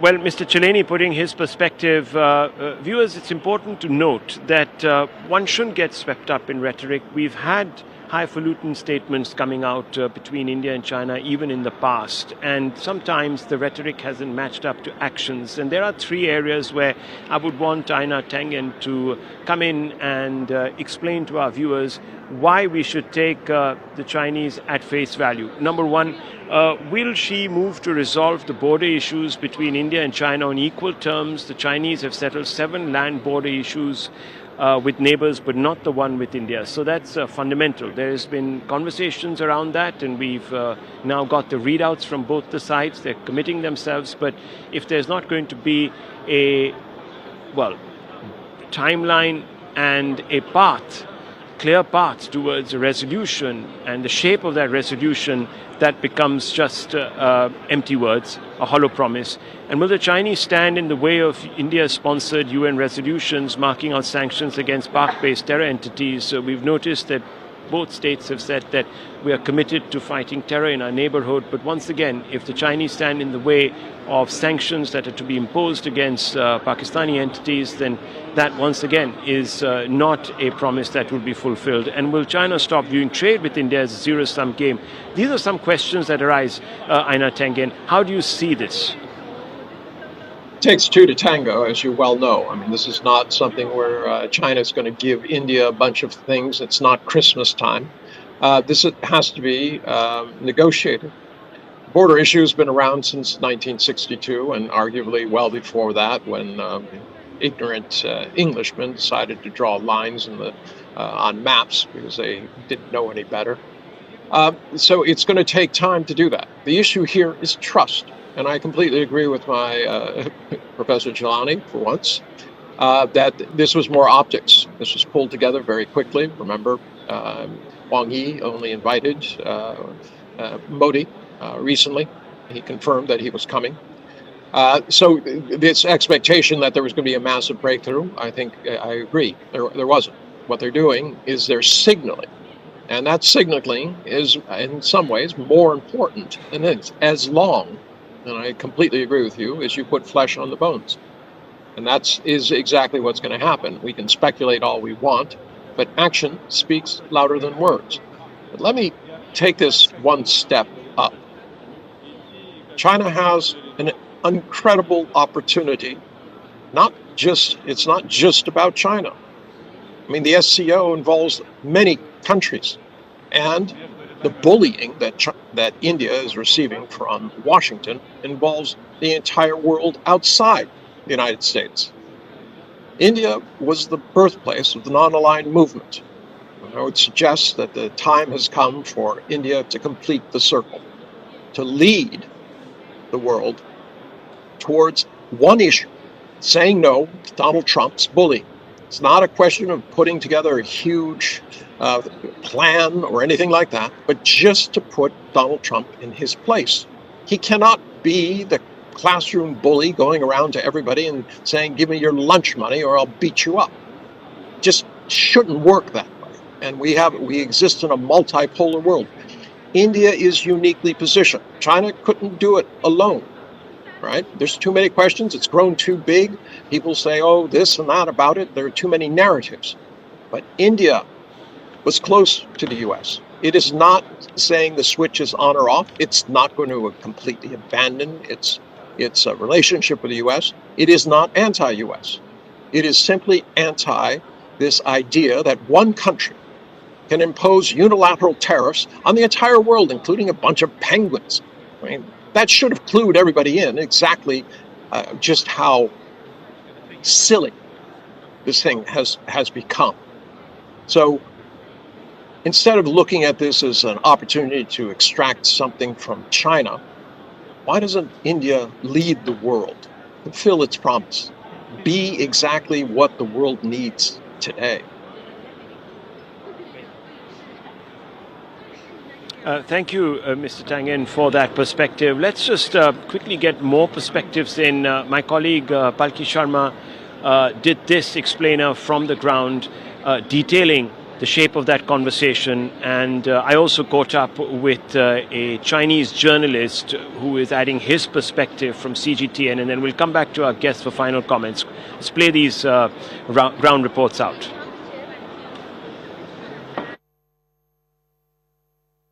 In China, where Chinese President Xi Jinping is hosting the 25th SCO summit. Leaders from more than 26 countries are participating, 10 member states of the SCO, of course, 2 observer countries and 14 dialogue partners. This is a big gathering of Global South leaders at a time when Donald Trump is upending the global trade order, and a very significant one for the leaders of India and China, given the recent history.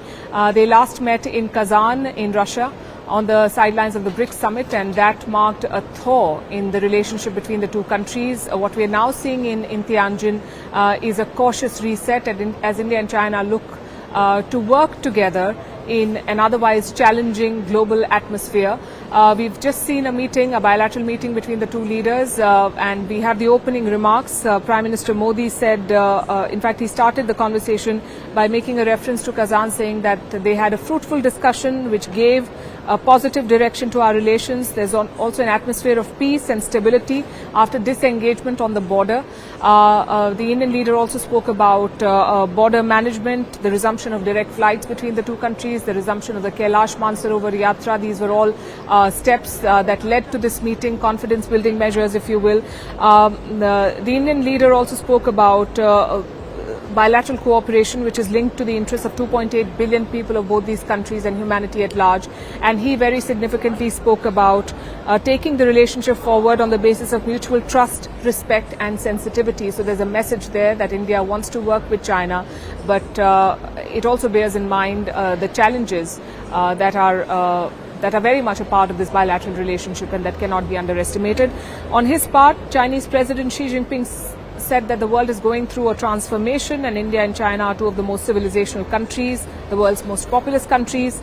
And he said it is vital to be good friends, neighbors, and the elephant and the dragon must come together. This is something that he also said, remember, in the letter that he sent to Indian President Draupadi Murmu earlier this year. So the dragon-elephant tango is what Xi Jinping is talking about again. He said that India and China must step up our historic responsibilities to uphold multilateralism, a multipolar world, and more democracy in international institutions. Again, very important, and this is something that we've said before, that while China speaks about a multipolar world order in Asia, it has pushed for unipolarity.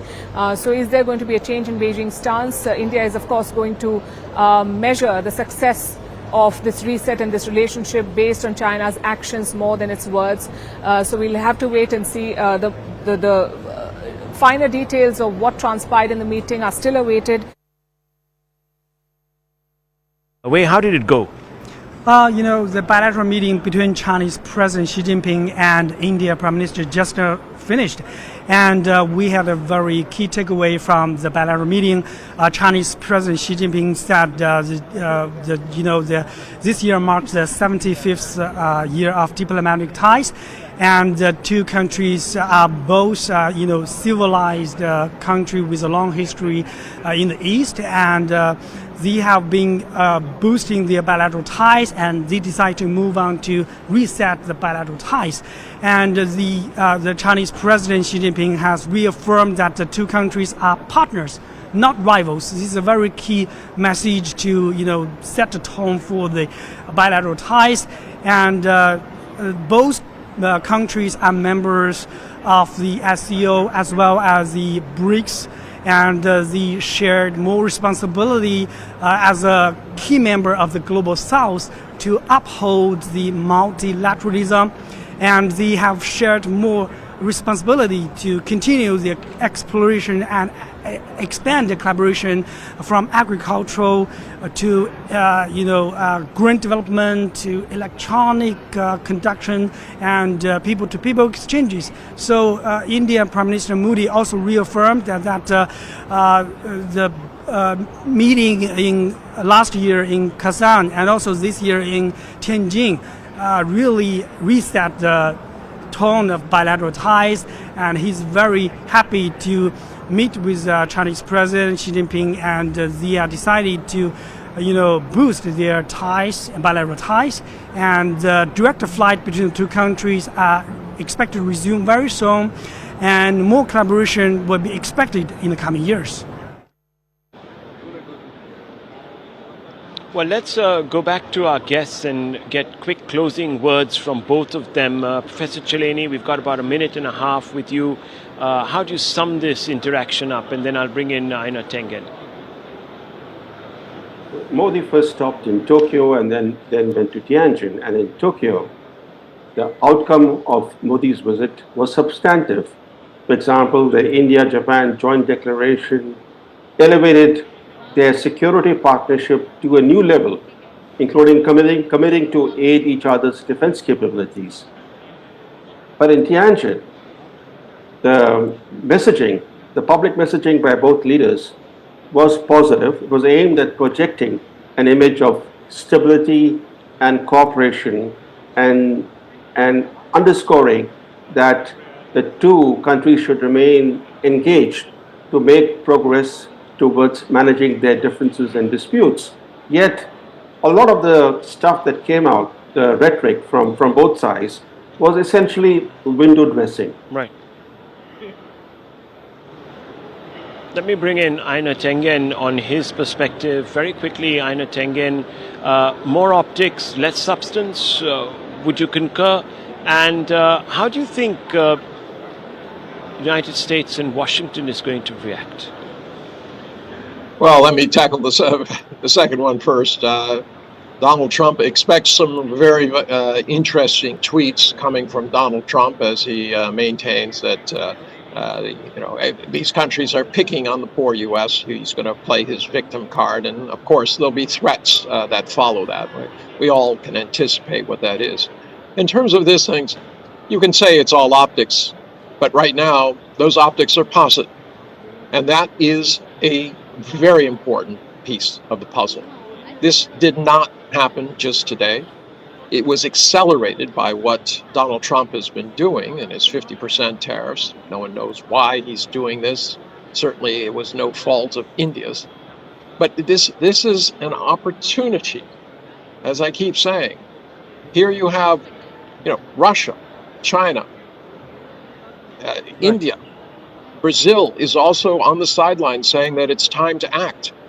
They represent now the largest group in the world in terms of economic, population, resource, and manufacturing heft.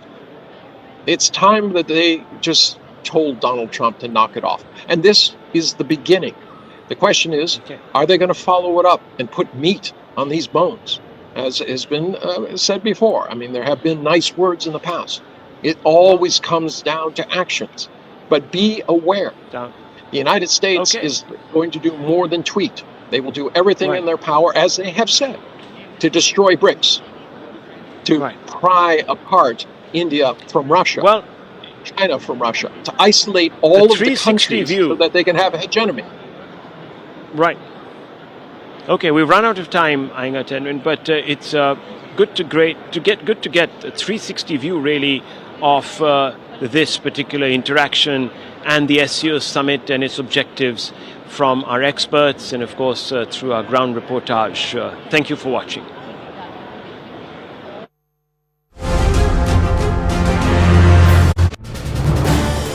This is News 18 Network.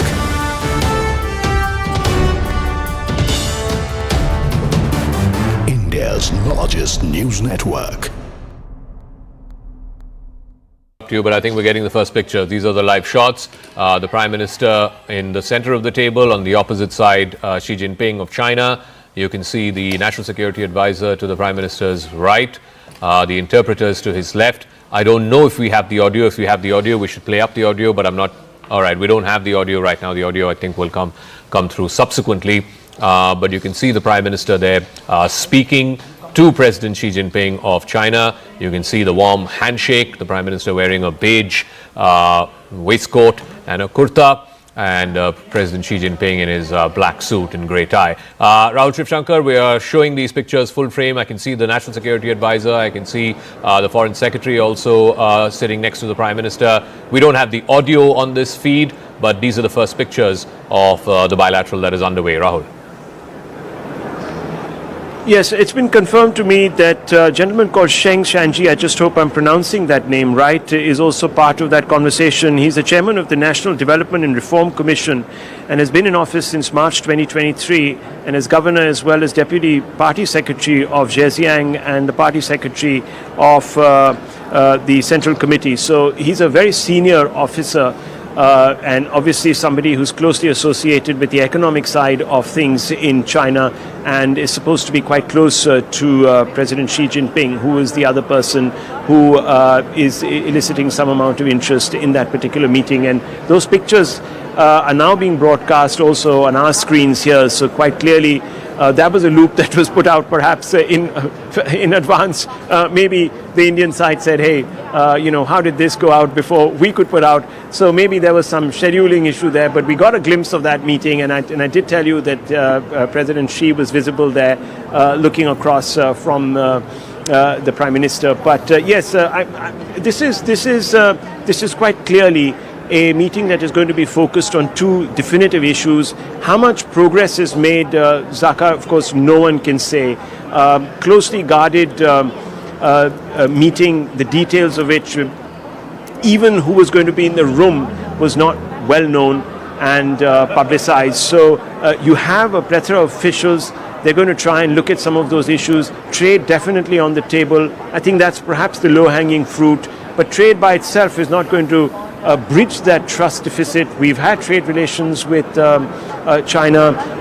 The trade even intensified after the incident in Galwan. So that never really is a deterrent as far as China is concerned when it really wants to press home the advantage as far as its own territorial interests are concerned, and they end up always sort of in some ways or the other impinging on ours. So I think the conversation has to be centered at some level around rebuilding that confidence, and we'll have to address some of those outstanding boundary issues.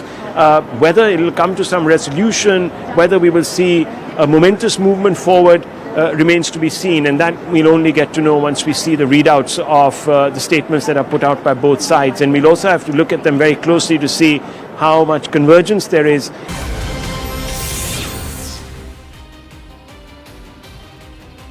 Good evening, you're watching CNN News 18. I am Arunima. Top focus this Sunday, the thaw in the Indo-China relationship. Prime Minister Modi has once again made trust and respect the basis of the possible dance of the elephant and the dragon. Let's get you the top headlines from that big bilateral today.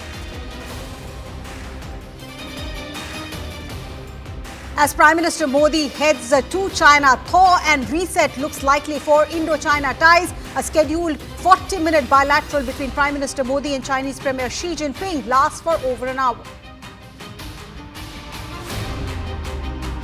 India committed to taking ties forward with China based on trust and respect. Prime Minister Modi hails the story of China in Tianjin.